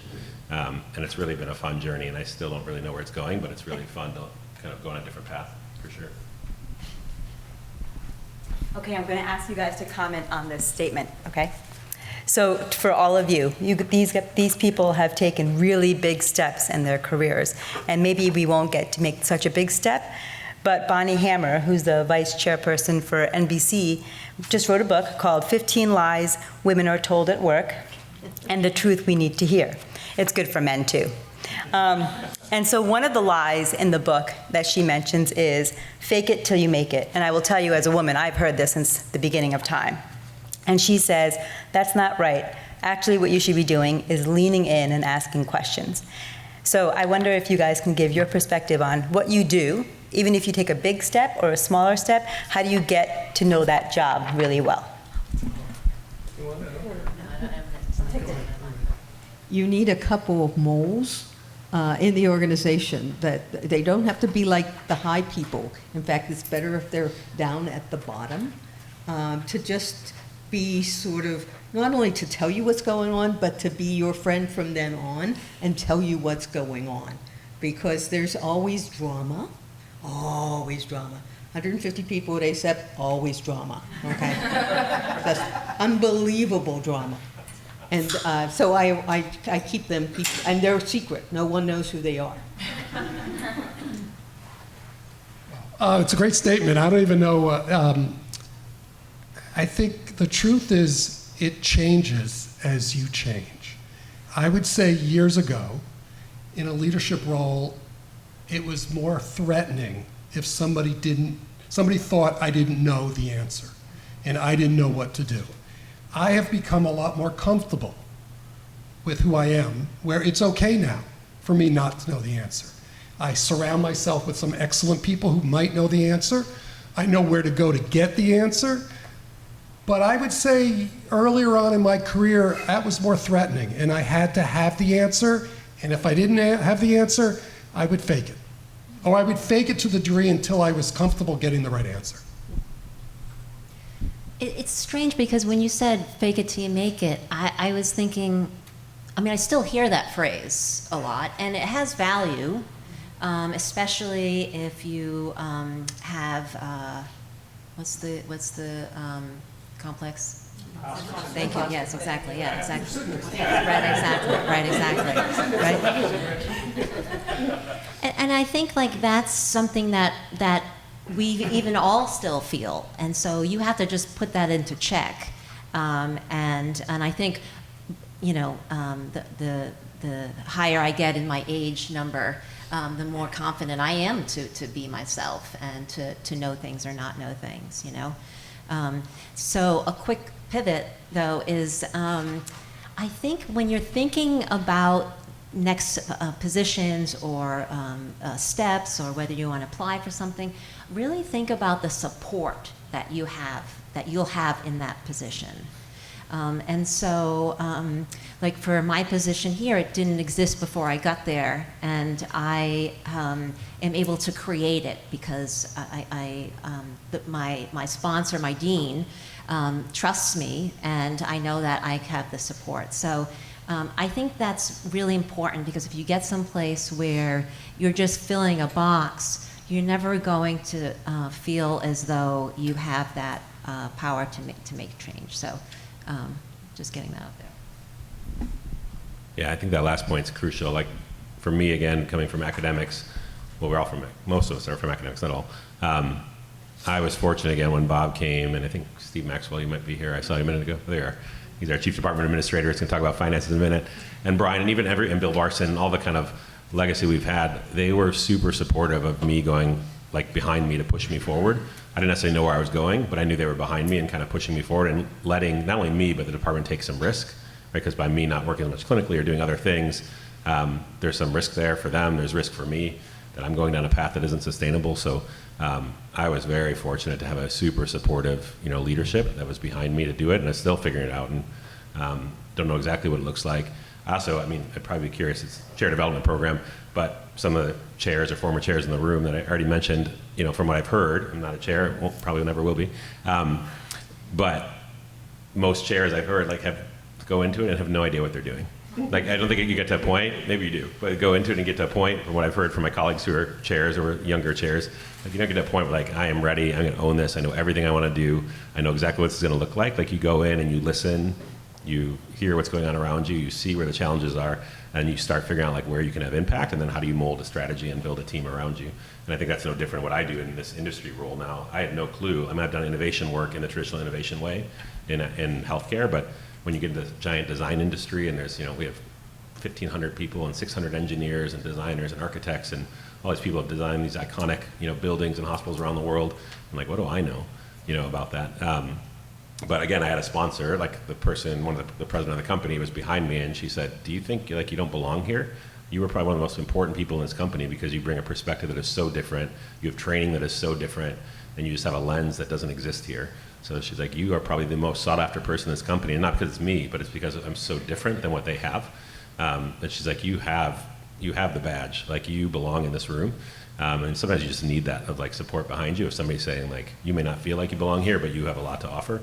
And so I've brought that to everything since then of, maybe I see this a different way, and so maybe I should say something because my perspective is different. It may be wrong, but it's different than what they are used to saying or seeing. And it has opened up new lines of business, new lines of revenue, new projects, new, all kinds of new things. So I think, even when you're making that change, you have to realize you may be doing it for a certain reason, but you also have a background behind you that is probably driving you forward to really have some insight that is welcomed, I think.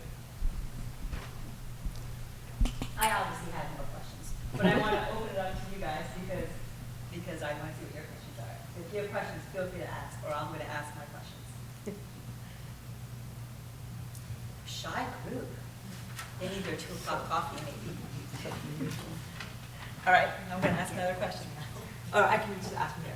What did you, or how did you, or did you maintain your brand as you pivoted from one job to another? I had to create a brand for myself because there was a point in time where, again, my mission is to make a change in the world in the area that I have passion for, which is sex and gender, women's health. So if that's my that's my vision, that's where I'm headed. I remember Brian told me, you have to publish because you have to, that's the credibility, that's the cash in academics, right? And if you want to make a change, you need that credibility. So I was like, okay, I'm publishing. I publish.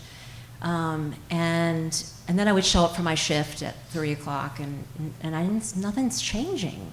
I'm so excited. I published this paper about how important it is to consider the sex of our patients, and then it doesn't matter when I actually go to work. So I chose to have a patient-facing piece of my puzzle, and that requires something very different and something that we're not used to. We're not trained how to do. So if I want to try to get the public to listen to my message, that's when I realized I had to create sort of an image, a website. I wrote a book. You write a book, you have to sell the book. That's a whole other piece that no one tells you, and you're like, I'm going to write a book. Okay, now you got to sell the book. And so that definitely brought me outside of my comfort zone because of social media, and I was really trying to learn how to do it for a period of time, and so that has really helped me expand outside of my comfort zone and actually become collaborative in some companies. So I advise a lot of startup companies that are looking for solution-based issues to the problems that I raise.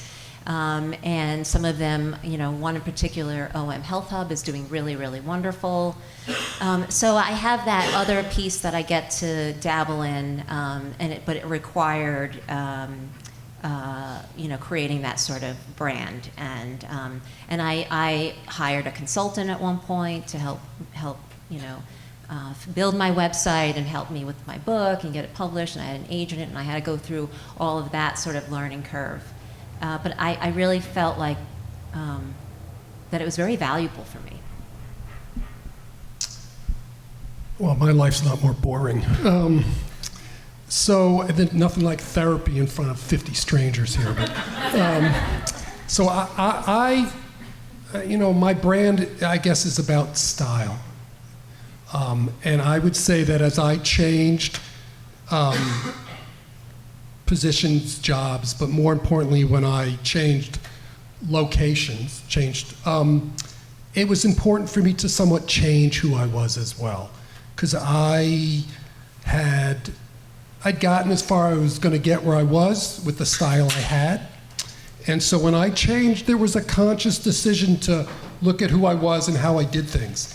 And it allowed me to be more effective when I got to my new position, because it allowed me to, it was introspective. It was, what was I good at? What was I not so good at? And what can I do better at who I am? And I think in my new position, which the nice thing about changing that late in career is you can reinvent yourself in a brand new arena of people who don't know you for who you are, who you were. And it allowed me to say, okay, let me try to do things a little bit differently. Let me try a different approach. And so I don't know if it's a brand or if it's a style or if it's an understanding. It's sort of an opportunity to take a pause and think about who you are, how you do things, and whether there's ways for you to do it differently. Sometimes better, sometimes worse, but differently. So I would say I'm the same person, and there are people here who know me from both sides of my career. I think I'm the same person. I just think my style has adapted with me as I've gotten older, and it's helped me understand things better, so I'm better at collaboration, or I'm better at open to other ideas than maybe I wasn't in the past. So it's really thinking about who you are and how you can change along with the changes you're making. I'll do it real quick. I thought one of the things I valued when I was in Rochester was being accessible, of having an open door, anybody can come in, sit down, talk to me, etc. I realized as time went on that I probably wasn't as accessible as I probably thought I was, because I thought I was pretty good, but I wasn't. When I got to AACEM, I was the first physician. And I walked in the door and everybody's Dr. Schneider this, Dr. Schneider that, and I thought, this is not gonna work. All right, I gotta be one of them. And so everyone calls me Sandy. Probably half of AACEM doesn't even know that I'm a doc. I had to get rid of anything. One of the statements that was made that my mole told me about was, she's going to expect us to take minutes for her at her meetings, and she's going to expect us to carry her papers from place to place. So I was damn sure I took minutes. I was damn sure I carried as many papers as I could put on my shoulders without killing myself.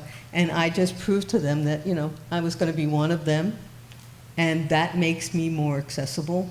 It makes them easier. It's easier for them to come and tell me stuff, which is what makes my job easier. I think similar to Alyson, I did have to create a brand, and so one of the reasons we showed up for 7 years at these design conferences was just so, one, we were interested and we wanted to see how that industry, that world approach things. That might be different than how we approach things, but then you just show up over and over again. Eventually, people start asking questions, and why are you here? What do you want to do? Maybe there's an opportunity, or you just offer a little bit different perspective. A lot of these giant design firms are designing, mental health facilities, for example, and there's all these codes right around ligature free and all these other things, but nobody ever talks about what's it like to be a patient in that space, or what's it like to take care of a patient in that space, or what happens when you can't use that space and you're taking care of somebody with a psychotic break in the hallway, under fluorescent lights, who's been sitting there for 3 days. And so just our ability, so we would ask to do webinars with some of these big firms of can we give you a clinical perspective of what you're doing, what your work is, and what the real impact is. And so it showed up, but then when it came time to get work to create this company, we had to have a brand of not just being physicians, but what value do you bring? And so I don't know how your institutions do it, but at Michigan, your academic CV, right, is 30 pages long, and it's, everything you've ever done that's of value in academia. Turns out in industry, half those things don't matter, or the currency is very different, right? So yes, your list of peer-reviewed publications and external invited presentations and all these other things in your grant funding, that all matters, but for what they care about in some aspects, that doesn't matter. And so you have to rebrand yourself, and I had to figure out, how do I redo my CV and make it a page and a half long, and of things that matter to the people who want my input. And so it's a whole different way to think, something I'd never had to do before. We had to go out, start an LLC, you have to get an attorney, now I need professional liability insurance, I need a website, I need a graphic designer, all this stuff nobody ever teaches you, and you have to just learn along the way. And so it is to create a different brand, a different persona, where you're trying to find success in a different place than you were trained to do. It was really fun, it's really exciting, I'm still learning a ton, but I think we don't do a great job of teaching people to be successful in other places where medicine intersects all the time. We're starting to get there. I think some of the medical school curriculums are evolving pretty rapidly to train people to be successful in cross-market, cross-industry, where medicine has a big role. But it's, trying to create your brand for a whole different audience, for me, was a big exercise and really challenging. So, question in the back. Sorry to get into the weeds of this concept of branding a little bit more. So are you saying that your brand reflects the special areas or special interests that you're dedicating yourself to, or to your problem-solving approaches and perspectives on how to do things within those special areas and special interests? For me, I'd say it's both, but it's probably the latter. Right? Again, I think in business and industry, you've all seen, or maybe you have CVs that show your success, and they all start. You look at somebody's LinkedIn profile, and it's always took $500 million in capital and turned it into this, whether it's profit or it's company or it's whatever else it is. It's whatever the currency is that makes you successful in that place. So I think you do have to kind of create that brand of where you've been able to be successful. And so in my case, it might have been an academic exercise, not an exercise, a real thing. We created an ED-based ICU, right, a new care model, but then I have to tie that back to metrics of what does that mean? Because people who aren't in medicine have no idea what that means. Why would you do that? What problem does it solve? And so you have to tie it back to objective metrics that make sense. And whether that's, mortality, whether it's ICU length of stay, whether it's ventilator days, whether it's revenue, cost, all those things. So you have to start making those cases. Whereas I don't know that we always do a great job of doing that when we're trying to present ourselves in the academic world.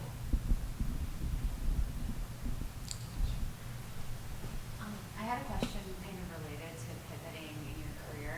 So something I think about a lot is in medical training, everything is very much laid out, right? You go to medical school, you go to residency, maybe you do fellowship, whatever it is.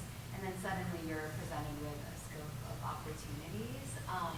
And it sounds like from all of your experiences, you've worn a lot of different hats that have come with both personal and professional risks in those moments.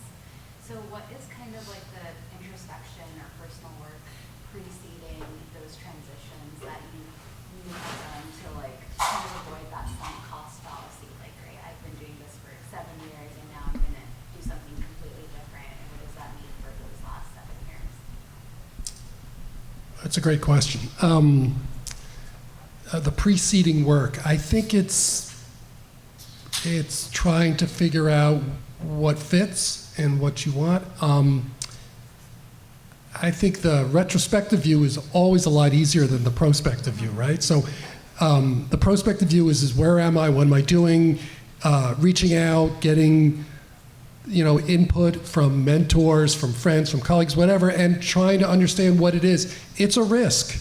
Every decision we make in life is a risk, right? Some of them come with greater than others. The truth is, although none of us want to, sometimes it's okay for things not to work out the way we want them or expect them to. And in most cases, if not all cases, anybody in this room are going to fall on their feet. They're not going to fall on their heads or their face. They're going to fall on their feet, and they're going to find other things. You know, we are, what is it? That we are the rhododendrons of medicine. We have very, very wide, shallow roots. We can be picked up and repotted and replanted anywhere you want. Sorry about the gardening thing, Vic. I know you hate gardening.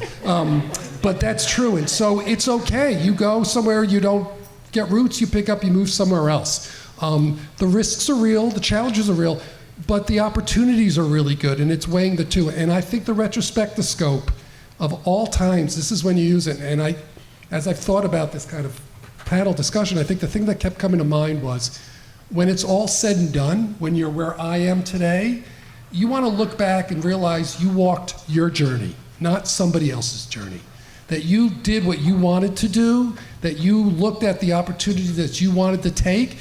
We spend so much time through our careers chasing the next promotion, the next job, the next opportunity, the next salary increase, and they're all really, really important. Don't get me wrong, they are critically important.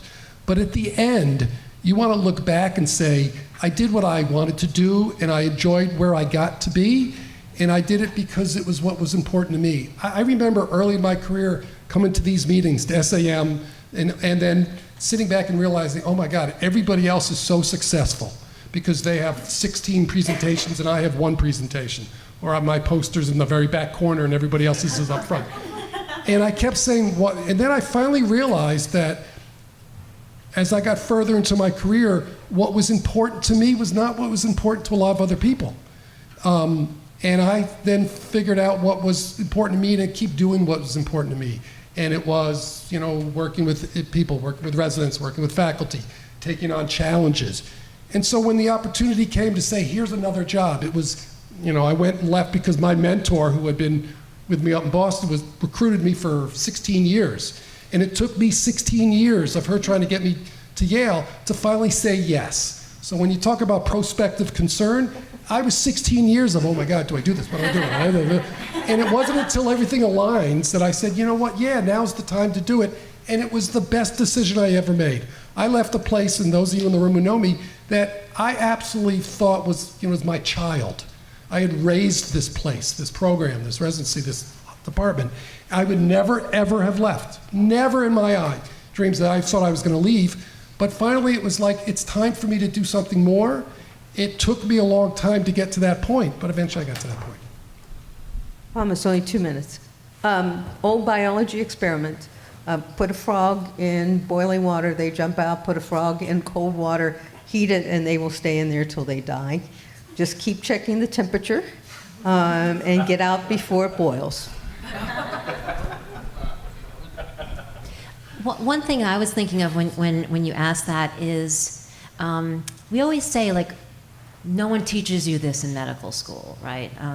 And so, but at some point, you're creating your own menu of professional development, right? And so I remember thinking when I was finishing residency, I remember saying to myself that I will never drive to work, to a job that unhappy. And that was my way of saying, like, okay, I had to do all these things. You always have to show up at the rotation. You have to show up. You don't know anyone, you know? All these have to's until some point that you don't have to do anything that you don't want to do. You're here. You are now creating your menu of engagement and understanding and learning what opportunity is. I just created a emerging physician leaders program at my university, and it's a 9-month program, and we had a cohort 16, and there was lots of things that they had to do. And when we're graduating this Thursday, so we had our last session recently, and I said, you know, you've just been going through the curriculum. Now it's up to you. Now, you know, someone wants to look at doing getting an MBA, or someone wants to look at doing CMO jobs. Someone wants to. So it's really, I would say it's positive. Look at it positively, that you can really develop yourself, you know, and take your time, and you know, and just always check back, because everyone else is thinking of their selves too. No one's really thinking of you and all of your moments, but you. And so I would encourage you to think about what's fulfilling, what feels good.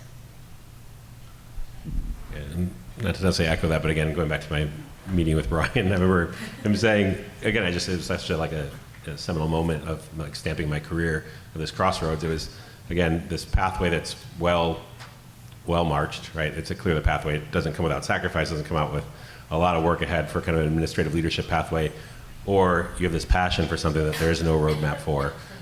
It's really different, maybe niche, maybe it is impact. There's no, I don't know what the next step is.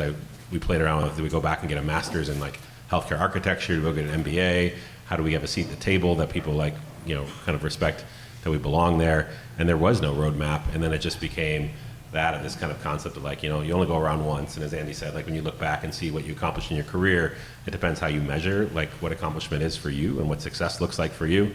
And this path, although it was clearly the path, more difficult to travel because there's no benchmark, there's nobody to follow, there's nobody to tell me what to do next.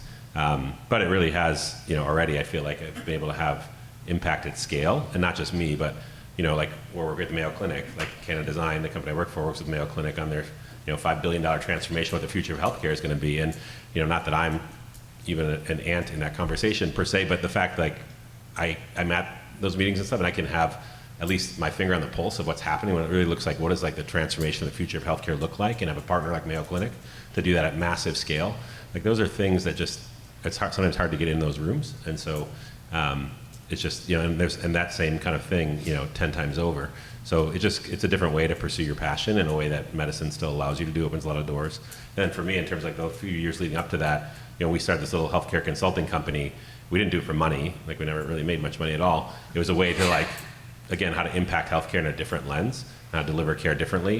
And in fact, our money that we made from these contracts was so intermittent. I have 3 little kids. I was the primary breadwinner for my family. I couldn't cut back my time at Michigan to go pursue these things. So I was doing it in addition to, so I was working 2 full-time jobs, 100% at Michigan as an academic faculty and all these administrative roles I had. Plus on the side, I'm flying all over the place on the weekends, and during the week I'm coming back and working night shifts. And you're trying to do it both because I couldn't make enough to take my time down clinically and support 3 kids and everything else. And so eventually it led to this role at Canon where now I have a salary, and so it's there's less risk.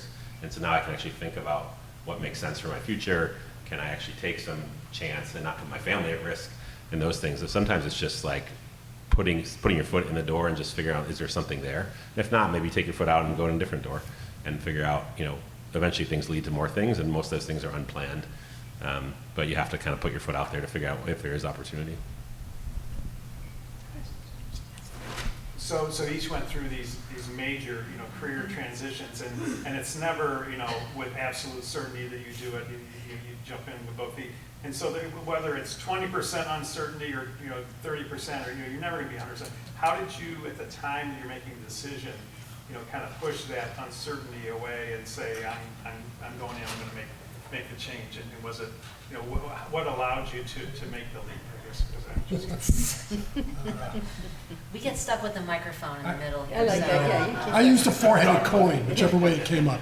No, I think it's also important to keep in mind that what we're thinking about and talking about career is only part of the equation, and I think you can't forget the other aspects. And how does this career, whether you're part-time, full-time, or 3 different jobs, 1 job, whatever, how does it fit within the rest of my life? And I think the risks that go along with it and the decision-making, I think are really unclear. I mean, I would not have taken the same job I took 10 years previous, not because the jobs were any different, but I was different, my life was different, where I was in life was different. I wouldn't have done it 5 years later, again, because it wasn't the right time. So sometimes the right opportunities come along at the wrong time, and that's okay to say no, but when that right opportunity comes along at the right time, that's when you say yes. That's how I looked at it. Every time I made a career change, it has been absolute panic. Absolute panic. And I'm like, I'm in this, I'm going to get this job, I love this job, and then remember every single time I've been like on the phone, every one of them I've accepted on the phone, and every one of them, it's been that moment when they said, well, is it a yes? And there is this absolute panic. For me, it was the fact that I realize now I'm going to be panicked. Hopefully this is my last job. But I realize I'm going to be panicked, so I just like, okay, let yourself be panicked. I have had some of the most serious discussions I've had with my husband and now with my kid have been over this. It was actually harder. It was easier to make a decision to have a kid than it was to leave any one of the positions I had. But I do think talking it over with someone, your partner, your spouse, your friend, your whatever it is, because they're very much going to be affected by this change, even if it was in the same city, they're going to be affected by it.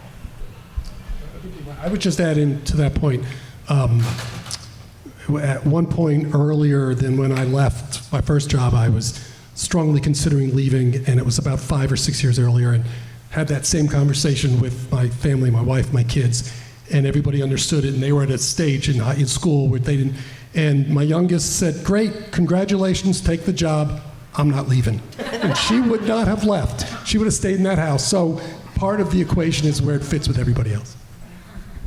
That's very true.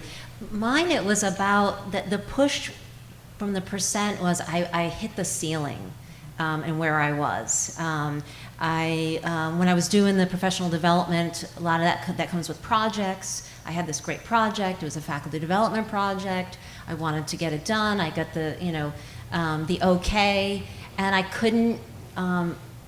There was no support for me to actually do it, and so for me, I felt like that. I was like, if there's no, I had hit the ceiling in my position and in my career. And so having that person that says, that's a great idea, why don't you come here and do that? And within like 4 months of moving, I applied for an NIH grant with that project and got it. And just that amount of like someone saying, yeah, why don't you do that over here?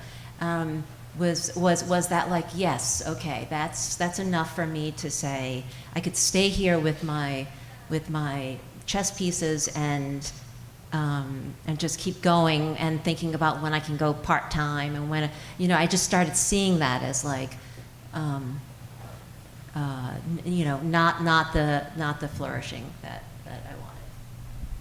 And I think to Brian's point about uncertainty, I mean, for me at least, like I'm completely uncertain still. Like this is like, I'm very early in the journey. Like I don't know where this is going to wind up.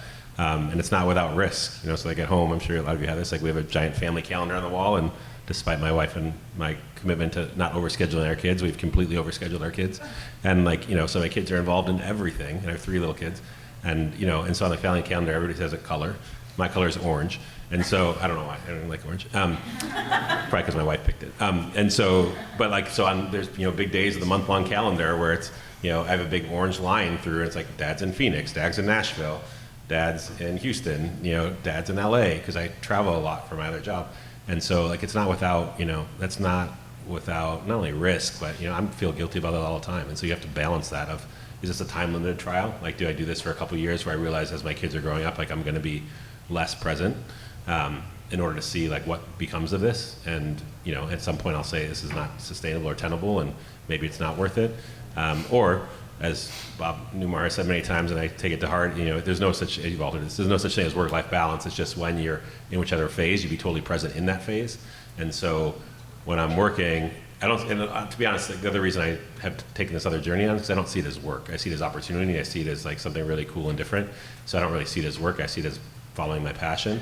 But when I'm there, and I'm invested. But when I'm home, I try to disengage and be home. Because I know I'm going to be gone the next week for something else. So again, it's just, there's no balance. It's just being invested in where you are at the time. And for me, it is probably a time-limited trial. Like if I can't figure out a way to not travel so much and be home more, then this experiment, as cool as it is and as passionate it is of mine to follow it, it won't be worth the trade-off. And I'll figure out a different pivot for me. Can I go for a second? So my kids all grown up, got married last year, 38. Hopefully grandchildren will come someday. Not too long, not a big window. I know, we travel a lot, we work a lot, we do, and everybody worries about their kid and what the effect is. What I have seen in my child, at least, is this amazing person that has a work ethic, that has a commitment to a mission, totally not in medicine at all, and has really sort of sat back and watched mom quietly, made fun of her, and then went and did some other things. And so I'm really very proud of her. And so just be aware that what you're doing when you think you're harming them, actually, you're probably doing a really good job. And for Alyson, I think, because you seem to have done a pretty dramatic pivot and on a little bit of a mid-career position. And you talked about hitting that glass ceiling. And I'm curious, did you share with your supervisor at the time, like, I think I'm hitting a glass ceiling? And so that when you actually said I'm leaving, was it a surprise? Like, how did you have that conversation? Because that person was, yeah. So I think that's a hard transition to make, and I would have been very scared because you respect your supervisors and you want to do good by your peers and your colleagues. And I was scared, and I remember telling my dean now when I told her that I would take the job. And I remember saying I would never take it back. Once I told her, it wasn't like, I got a good night's sleep. I don't really want to go anywhere now. So that was, one thing. But my leadership had changed. And there was an interim, and then there was another chair. And, and so there was a lot of chaos. Yeah, that's a great word. Yeah, exactly. And that chaos happened at a time when I needed it to, because it made me uncomfortable. I didn't enjoy what I was doing. I was really miserable. And so miserable, COVID, and I just kept pruning my roots, just kept getting like a little bit more exposed, and finally I was like, that. So when I told people, it was a shock. It was a shock, and then probably not so much so, So, but yeah, it was during a chaotic period. It wasn't like I was stably moving along.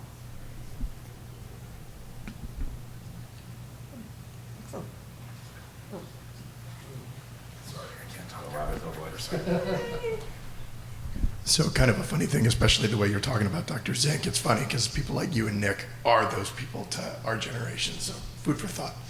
But when we've talked a little bit about, as people get into these new spaces, one thing you told me, Ben, but I'm curious what everybody else's thoughts are with these big pivots away, is you don't think you're ready to start investing in this because there's a decade or 20 years to sort of build a skill set. And I don't think most of us, I definitely don't know, for instance, moving from this like academic informatics into industry for me, and there's a half dozen, 100 other things for the 100 other people in the room. How do you start to invest in that when you don't yet have the ability to sort of go all in and make a big dive?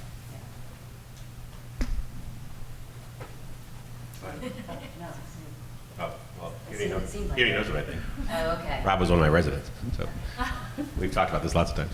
I mean, I think it's similar to what I said earlier, which is, if it's a passion of yours and it's going to be this itch that you just have to scratch at some point, then at some point you're going to have to put the time in to do it, and you just have to start going down that road. If you know you're not going to be, or on the other side, you're going to have regrets, like later on, if, in whatever, things you accomplish within academic medicine or medicine and emergency medicine in general, there's always going to be a piece of you that says, like, I just wish I would have pursued that, or at least seen if it went anywhere, and maybe it will go nowhere. Again, like, this is a bit of a trial for me as well, but you gotta, at some point, just decide, like, I'm gonna go down that road and see what happens, right? And so I've been in the innovation, well, you've been on some of these journeys with me, like some of these innovation space and some of these things we've tried, even, I've tried to mentor some of the residents in different projects.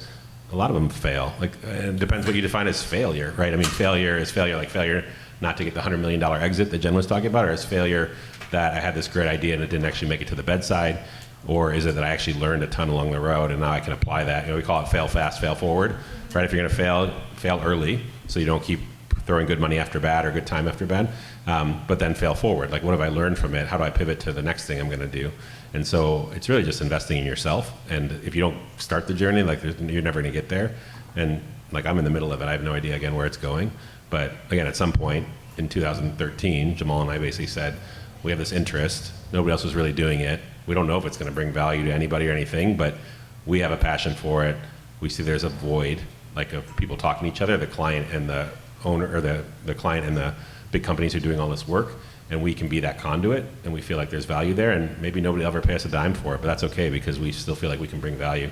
And then we just, again, we showed up all these conferences, paid on our own dime, and nobody knew why we were there, but we learned a lot. And then eventually, I don't know if this is successful or not, but this is part of my journey, and we'll see where it goes. But you gotta just start. I think the biggest thing is like the regret. If you feel like, 15 years from now, I wish I had, tried to start a clinical informatics company, or somebody gave me an opportunity to join them as a clinical consultant or something else, and I didn't do it because I was so busy at work. I have 2 new babies like you do, and there's never a good time. It's true, there's never a good time. Sometimes they're better than others, as Andy said. But you just have to decide when is the least worst time, I guess, to start.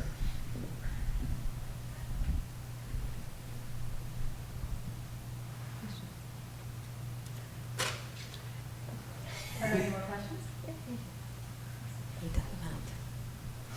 Okay. Because you brought up the concept of failure and pivot. You can pivot in the setting of success, you can pivot in the setting of failure. Is there a difference in how you would do that pivot, or is it essentially the same fundamentals?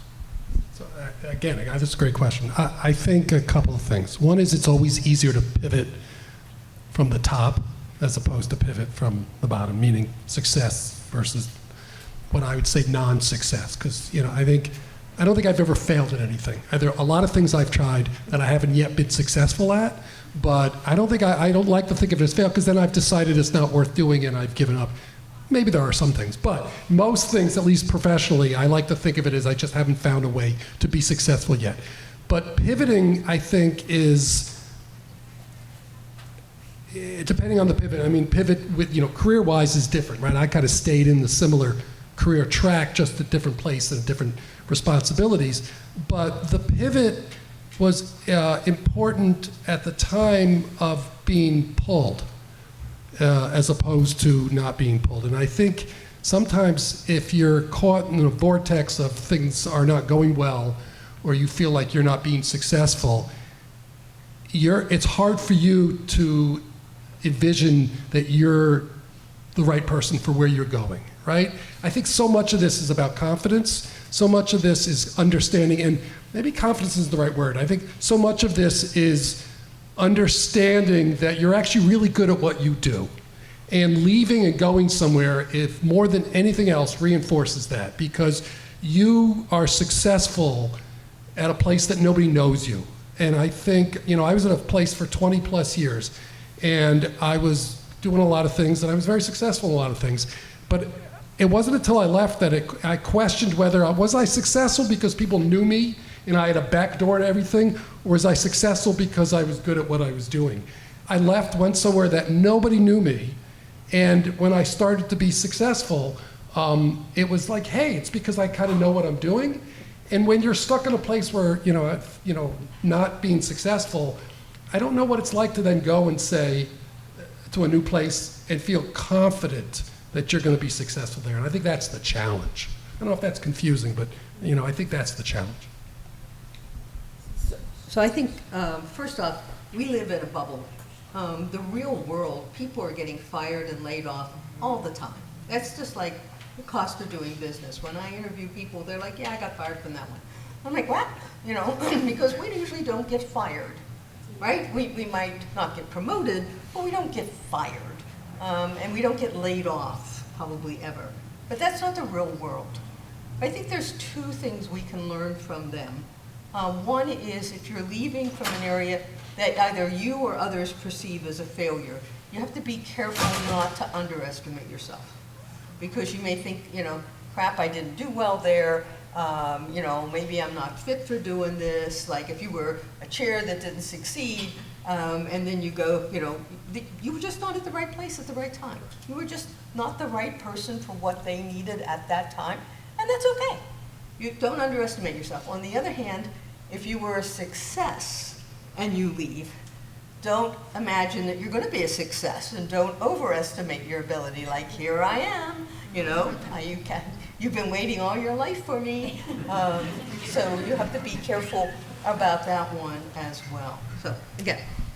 Oh, that being said, I need to look, but I guess one thing that I've learned in the last couple of years is Juliet Rogers, who was at Michigan, she's a PhD and an MD, but she started Blue Cottage Consulting, which is now part of this large design firm, and she's kind of been my mentor, my sponsor, and the one thing she said over and over, so she was at Michigan, she was associate hospital director of children's and women's at Michigan for a long time, very successful, and then when they were building a new children's hospital, she figured out, I think I can do this much better. Like, I have a better way to do this. So she left and started her own company, which became this big Blue Cottage, which is this very successful consulting company.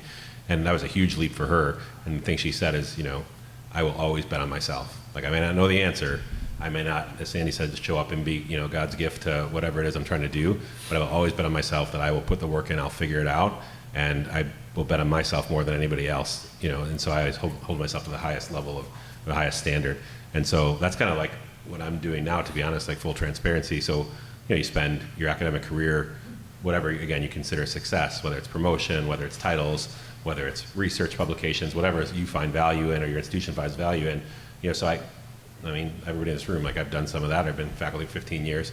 You get titles. I've been the director of the ICU for 10 years, 8 years, whatever. I've had administrative roles. And in order to do my job at Canon now, I've had to give all that up, right? And so they're in the process right now of my department of backfilling like these roles that I kind of worked my way into and really enjoyed.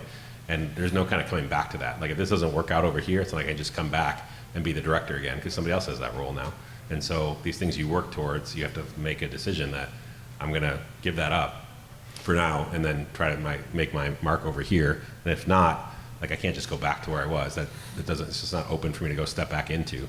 So, you have to figure out, like, what's next, or even if you don't know what's next, you have to be willing to kind of say, like, yes, I've accomplished some stuff here, but now it's time to pivot, like truly pivot, and I'm going to let somebody else do it. Somebody else is going to do that role, and I can't come back to it, so I have to figure out a new path. And it's good and bad. It actually forces you to, to make decisions and to commit and to bet on yourself.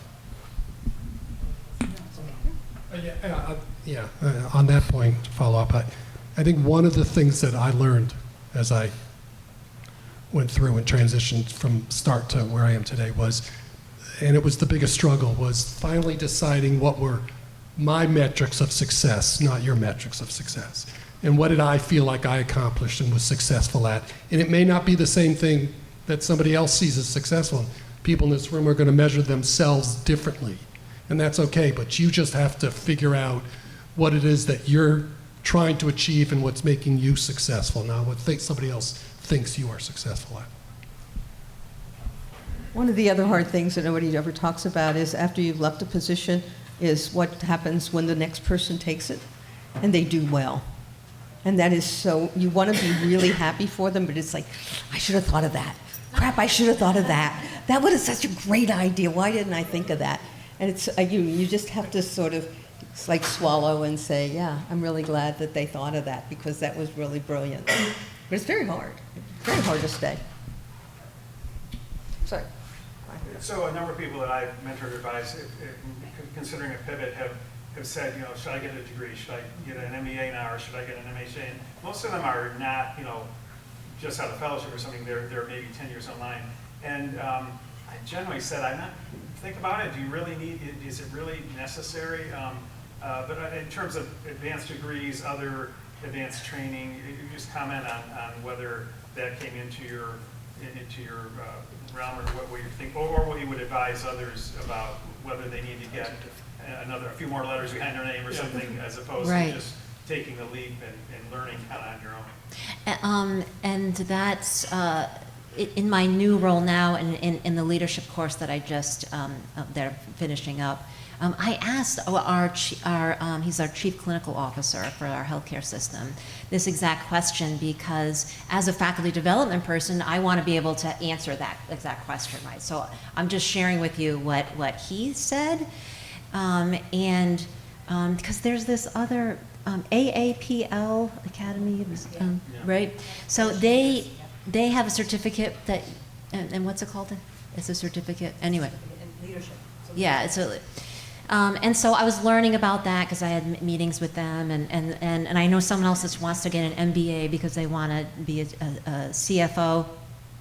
And the chief clinical officer said, those are good things early on, because if you're up to someone and you want to get an entry level job, and you have this particular background or certificate or degree, then that may help. But when you get to the higher level, you're judged on your experience, right? So it's not because you have this particular degree, it's what was the last health system that you were running, and show me the metrics of how that went.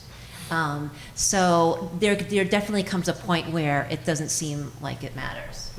Yeah, I would agree. You know, Brian, we did this at a different stage, right? So I would say in a lot of the roles back, certainly when I was going through this, it was a lot less important because you could get your foot in the door, or you could be there and be accepted. I think now, and again, I think it's an early versus mid to late career thing. I think certainly early in career, people are, when they've identified the area they want to go into, and there are opportunities for additional credentialing, training, whatever you want to call it. I think there's 2 points of it that make it important. One is, I think it gives you street cred in that area. And when I talk to a lot of our folks who are in, administrative roles or in getting their MBA, I think the benefits are numbers. Certainly they're going to learn something, I hope. But more importantly, there's 2 things. They're going to network with people who they ultimately are going to be involved with, and they're going to have street cred when they're dealing with the business side of medicine, and where without an MBA, sometimes you may not have that street cred. If I could look back and say, what would I do differently? That might have been one of the things I did differently. I might have gone and gotten my MBA, knowing where I am today. But back then, I had no idea I was going to be where I am today, so it wasn't important to me. I wasn't going to do it. But I think looking back, I would say it has, certainly in today's world, it has a lot of benefit to have that additional credentialing behind you, because it gives you credibility, which maybe I don't have just on paper. And then I'll get it down to Ben, because I'm sure he's going to say this similar thing. So I've made like this super different pivot, because I don't do a lot of medicine each day. And associations have their own certification. It's called a CAE. And they have their own finance, etc. So I took a whole bunch of those courses because I kind of wanted to see what they were about. But what it benefited me was learning the language. Okay, because we in medicine have the language, right? We can talk to each other. We even abbreviate the language, get an ABG. But they were, and I thought that was critical. So more so than the credential, which I agree with you, is changed, is the knowledge and the language. Yeah, I agree. I mean, I talked to Brian and Bill Bassin and Bob Newmar about this as well for a few different things. One is, when I was getting this space, like to get in the room, do I go get a master's in healthcare architecture? Do I get an MBA? Did it matter? It turns out being a physician is enough to certainly get you in those rooms and give you immediate street cred, which I didn't really understand, or have that sort of, again, imposter syndrome of like, how am I to sit in a room with all these people who do this as a career and I don't? Certainly being a physician alone, an MD, turns out to be plenty of credibility to get in the room in other industries, which I wasn't really, I've lived in medicine my whole life, so I didn't really see that version of it. But then I've even struggled with things professionally, like within medicine, that same group who I consider my mentors to talk to. So I graduated residency, I never did critical care fellowship, and now I'm running this ED ICU for 10 years, and I'm not an intensivist, not a board certified intensivist, and we practice at this intersection of emergency medicine and early critical care, and turns out all of us who are emergency medicine boarded are extremely capable of practicing that space if you give us enough time and resources, and enough time to think. We have the skill set, we can do it, we just don't have the bandwidth to do it most times because of our other demands on our time. But so when the EDICU model was taking off, I remember meeting with Bob and saying, I'm 45, should I go back and do a critical care fellowship? And although, the rational part of my mind said, like, that would be so stupid. Like I have 3 little kids, and like I already work, overnights and call and everything else. But at the same time, like I felt like for my career to grow in that space, like I needed that It's not a merit badge, 'cause it's a real and intense fellowship. It's 2 years, but to get into the rooms I want to get into lead at hospital level in administration, like I probably needed to be an intensivist, and I wasn't. I'm still not. But then that's when Bob kind of said, he's like, do you really want to, like this program is surging right now. We're getting kind of national exposure. We gave the 2015 SAEM plenary on it. We thought it was a new model of care, and it's really growing. He's like, do you want to get off the bus now for 2 years? Well, that's moving forward, and somebody else is driving it, and then 2 years later, you have to try to get back on. So his, recommendation, and so was Bill's, Barson's at the time, was stay on the bus, see where it goes. If there's no other path that gets you to where you want to go, then maybe you think about it later. But for now, like when that bus is moving, like you want to be on it. You want to be one of the decision makers and the stakeholders. And so from a medicine side, all this design stuff aside, like that was something I struggled with for a number of years. Sometimes I still struggle with it. I'm not going back, I decided, but it definitely, to get ahead, I felt like I needed to have that, those credentials, and turns out you can find alternative paths sometimes. So I want one final word from each of you before we let you all go for a break. And that is, if there was one skill, looking back now through your career, if there was one skill that you knew you needed early on that has helped you with your pivot and making it successful, what would that skill be? Human resources. Because I now have 8 people that I've had to hire that report to me, and that's a whole world of that I hadn't, that I had to learn. HR. Okay, HR. I would say the finances of healthcare, like that has, no matter what part of my career I've been involved in, and even my other career now, if you don't understand the finance of healthcare, maybe not at like a Jen Wiler level, but if you understand like where follow the money, like that's where all the decisions get made. That's what keeps your finger on the pulse of what you're going to come up against and where your challenges are going to be and where your opportunities are going to be. So even in other industries that intersect with healthcare, you have to learn where the finances come from. So I would say a skill I wish I learned early is how healthcare is financed, how the decisions are made, and who are the stakeholders. Oh, you can pass it right past me. I'm not ready yet. I was still thinking too. I think one is our ability to, so first off, we have an amazing skill set, okay?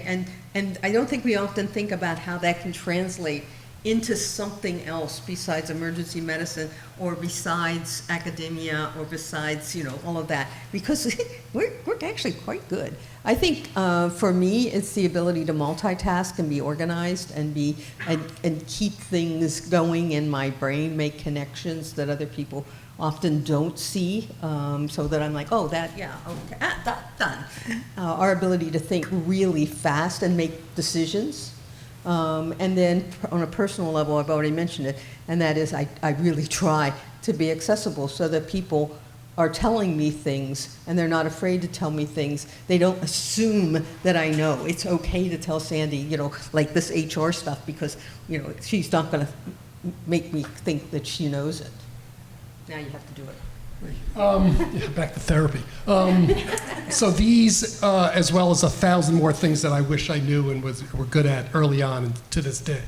But I think the one thing looking back that I wish I was better at or understood better was, this is going to sound really bad, I'm way off base, but that most of the world lives behind a facade. And that those proposed experts who you have to deal with are not maybe that much of an expert.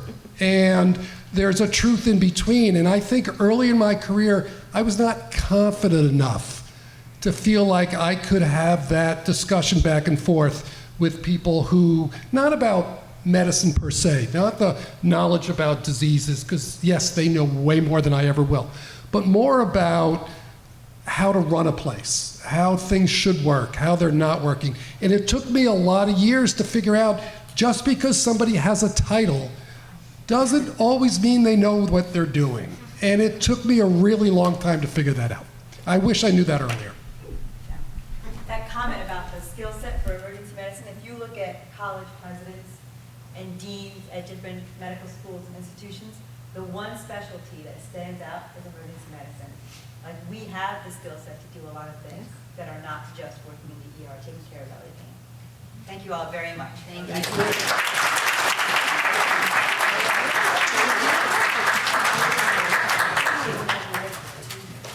We're taking a break. We're in town only. That was excellent. That was really great. Thank you so much. That was really valuable. Cheers, baby. Thanks a lot.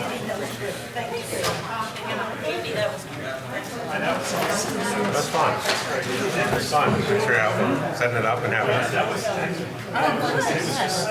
what a great panel, right? Yeah, You know, yes. you probably learned something, right? Yeah. I thought it was just really great discussion. And I think like this type of gear, this type of panels is really important. Yeah. Rather, I mean, you know, you could have one person give a talk. You could Yes. have 4 people give their stories, and you're gonna identify with one of them. You know, as opposed to one person, maybe you wouldn't. I learned a ton too.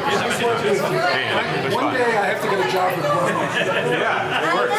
Turns out that's the secret sauce right there. Yeah. that was very heartwarming to hear you guys. Well, that's true. Yes. It's all true. No, it's true. Everybody's like, what happened? I'm like, well, my boss left. So I had to leave too. Yeah, big boy. Yeah. That's fun. That's how you do it. Yeah.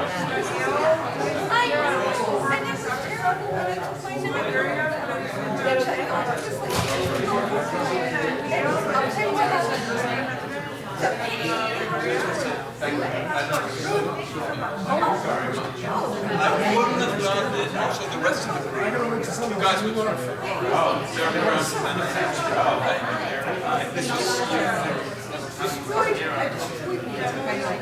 residency that went through a long time ago.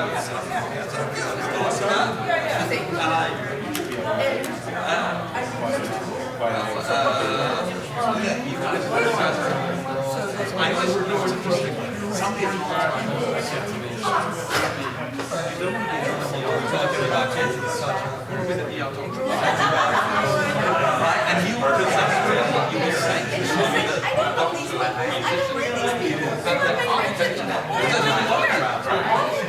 So you both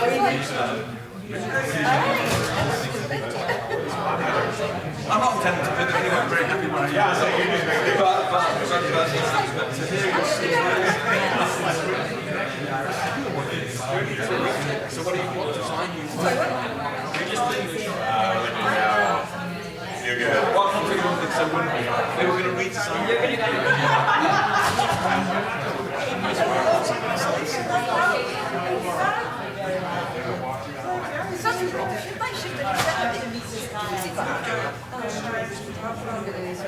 All yours?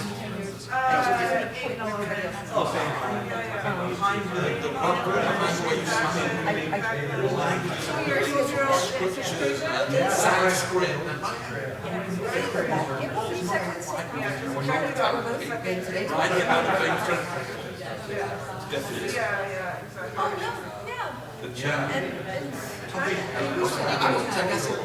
Go and outsource this. So to hear what you're doing is just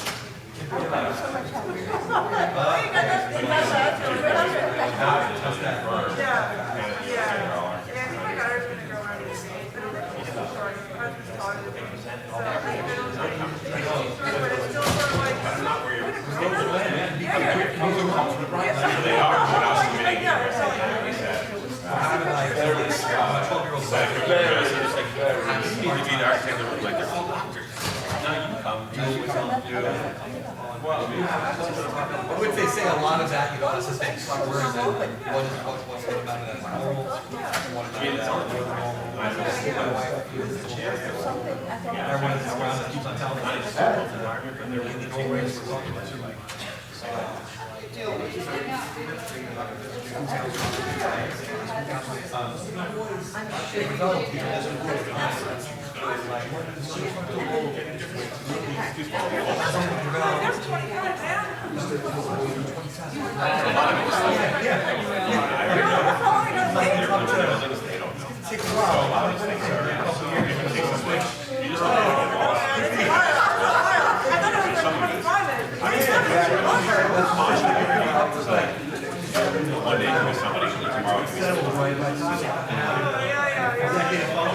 It's not really modular. No cabinets, no wood structures, no concrete. Like start really depending on the standing moves. So that is like reconfigured if needed to go. Do things that expand over time or factor of time depending on the need. Have things where other services would have a presence in the dark space if they to be changing. Some of these just things, again, like we're moving towards alternatives. Arrival, there's an issue. How do you start planning for that? What does that look like? How do you communicate that with each other? Where do you have a nurse looking at coordinating that? How do you have to build that into your future stuff? Like it just really was a trend set. Start thinking about how do you make this.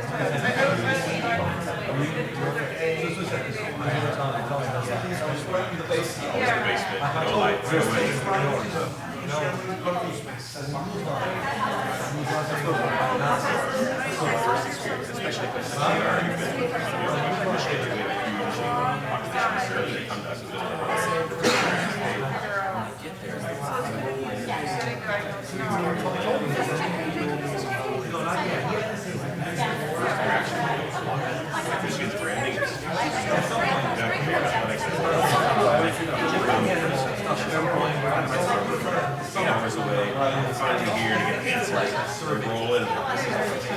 This is your first impression. Job security.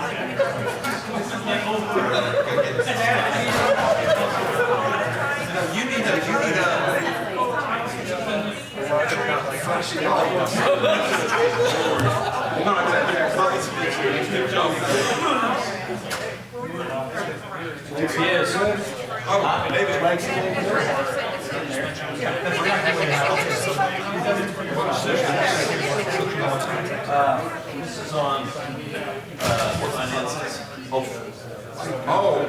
Negotiating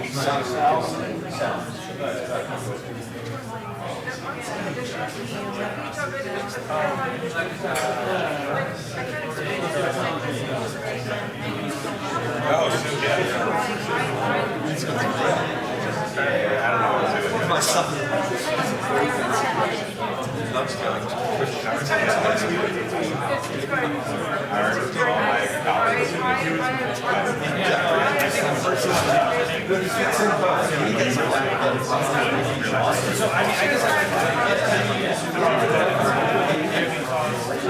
to go on the upper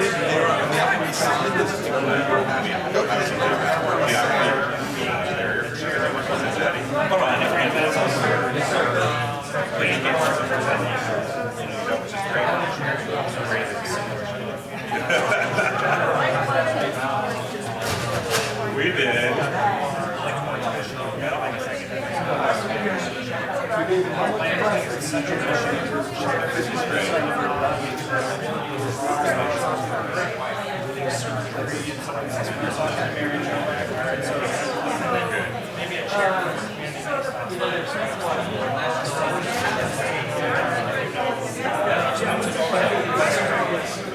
If you want to get out of Michigan,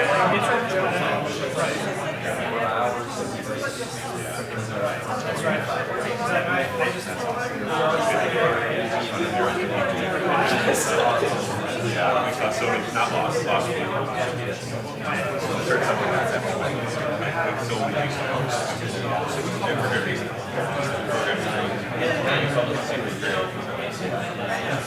let me know. I just here's some work for you. I remember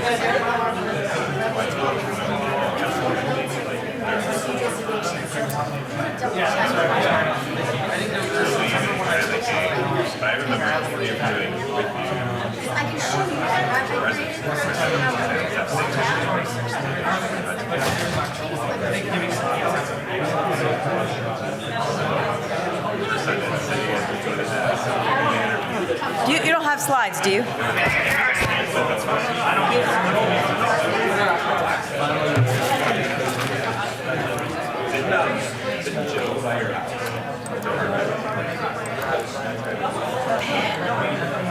Oh, really?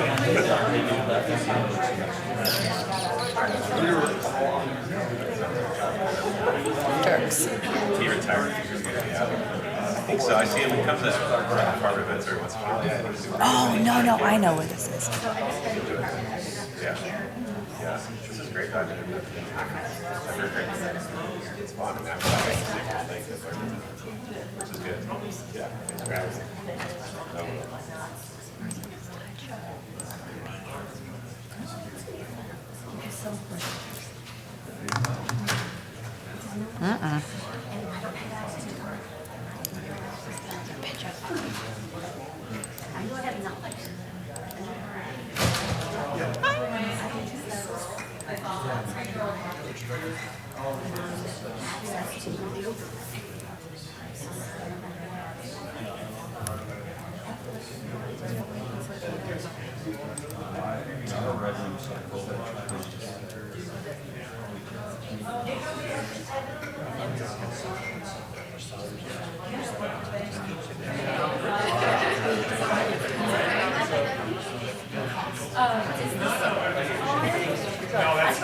Oh, that's not on.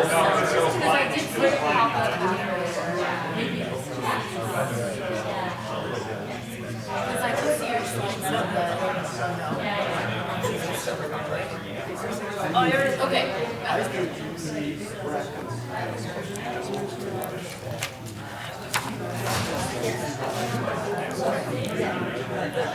That's 11, right? Okay. That's how we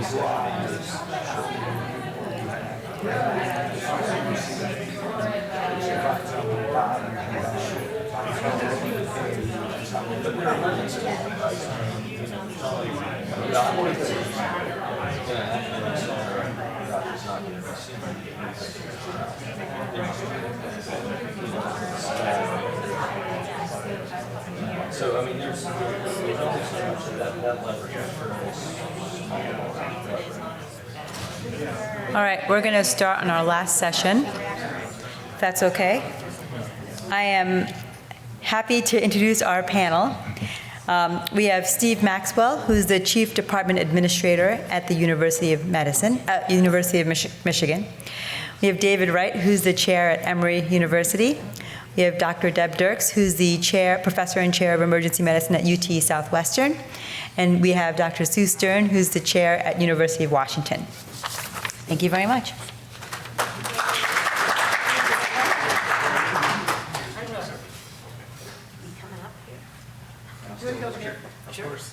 No, I'll go for there. All right, I'm just going to start running the slides and then we'll. Slide runner? Just for now.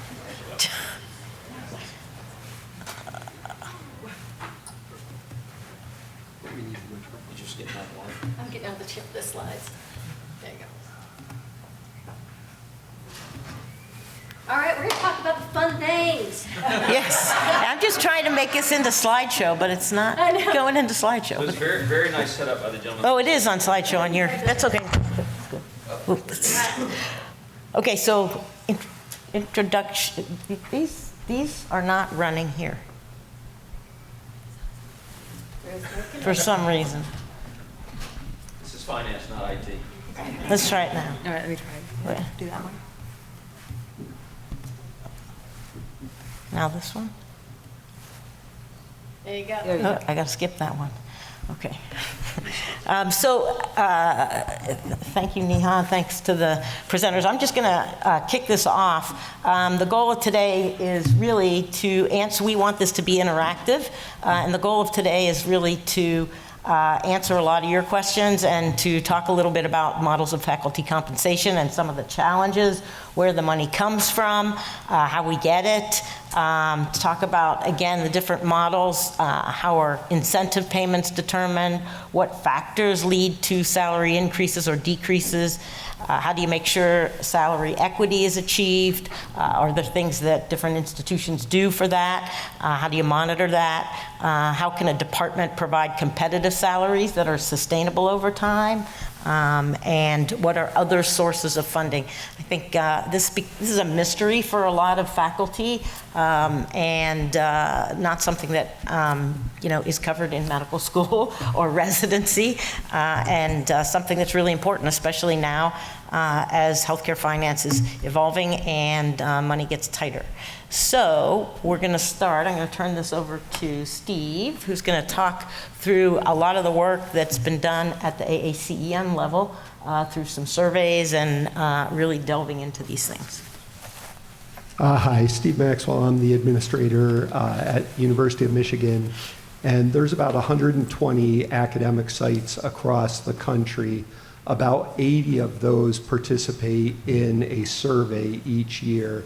There'll be a couple presentations of that data later in the conference also.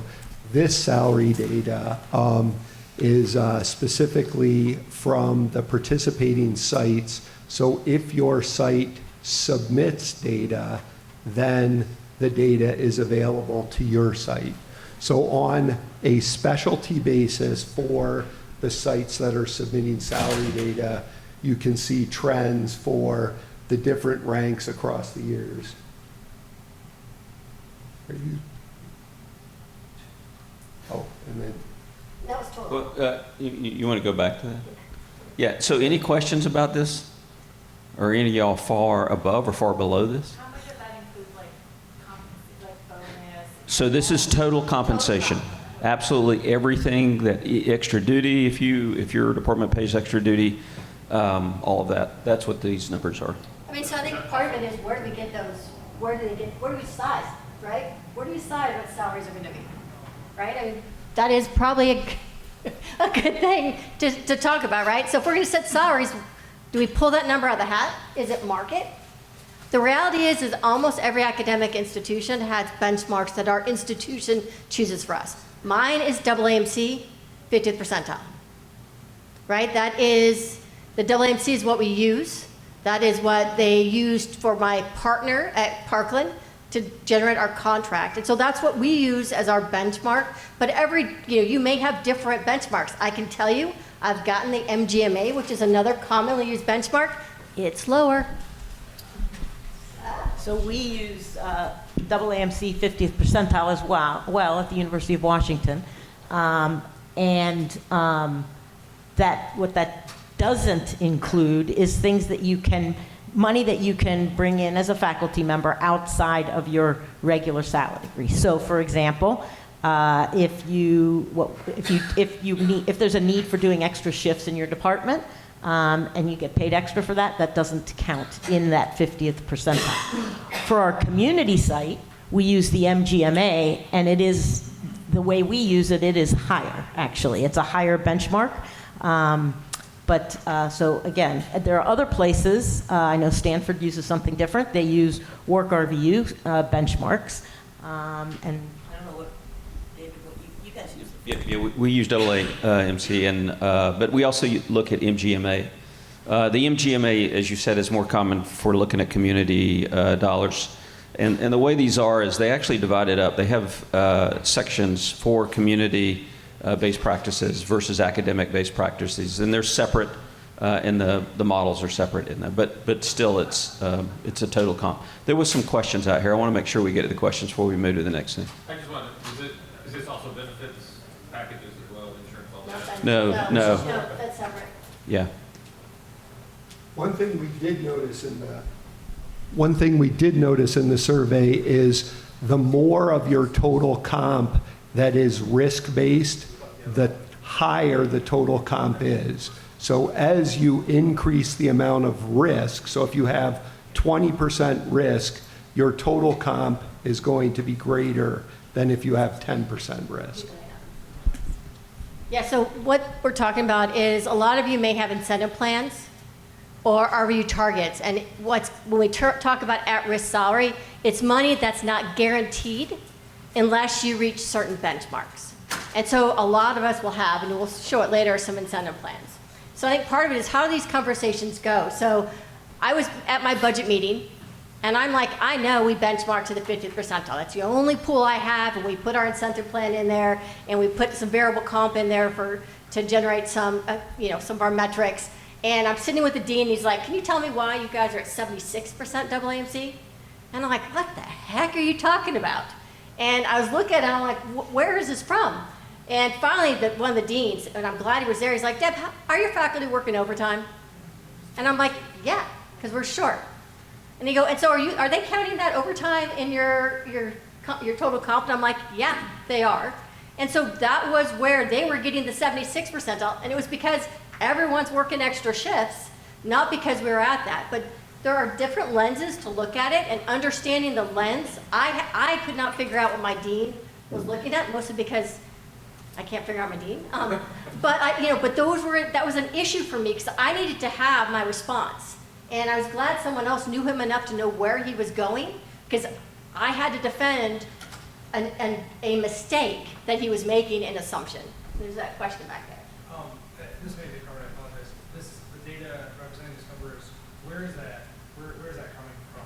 Like, is that applicable? There's a lot of different types of employment structures for groups that might work in academic centers and not. So is this employee positions, or is this only academic university centers, or is this like contract groups, or where is that coming from? These are the 80 sites where the chairs and the administrators participate in AACEM in the annual survey.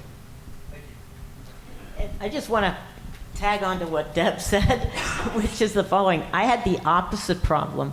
For a couple years, I had to fight the dean's office and the people that were, looking at our salaries to explain to them why they can't include the extra income that faculty make from doing extra shifts as counting towards the 50th percentile. So it really is important that you get the dean's office and anybody else who's surveying your salaries to really understand your work, and so that it's fair and people are getting the salary that they deserve. You want to go to the next one? So actually what we did was we put together just a potpourri of slides that aren't necessarily like one right after other makes sense, but it's just to make sure that we cover the topics that we wanted to cover so that you can ask questions. So it really is meant to be a dialogue. So this slide, I just threw this together. This is, I gave a talk to my faculty over our compensation plan and compensation equity and things like that, but it became very clear that I had to sort of just explain what the basic business of emergency medicine is.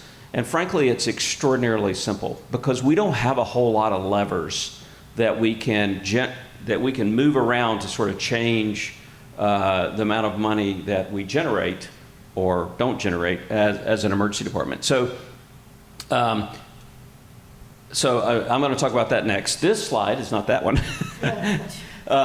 So this slide is basically the different compensation models that you can have.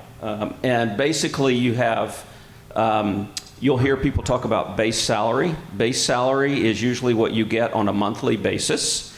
It is the guaranteed salary that you have coming in regardless of what you do, right?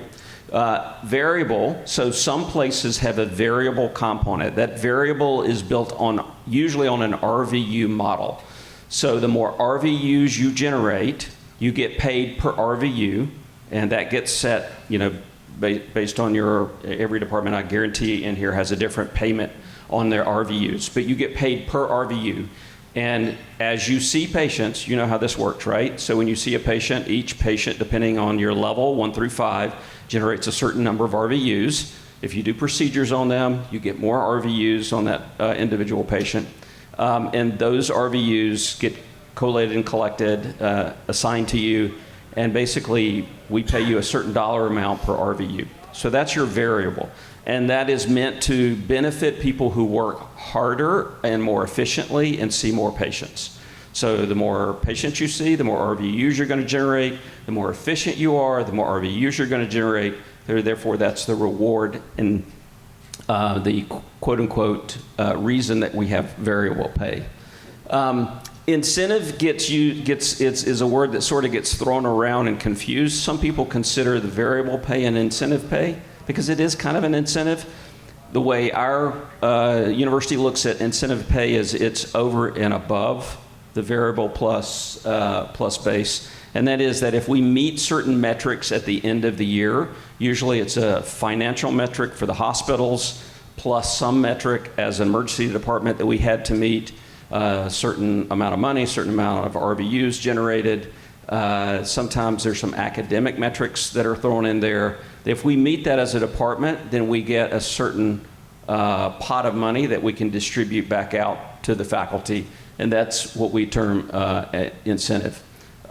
Administrative stipends, so some people may be like the medical director in addition to what they do, seeing patients, and a lot of people pay that in a stipend. So they may get $20,000, $50,000 a year additional stipend for that administrative duty. I think we probably all have different models of this in our comp. And then that equals your total comp. So just to sort of back up and some questions around it, but any questions about this? And there's actually other varieties of this, but yes, go ahead. Are these salaries in any way normed for the fact that different groups have like wildly different base clinical hours? Are they normed? So the WMC, when we get the WMC, so we're WMC, they don't tell us the hours in there. The hours are pretty much institutional RVU, or what a full clinical FTE is, and they are not normalized. In fact, when you get the MGMA benchmarks for RVUs, they don't really state the clinical hours required to make those RVUs. Right, and this is what we spend a lot of our time doing, is negotiating the number of clinical hours to work in a particular ED. So, say you have a 10-bed ED, right? You need one person to staff that ED over an 8-hour shift, and or do you need one plus an APP, or do you need 2 people to staff that? All of that, how the numbers that we staff our EDs, that's not weighed in here or normed for any of this, right? This is just compensation that you pay. Now, it makes a huge difference on the bottom line, right? And so we'll get to talk in here about the economics of an emergency department and how most of us in academia cost the system money from the standpoint of the physicians. So, and we'll talk about that in just a minute. When we hear clinical hours, there's different ways to calculate it, right? So you can do clinical hours, total clinical hours worked, and how does vacation figure in that, right? Is it clinical hours and that decreases your hours? Is it clinical, if you take vacation, is it the same if you take vacation, on top of it? And so a lot of us have different clinical hours because a lot of us deal with that differently based on how we were forced to. And in terms of dropping a shift, 3 years ago, I reduced our clinical shifts from 14 to 13, and I had to hire 7 FTEs more to staff Parkland. Right. Yeah, and I think there's, correct me if I'm wrong, but whoever asked that question, underlying that question, I get the sense of is how can we best use these benchmarks to compare ourselves to other people? And so this is just one, I would say, if you go back to this slide, this is really one piece of data. If you're looking at the other institutions, whether it's in your region or what you consider peer institutions, it sometimes is a good thing to pick up the phone and talk to the administrator there and say, we have these data from the salary benchmarking survey, and they'll be happy to talk to you. Can you clarify the hours worked? Can you clarify if you give vacation? Can you clarify this or that? To make sure that you're comparing apples to oranges. And, the AACEM survey is a great survey, but sometimes it is hard to interpret some of those data, especially the data around clinical FTE and what those hours mean. So I just said that's, in answer to your question, this is one piece of the data. and you got to look at the other aspects of it as well. And I think if you go to the next slide, when you look, I'm sorry, back one. If you look at base salary and admin stipend, those are two areas within an institution you typically see equity, because you would pay everyone the same for those two components. But incentive and variable pay by nature will vary based on the people and what they're doing. So you see equity most often applied to the first and the last component. So the variable pay bucket, can you talk a little bit about how you make this, so like if you're in an academic institution that's heavy with learners, right? So we're actually adding this right now, but like how do you guard against aberrant behavior? Yeah, so it's great. Away from teaching, and then also from people's, like, I'm just going to stand in the critical care base and see all these patients. So it's almost like the charity. Yeah, so we have a very similar model. You talk about buckets. So I said we pay at the 50th percentile, right? Within that 50th percentile, the 40th to the 45th is my variable comp bucket, and my 45th to 50th is my incentive comp bucket for my mandated incentive that didn't come with money from the dean. So for variable comp, that's actually where we use a lot of that, and our faculty are very engaged in determining a part of that. We do have an RVU. It's the proportion of RVUs you earn. And then we, this year, got a group of faculty together and said, what do you value? And the faculty valued night shifts and so that's multiplied by a percentage for night shifts. They valued everyone working everywhere, right? So not working, just in the sweet spot. So it's multiplied by that. It's valued by turning things in on time, right? So we have a citizen component in there. And so we actually use that variable comp, decided by a group of the faculty, and yes, I gave them some roadblocks, but decided by the group of faculty where the stressors were for our group, and used that variable comp to address that because, frankly, our junior faculty felt that they were getting screwed. That's pretty much how I can sum it up the best. This is a little bit on a different track, but just sort of to get to your question, we have a couple of different shops. Actually, we get 3 different shops that have a different compensation model. Our shop where most of our teaching faculty work are salaried straight. So in other words, they're all base salary. They don't have a variable component there's no per RVU. And so that sort of makes the teaching piece of it a little bit easier to manage.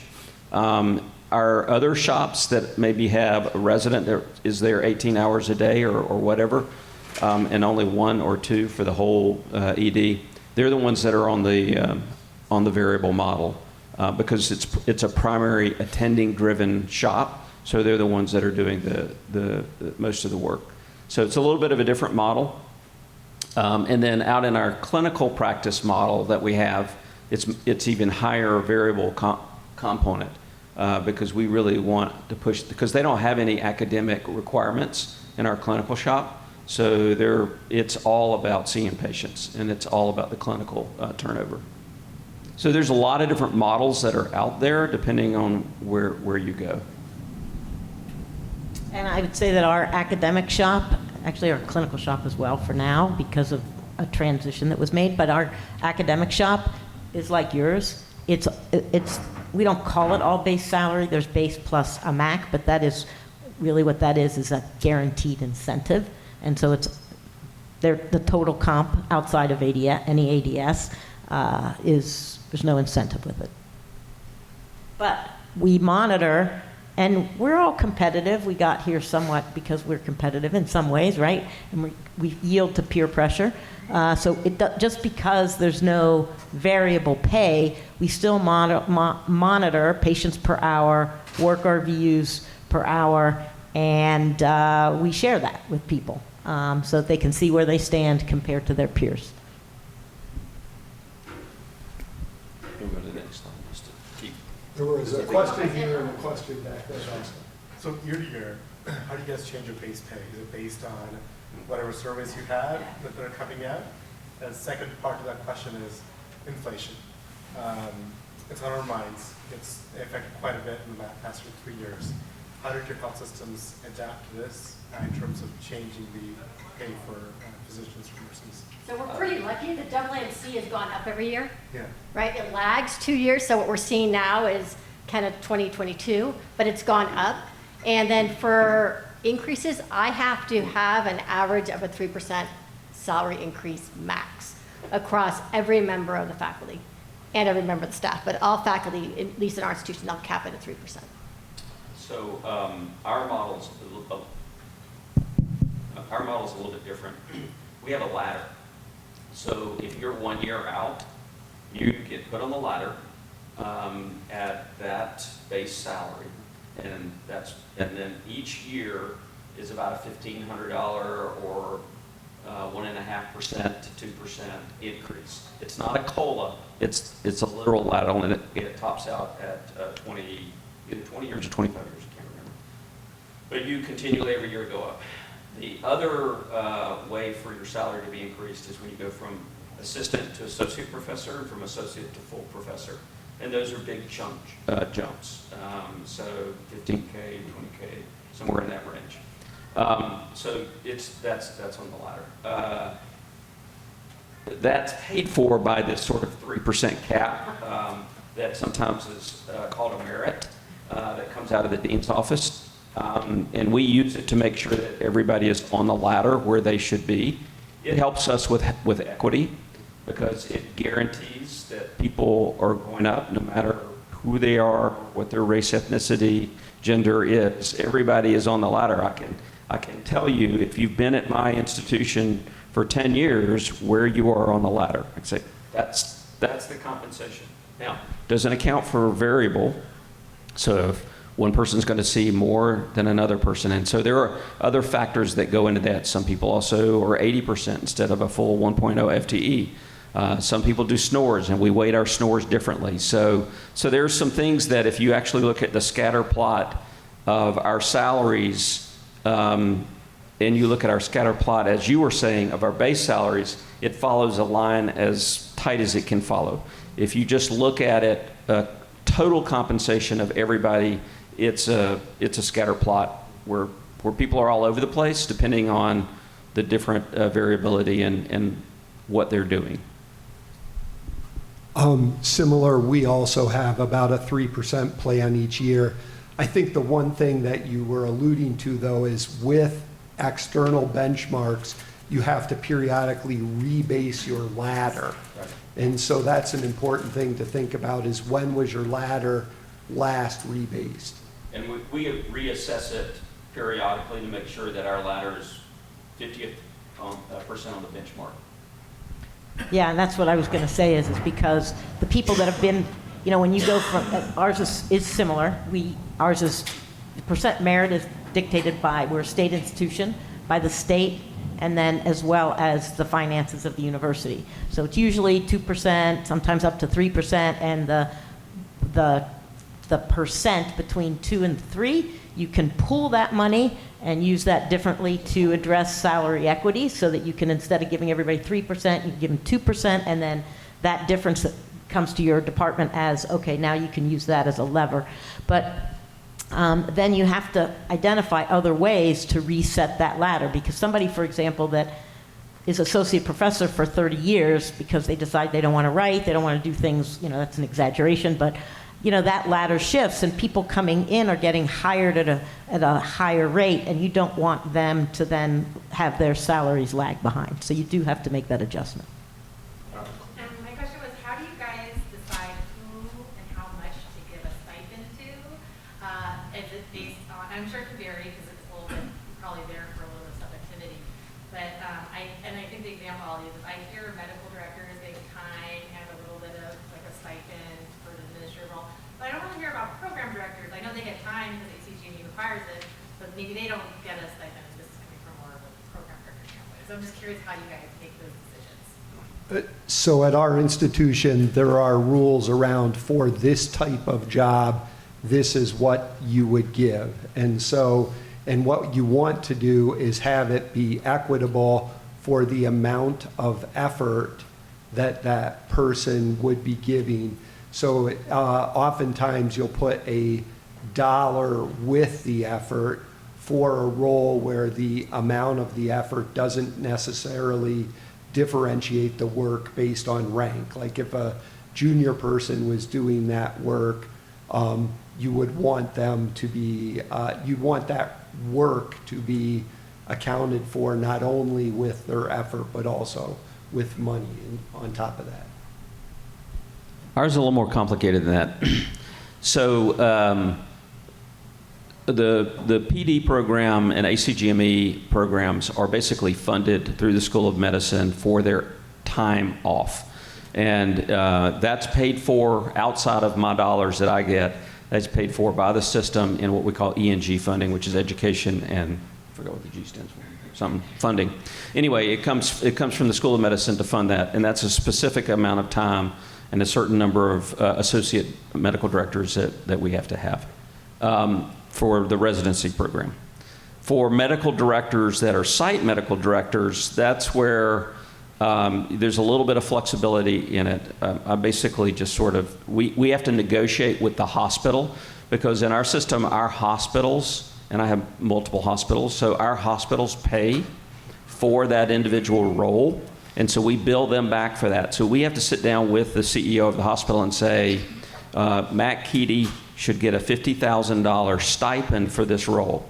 And here's the reason, because he's putting X amount of effort into it. It doesn't buy his time down, unless he wants his stipend to go to that, but he probably doesn't, because that's cash in his pocket, right? So that $50,000 that he gets to be the medical director of this particular hospital, paid for by the hospital, and he may get a little bit of time off, but it's not enough. And what we have to do with that stipend is we have to recognize that because he's taken time away to do the medical direction piece and he's not working clinically, he takes an RVU hit. So his variable drops, his opportunity drops for variable because he's not working clinically.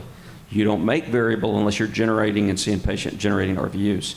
So we do some back of the napkin math to figure out what's his variable opportunity that he's losing and put that back into the stipend.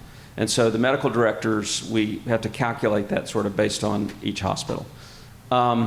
For director roles and all sorts of other leadership roles that I've created within my department, which I have dozens, because I have lots of mid-career faculty who want a title, and we can talk about that later. If it's something towards our mission, vision, and values, we'll usually put a $10,000 to $15,000 stipend together for those individuals. It still has to clear the School of Medicine because it comes out as compensation. So it is part of their total comp, and I have to run it through our Emory University Compensation Committee. So it's a pain in the butt, but normally I can get these things through. And those are variable depending on how big of a job it is I'm asking somebody to take over. And so we create that. Yeah, I mean, I think that's the big key. It's either time or money for most people, right? Because you either got time or you've got money coming in. And the education side, that's funded by GME. That's the dollars we get for that. And so that buys time because we're mandated to give time. And when it's buying down time, it's buying down time. Medical directors, mine don't get stipends, mine get time. If you can't cover, if you get external contracts, I'd rather just give them the money from that and do a pass-through, just because then I know how to staff the ED and how many clinical hours I have. I'm going to tell you a secret. Your retirement is not based on your stipend or your variable comp. Matter of fact, it's usually not included in your retirement at all. So if I were you, I would negotiate for a base salary that encompassed a role. And AACM has some benchmarks, AACEM has some benchmarks that include that in the salary, because that's where benefits are. So I have personally chosen to put as much as I can in my base, so that benefits people on retirement, especially when they come in and they're still below the cap. Yeah, and so at our institution, again, APDs, that's covered by GME or the institution. different from yours, our medical director gets, and the PD gets an ADS, not the APDs. Different from your shop, though, our medical directors also are covered by the hospitals, which is sort of the same, but they also get an ADS. Now, that was not always true. It was true at the one shop, but not at the other. But I then negotiated because I can't have that inequity, right? These are all people on our faculty, so now that's the same across the board. And once you give something to somebody, you can't really take it away. So that's how that works. You should look closely at your benefits office, though, because for us, we have there's a couple different buckets of the salary. And so actually, as I said, our folks there is no incentive, right? It's all guaranteed compensation, but it comes in two different buckets, and both of those buckets do count towards retirement. And one is more advantageous than the other before a certain age, so that's why we keep them both. I think we've got 3 questions, but if we go there, and here. This is a bit of a loaded question because I know how Steve will answer it, but I guess for the others, with your incentive pay programs, obviously, Deb, you said, which most places do, kind of design from the faculty, kind of have contributions to what that looks like and what they value. What about the metrics that are governed by how the health system does or the hospital does? And those are things that your department can't control. We're screwed. During we had 2 years of COVID, and the 2 years following COVID, we got no pass-through dollars. And I think there may be a slide where we're going to get to sort of how does the department, and this is all over the place, how our department gets its funding to do its academic stuff is something we call SOUP, which basically the hospitals used to pass over $60 million to the School of Medicine, which then redistributes it to the departments in a variety of ways. For us, it's based on the number of faculty in the department and a couple other things. So, but for the last 2 years, we've not gotten any of that pass-through because the health system has been in arrears. It has not met any of its metrics. In fact, it's negative. We had 2 days of cash on hand as a healthcare system last year this time. We're back now up to about 30, but it was really bad. And so we didn't get that money. We didn't get a salary. We didn't get the 3%, the merit. So I couldn't do, we couldn't bring people up the ladder. So now this year, if we get a 3%, I'm going to be spending most of that money trying to get everybody back on the ladder where they should be. So again, it's just a game of how you manipulate these dollars through the system. Everybody probably has a different way that they get their academic dollars, but this is one example. My question is just around making a decision to give a supplement versus time. So let's say if you get we've got a slide on that. Like buying out 8 hours of somebody's time. There's base, but there's also fringe, right? So Yeah, give us a second. When you see that total. We're going to answer that question in just a second. Yeah. Mine might pair well with that as well. Okay. You were talking about a $50,000 stipend for medical director role. At our shop, it's somewhat divided, like 25,000 and then 0.1. But now the CEO, Dean, are coming to us and saying that that's double dipping from their budget. And now they're only going to they're not going to give you a full 0.2, they're not going to give you 50, they're only going to give you one or the other. Would you pick time over a over the month? Let's get to that slide because it'll help you in your mind. Just imagine yourselves as chairs and how you're going to manage this. We're going to go to the next one. Let's see where we are. That one we already covered. Yep. That was in the previous. Yep. There we go. So this is an example of an incentive plan. I don't have to talk about it. You can just look at it. But this is literally Emory's incentive plan for 2022. Yeah. So I think the key part of that is the target incentive percent. So most of us are given a percent that they want of our total compensation to be included that. Ours is 10%. Now I have tried to I have gamed every way I can to throw every extra shift dollar in as incentive and everything I can to have the at-risk as low as I can. But that 10% is what we're being told needs to be required in your overall comp, at least in this one, 7.5 to 10. And that's a hard number to make. I mean, think Yeah. about it. We aren't used to, in academics especially, having 10% of your salary not guaranteed. That's a huge number, right? It's Yeah. $30,000 for most people. It's a holdback, Less yeah. than, right? Yep, next one.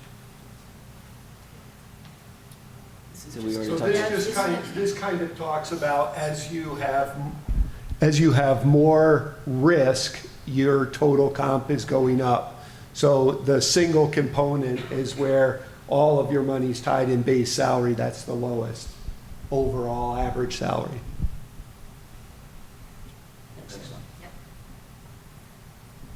And then just for the overall, yeah, this kind of talks about like how your benefits is probably a little over 20% of your total salary. Yeah, that depends on where you are. Where we are, it's usually, upwards of 30 to 33%. The actual value of The the value. benefits. So Yeah. it's like, multiply a salary by, multiply that total comp. Well, it's your total comp, it's guaranteed. You multiply that by 1.33, that's your actual cost of the FTE. We're not there yet. So this was the teaser that I started at the very beginning about how simple emergency medicine funding is. So really, this is it. This is all the levers that you have. Now, we can dissect some of these down a little bit, but just so you know, we don't really control our volume, right? So it's the number of patients we see, the number of RVUs you generate per patient, then the number of dollars that you get paid per RVU is your income as an emergency department. That's it. It's literally that simple. Now, we're not talking about research, we're not talking about contracts or outside things, but the business of seeing patients is really simple finances. This is why you don't need a finance degree to do it, but you do need to understand it, okay? Because how you tweak some of this is how much you end up costing your system or how much you can generate.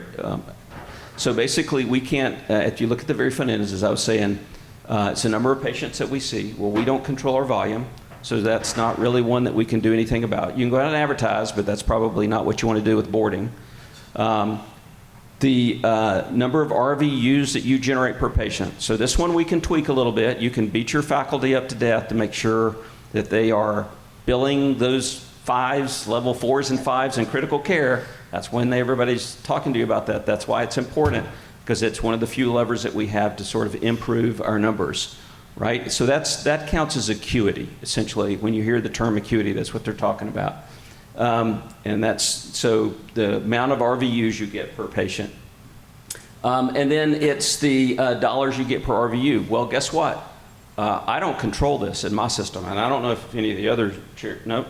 So this is controlled by your system, right? So this is the contract that they go out with Blue Cross and Blue Shield, and how much the Blue Cross and Blue Shield pays you for a level 4 or level 5 visit. That's done by somebody outside of my control, and so I don't have an ability to do that. Now, I know there are some chairs who have some community practices where they've been allowed to go out and negotiate separately, but I'll tell you it's very difficult to do that because you don't have any negotiating power. And only big, like the whole of Emory has a negotiating power. If I went out and tried to negotiate separately for the EDs, they would just stomp me. I just wouldn't be able to negotiate anything. So that's your payer mix. So that's why it's very difficult to sort of manipulate these numbers and make them look better. And I'll just say for one area of our system that came to about $20.6 million. Go to the next slide to see. And I'm going to show you where that number becomes relevant. So if you look at the sources of funding that comes into the department, we sort of were alluding to this a little bit. You look at the clinical revenue that you bring in, okay? And that's usually a negative number. I'm going to show you that negative number. And so that turns into a hospital MOU, meaning that the hospital is going to make you whole at the end of the day. There's the School of Medicine contribution. That's going to probably be different for all of us. The E&G budget that is coming through the GME, which is what we refer to, grants, contracts, and philanthropy. So those are your major sources of funding that come into a Department of Emergency Medicine or an academic department.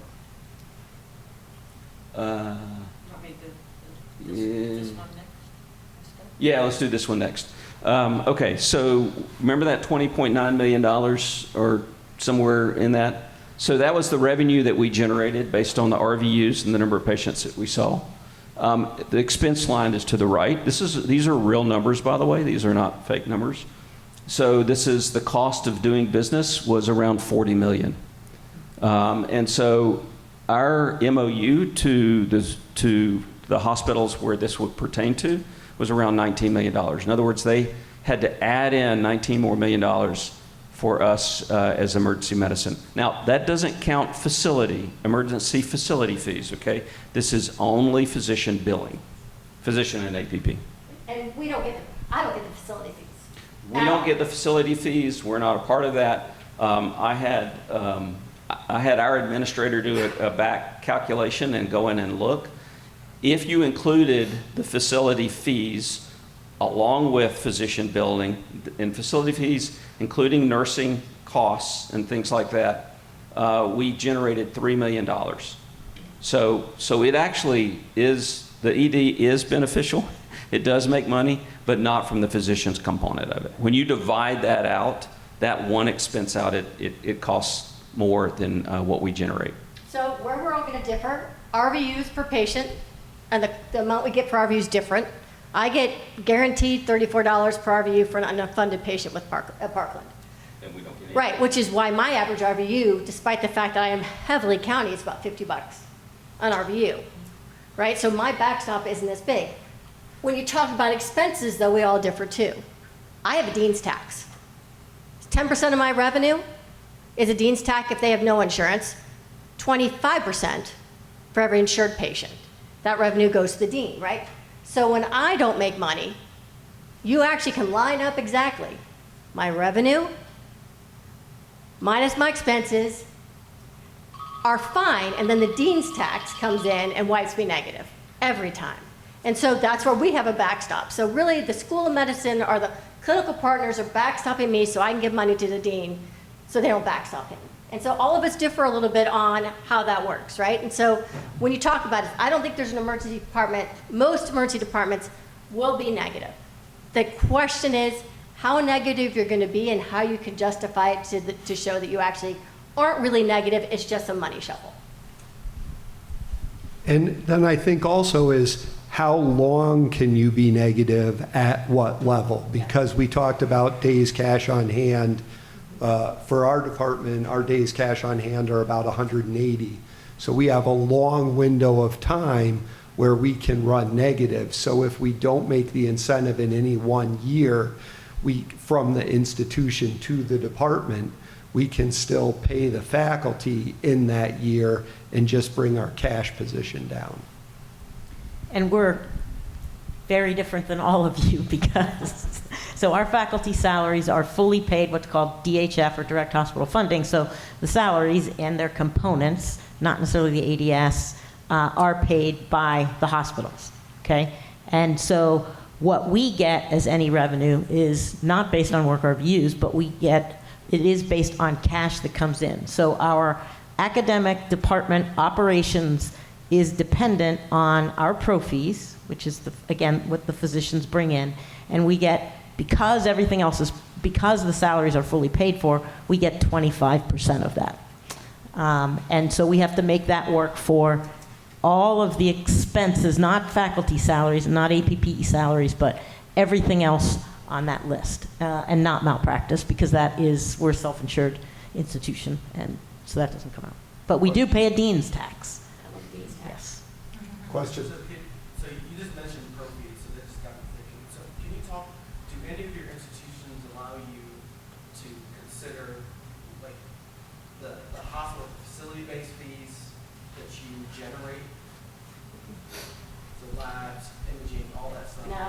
So I think when you look at David's $19 million payment from the institution to the department, as you negotiate that rate, the hospital leadership is understanding their contribution from the facility side as they determine what they're going to supplement the professional side with. Yeah, I mean, the problem is that they use that $19 million negative number to beat you up. right? And to say, to cut your numbers and have less faculty on because, you don't need 3 overnight, you only need 2 overnight, all those negotiations that we make. When we know at the end of the day they're actually making money from the work that we do, and we have to remind them of that, and they know it, but they're just using that to beat you up, right? Because that's the stick they have. But yes, I don't know, there's very few systems I know where they get to count the facility fee in their budget. Carillion is one of them, which is a system where the whole department is a service line. This is something I've been pushing at my institution for the last 5 years, is to create a service line where the nurses, the physicians, the techs, whoever is charged to the ED from the system, that gets counted as all one function. If you could do that when you go into your chair job and get them to do that, that's a double winner right there. Because to be honest with you, it's hard to manipulate the operations of the ED because you don't control the operations of the ED, right? We control our faculty and we influence the operations, but we don't control it. That's usually the hospital, nursing administration, whatever. But in the Carillion system, they have a dyad, which is an administrator and then a service line chief that basically manages nursing, physicians, and all of the practice within it. And then the whole budget rolls up within that system. But that's a very unusual system academically. Does that apply to other parts of your health systems? So other than emergent, like does urology function that way at each of the health systems? Yeah. Yes. It does and doesn't. It's very mixed, right? If you have an ambulatory services, so like those services that function outside the hospital, those are usually run and managed by the physician group. If it's in hospital, it's usually ran by the hospital and administration within the hospital. I think as far as the facility fees and not getting into how departments look, the ones that are really the challenging groups are radiology, if they don't get some of their technology fees, and then radiation oncology is another group that's heavily dependent on subsidy for facility fees just because of the nature of the work that they do. But they bring in a lot of money secondary also and to the cancer mission. So you'll hear a lot about service lines. They overall are good from a business sense.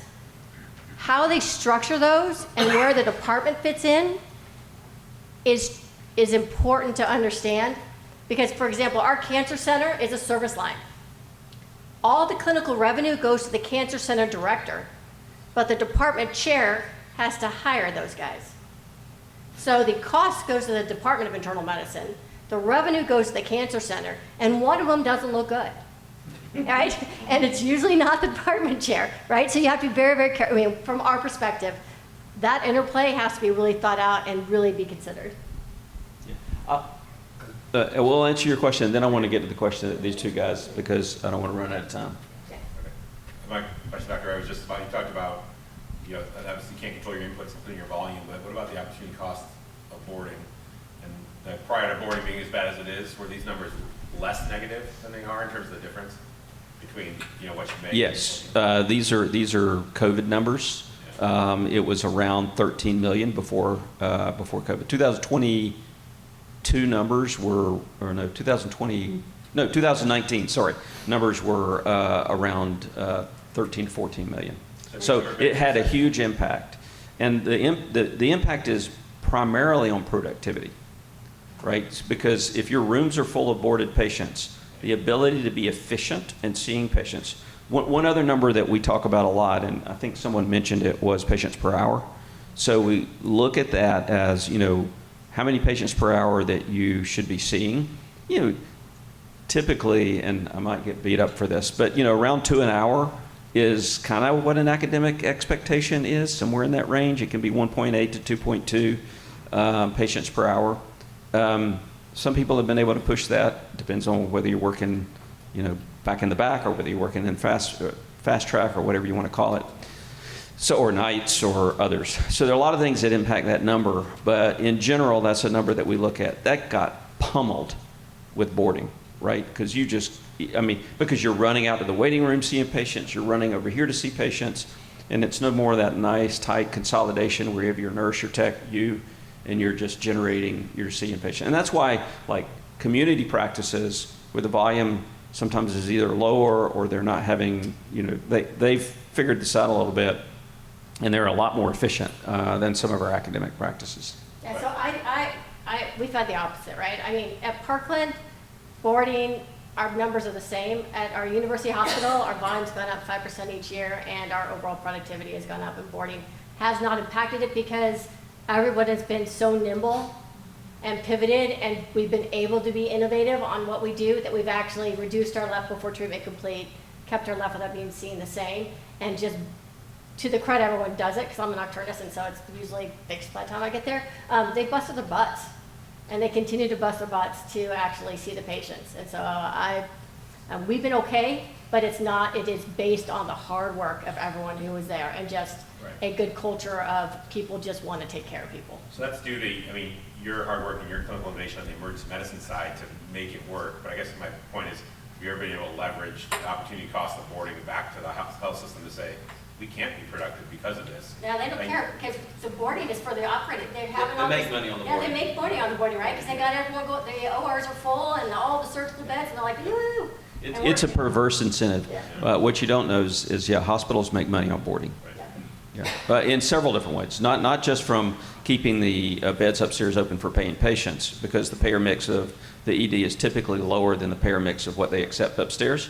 But there's also some Medicare and Medicaid rules in there that allow them to make money off of those ED patients with them down in the ED. So. Yeah. Okay, let's get to the conversation about what it costs for a buy down. And we had a little bit of a round robin on this because we're a little bit different, but we're actually, honestly, all in the same. It costs around $30,000 to $35,000 to buy one shift for per month for a year. So, and I think we all sort of settled in that's about right. It's 30 at his shop. It depends on what the individual makes. Obviously, what their salary is how much it costs to buy that person down, right? So $30,000 to $35,000. That's why a stipend for me is cheaper than buying somebody's time down, because I can't afford to buy somebody's time down. And it's the other element here is, if there's not a revenue stream for buying someone down, then it's really not that possible. Okay, I can do it for a short period of time, but you need to have a revenue stream, and that's why the program directors, they have their revenue streams coming from the School of Medicine. Very helpful, right? If they mandated that us and they didn't provide the funding, I don't know how we would do it. The contracts, that comes through directly from the contracts that buy the time down for that. So we look for revenue streams, the hospital paying whatever medical director role buy down. But someone who comes to me and they want to do something and they won't buy down for it, or they want to do some teaching and they won't buy down for it, I'm like, where's your revenue stream? The department doesn't make money. That's what I think. The $19 million to show you doesn't actually generate revenue, right? This makes me really nervous. but the point being is, the little bit of funds that I get through that money that comes across from the hospitals that I didn't get the last 2 years, that's all I have to do all of my academic mission. So when you come to me and you say, I won't buy down for this, I'm gonna look at it very carefully. Does it meet my mission, vision, values? Is it advancing something we really want to do?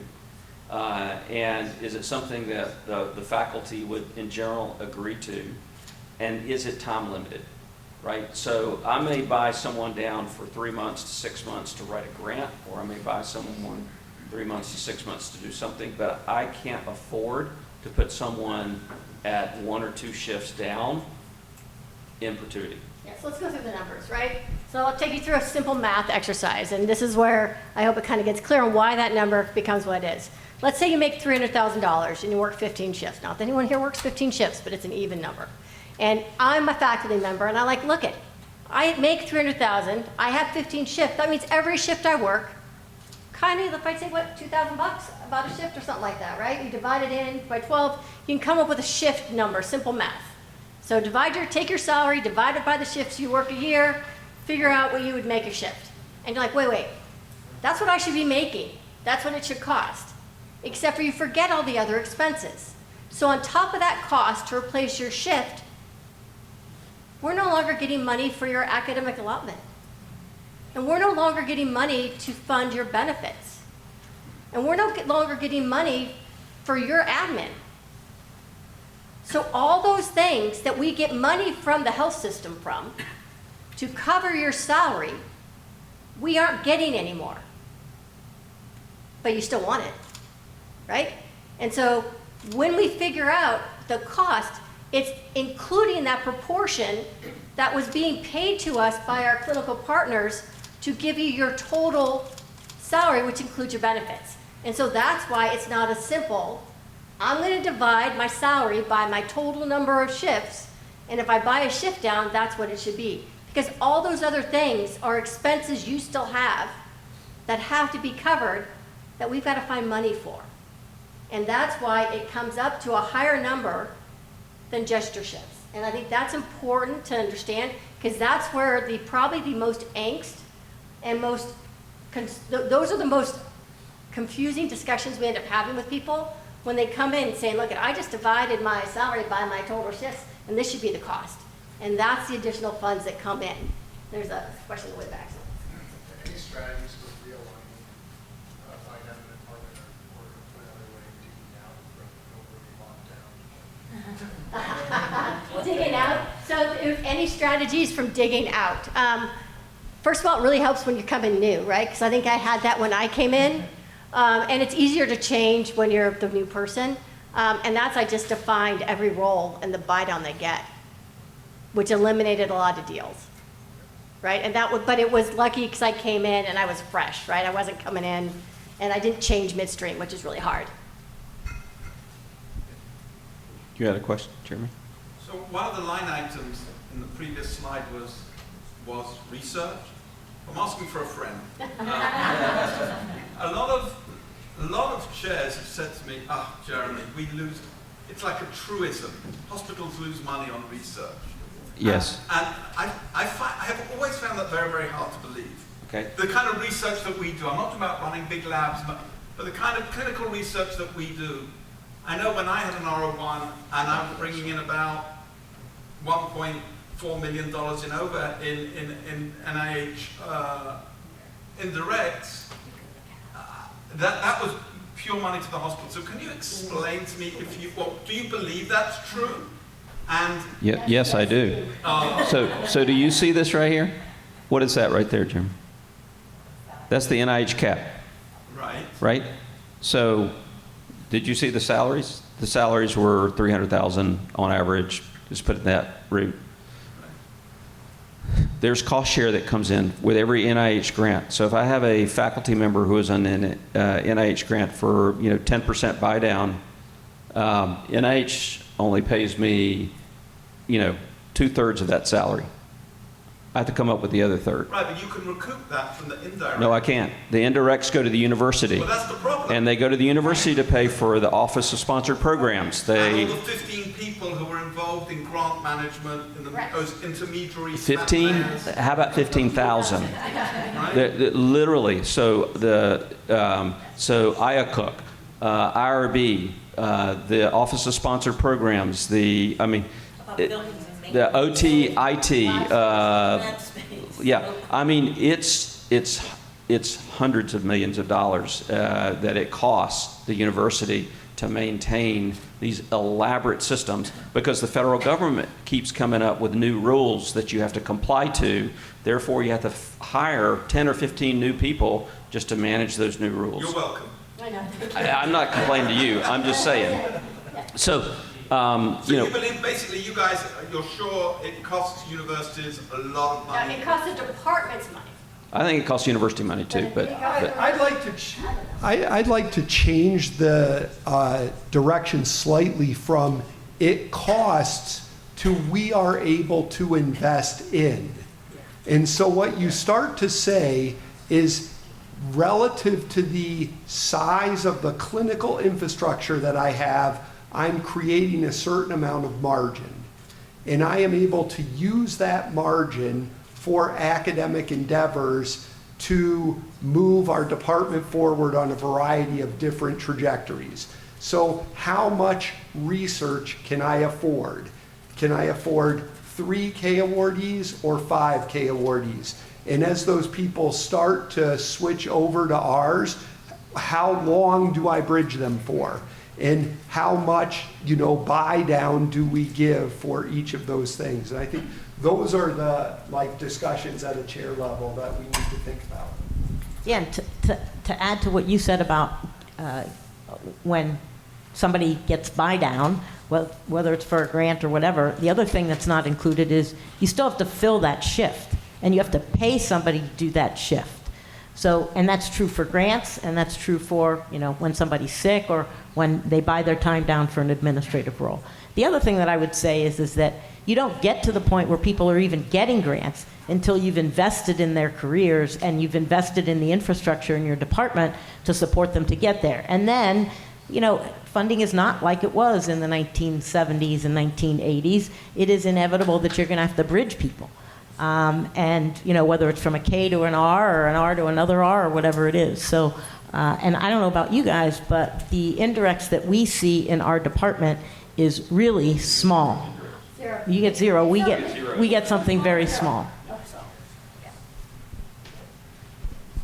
so what I would say to you is thank you, because truly what I would like to convey is that it's a partnership and that it's a shared vision and goal that we change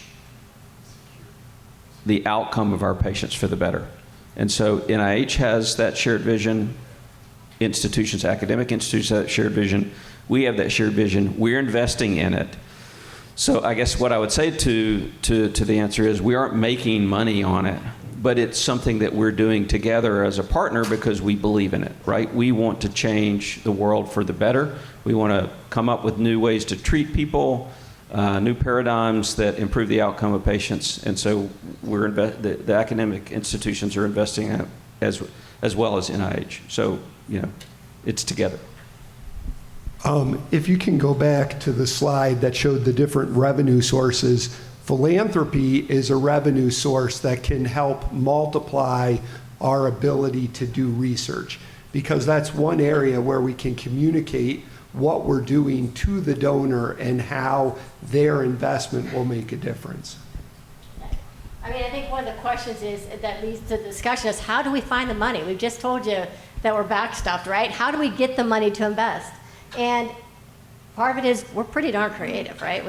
We find, we hoard, you try to make us, you wonder why emergency medicine doesn't have a million admins compared to internal medicine? It's because we are as lean as we can to keep our budget as nimble as we can. Like you said, my endowed funds all go to research, right? They all go to protect people. That's what I have. That's my little slush fund, right? I get every year, and that's using to buy people down. And I know how much I can do because it's all I got. But all the chairs are thinking very creatively 90% of the time on how can we find that money to invest in people. And it is a choice, right? Do I invest in research? Do I have another non-ACGME fellowship where that fellowship director is going to want to have protected time, right? Do I bring all my residents to SAEM, or do I fund a researcher? Got to tell you, for me, I got 26 residents. It's the cost of a shift buy-down. So all those things are value decisions that we make with our leadership team that go through our mind because it is a fixed pool of money. And if you give somebody something, you can't give it to somebody else. And so I think that's probably the best leadership thing is when money's fixed, it's fixed. Something goes up, something comes down. And everyone is making different priority decisions based on their mission, vision, value, and the situation they're in at that time. Yeah, it's absolutely. I mean, I don't know how many faculty. I have 152 faculty. That's a lot of mouths to feed. And that's a lot of people to develop. And I want to develop them all, right? I would love for all of them to be full professors with NIH R01s, all of them. Of course, that's not practical and it's not going to happen in emergency medicine. But of the few that do decide and want to become academicians and want to be independent researchers, I've got to decide on, who has the biggest probability of making that leap and investing in them. And when I was talking about before, I went on that rant about not having the money. When I said the money that comes across from, in my system, the money that comes out of the hospital when it's making money, the $60 million that goes to the School of Medicine that then is dispersed to the different departments, our share of that on an annual basis averages around $400,000 to $600,000 as a department. So you do the math. How many people could I give a one-shift buy-down at $35,000 or $30,000? How many people could I give one-shift buy-down to? It's certainly not 152. It's not even 100. It's not, so it's very few number of people that I can actually buy down. Well, one-shift buy-down is really not that much, frankly, right? You really need 2, 3, or 4 to make it impactful. That's huge. So I would be giving 1 or 2 people all of our department's money for those buy downs. And it's a balancing game. And so you just have to decide how you're going to use those dollars in the best way that you can imagine. The way that I like to think about it is we can do anything, we can't do everything. And so you have many people coming to you with requests. How do you filter through those requests and decide on how am I going to distribute these resources to the best of our department's gain? Rob. Kind of riffing on something you said during our conversation before. When you, and this is to everybody, when y'all are recruiting, and I'm thinking about this mostly from like my program director's perspective of when I'm advising people on how to design their careers. How impactful is it as a chair when somebody's like, I think I want to come in and work 0.75 FTE, but still have my fringe, and how that sort of weighs into your overall decision making when you're putting together, right? It's like a baseball roster when you're putting your who you're going to pull in as your rookies, who you're going to get, from other big teams. How do you think through that variable? Does it impact your decision making, and is it something that you're cool considering for new candidates? So no one has the answer to how many people you should hire. I think we all struggle with that every year. And we're looking out about 30 months to say how many shifts are we going to have available on the next 30-month run. And then as I look at shifts that are available, we then go to our divisions and we start to say, what are the needs from your division? And how does that fit into our overall strategy of filling the shifts that we need? So that's kind of the way that we think about it. And then, I think last year we interviewed about 60 people, right? So of those 60 people, how did they fall into the which division need versus which shifts versus how much did that person want of an investment for what they were trying to do?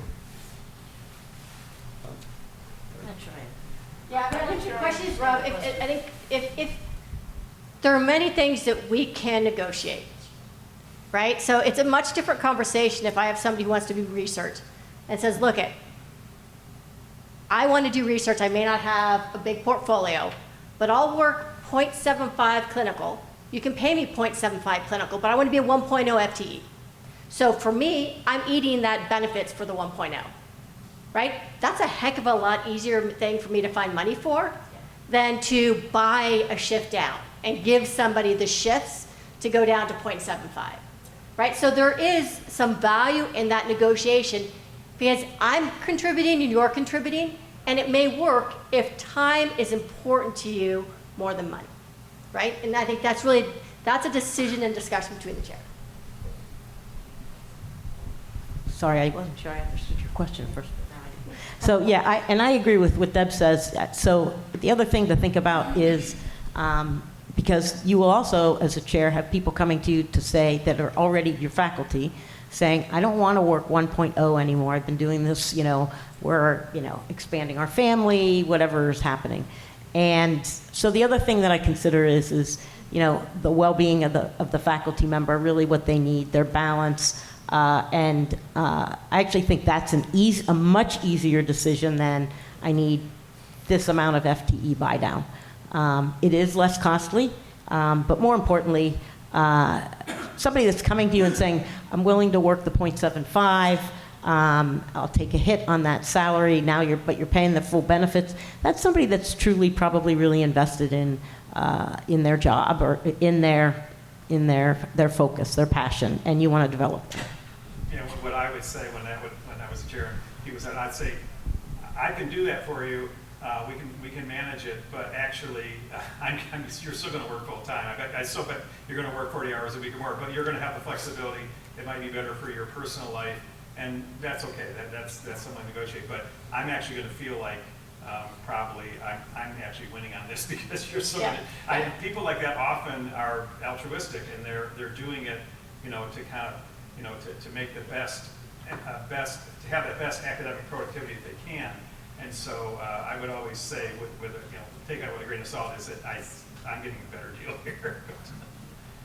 I think we're going to, maybe last question, Paul?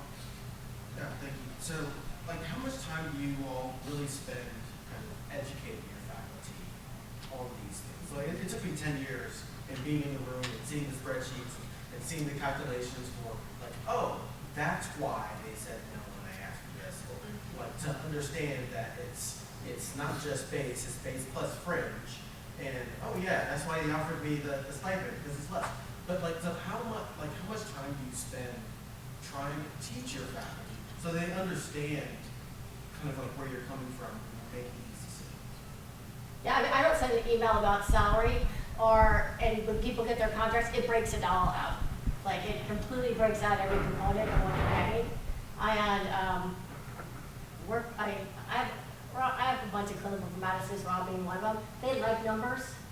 They like everything to be there, and so everything's there. All right, so I put every piece out there and do my best to explain it. Is it enough? No, because I'm not sure some of my faculty open their emails, but that's okay, right? So every faculty candidate that we bring for an in-person interview, I spend an hour with them going over our models. And 4 times a year, I'll go to the all-faculty meeting and do a finance update. It's never enough. Interestingly, people will ask for additional information, and we started finance faculty hours, and I sit on a Zoom by myself with my finance team because no one comes to them. But people do stop by the office, including Nick is one of them. So I think you make yourself available and hope that people come in, but I think there's great variability in people's understanding or willingness to invest the time that it probably takes to get the understanding. Well, we want to be mindful of your time, so we're going to close. And thank you, panelists. That was wonderful. I'd just like to thank Neha for putting this whole forum together.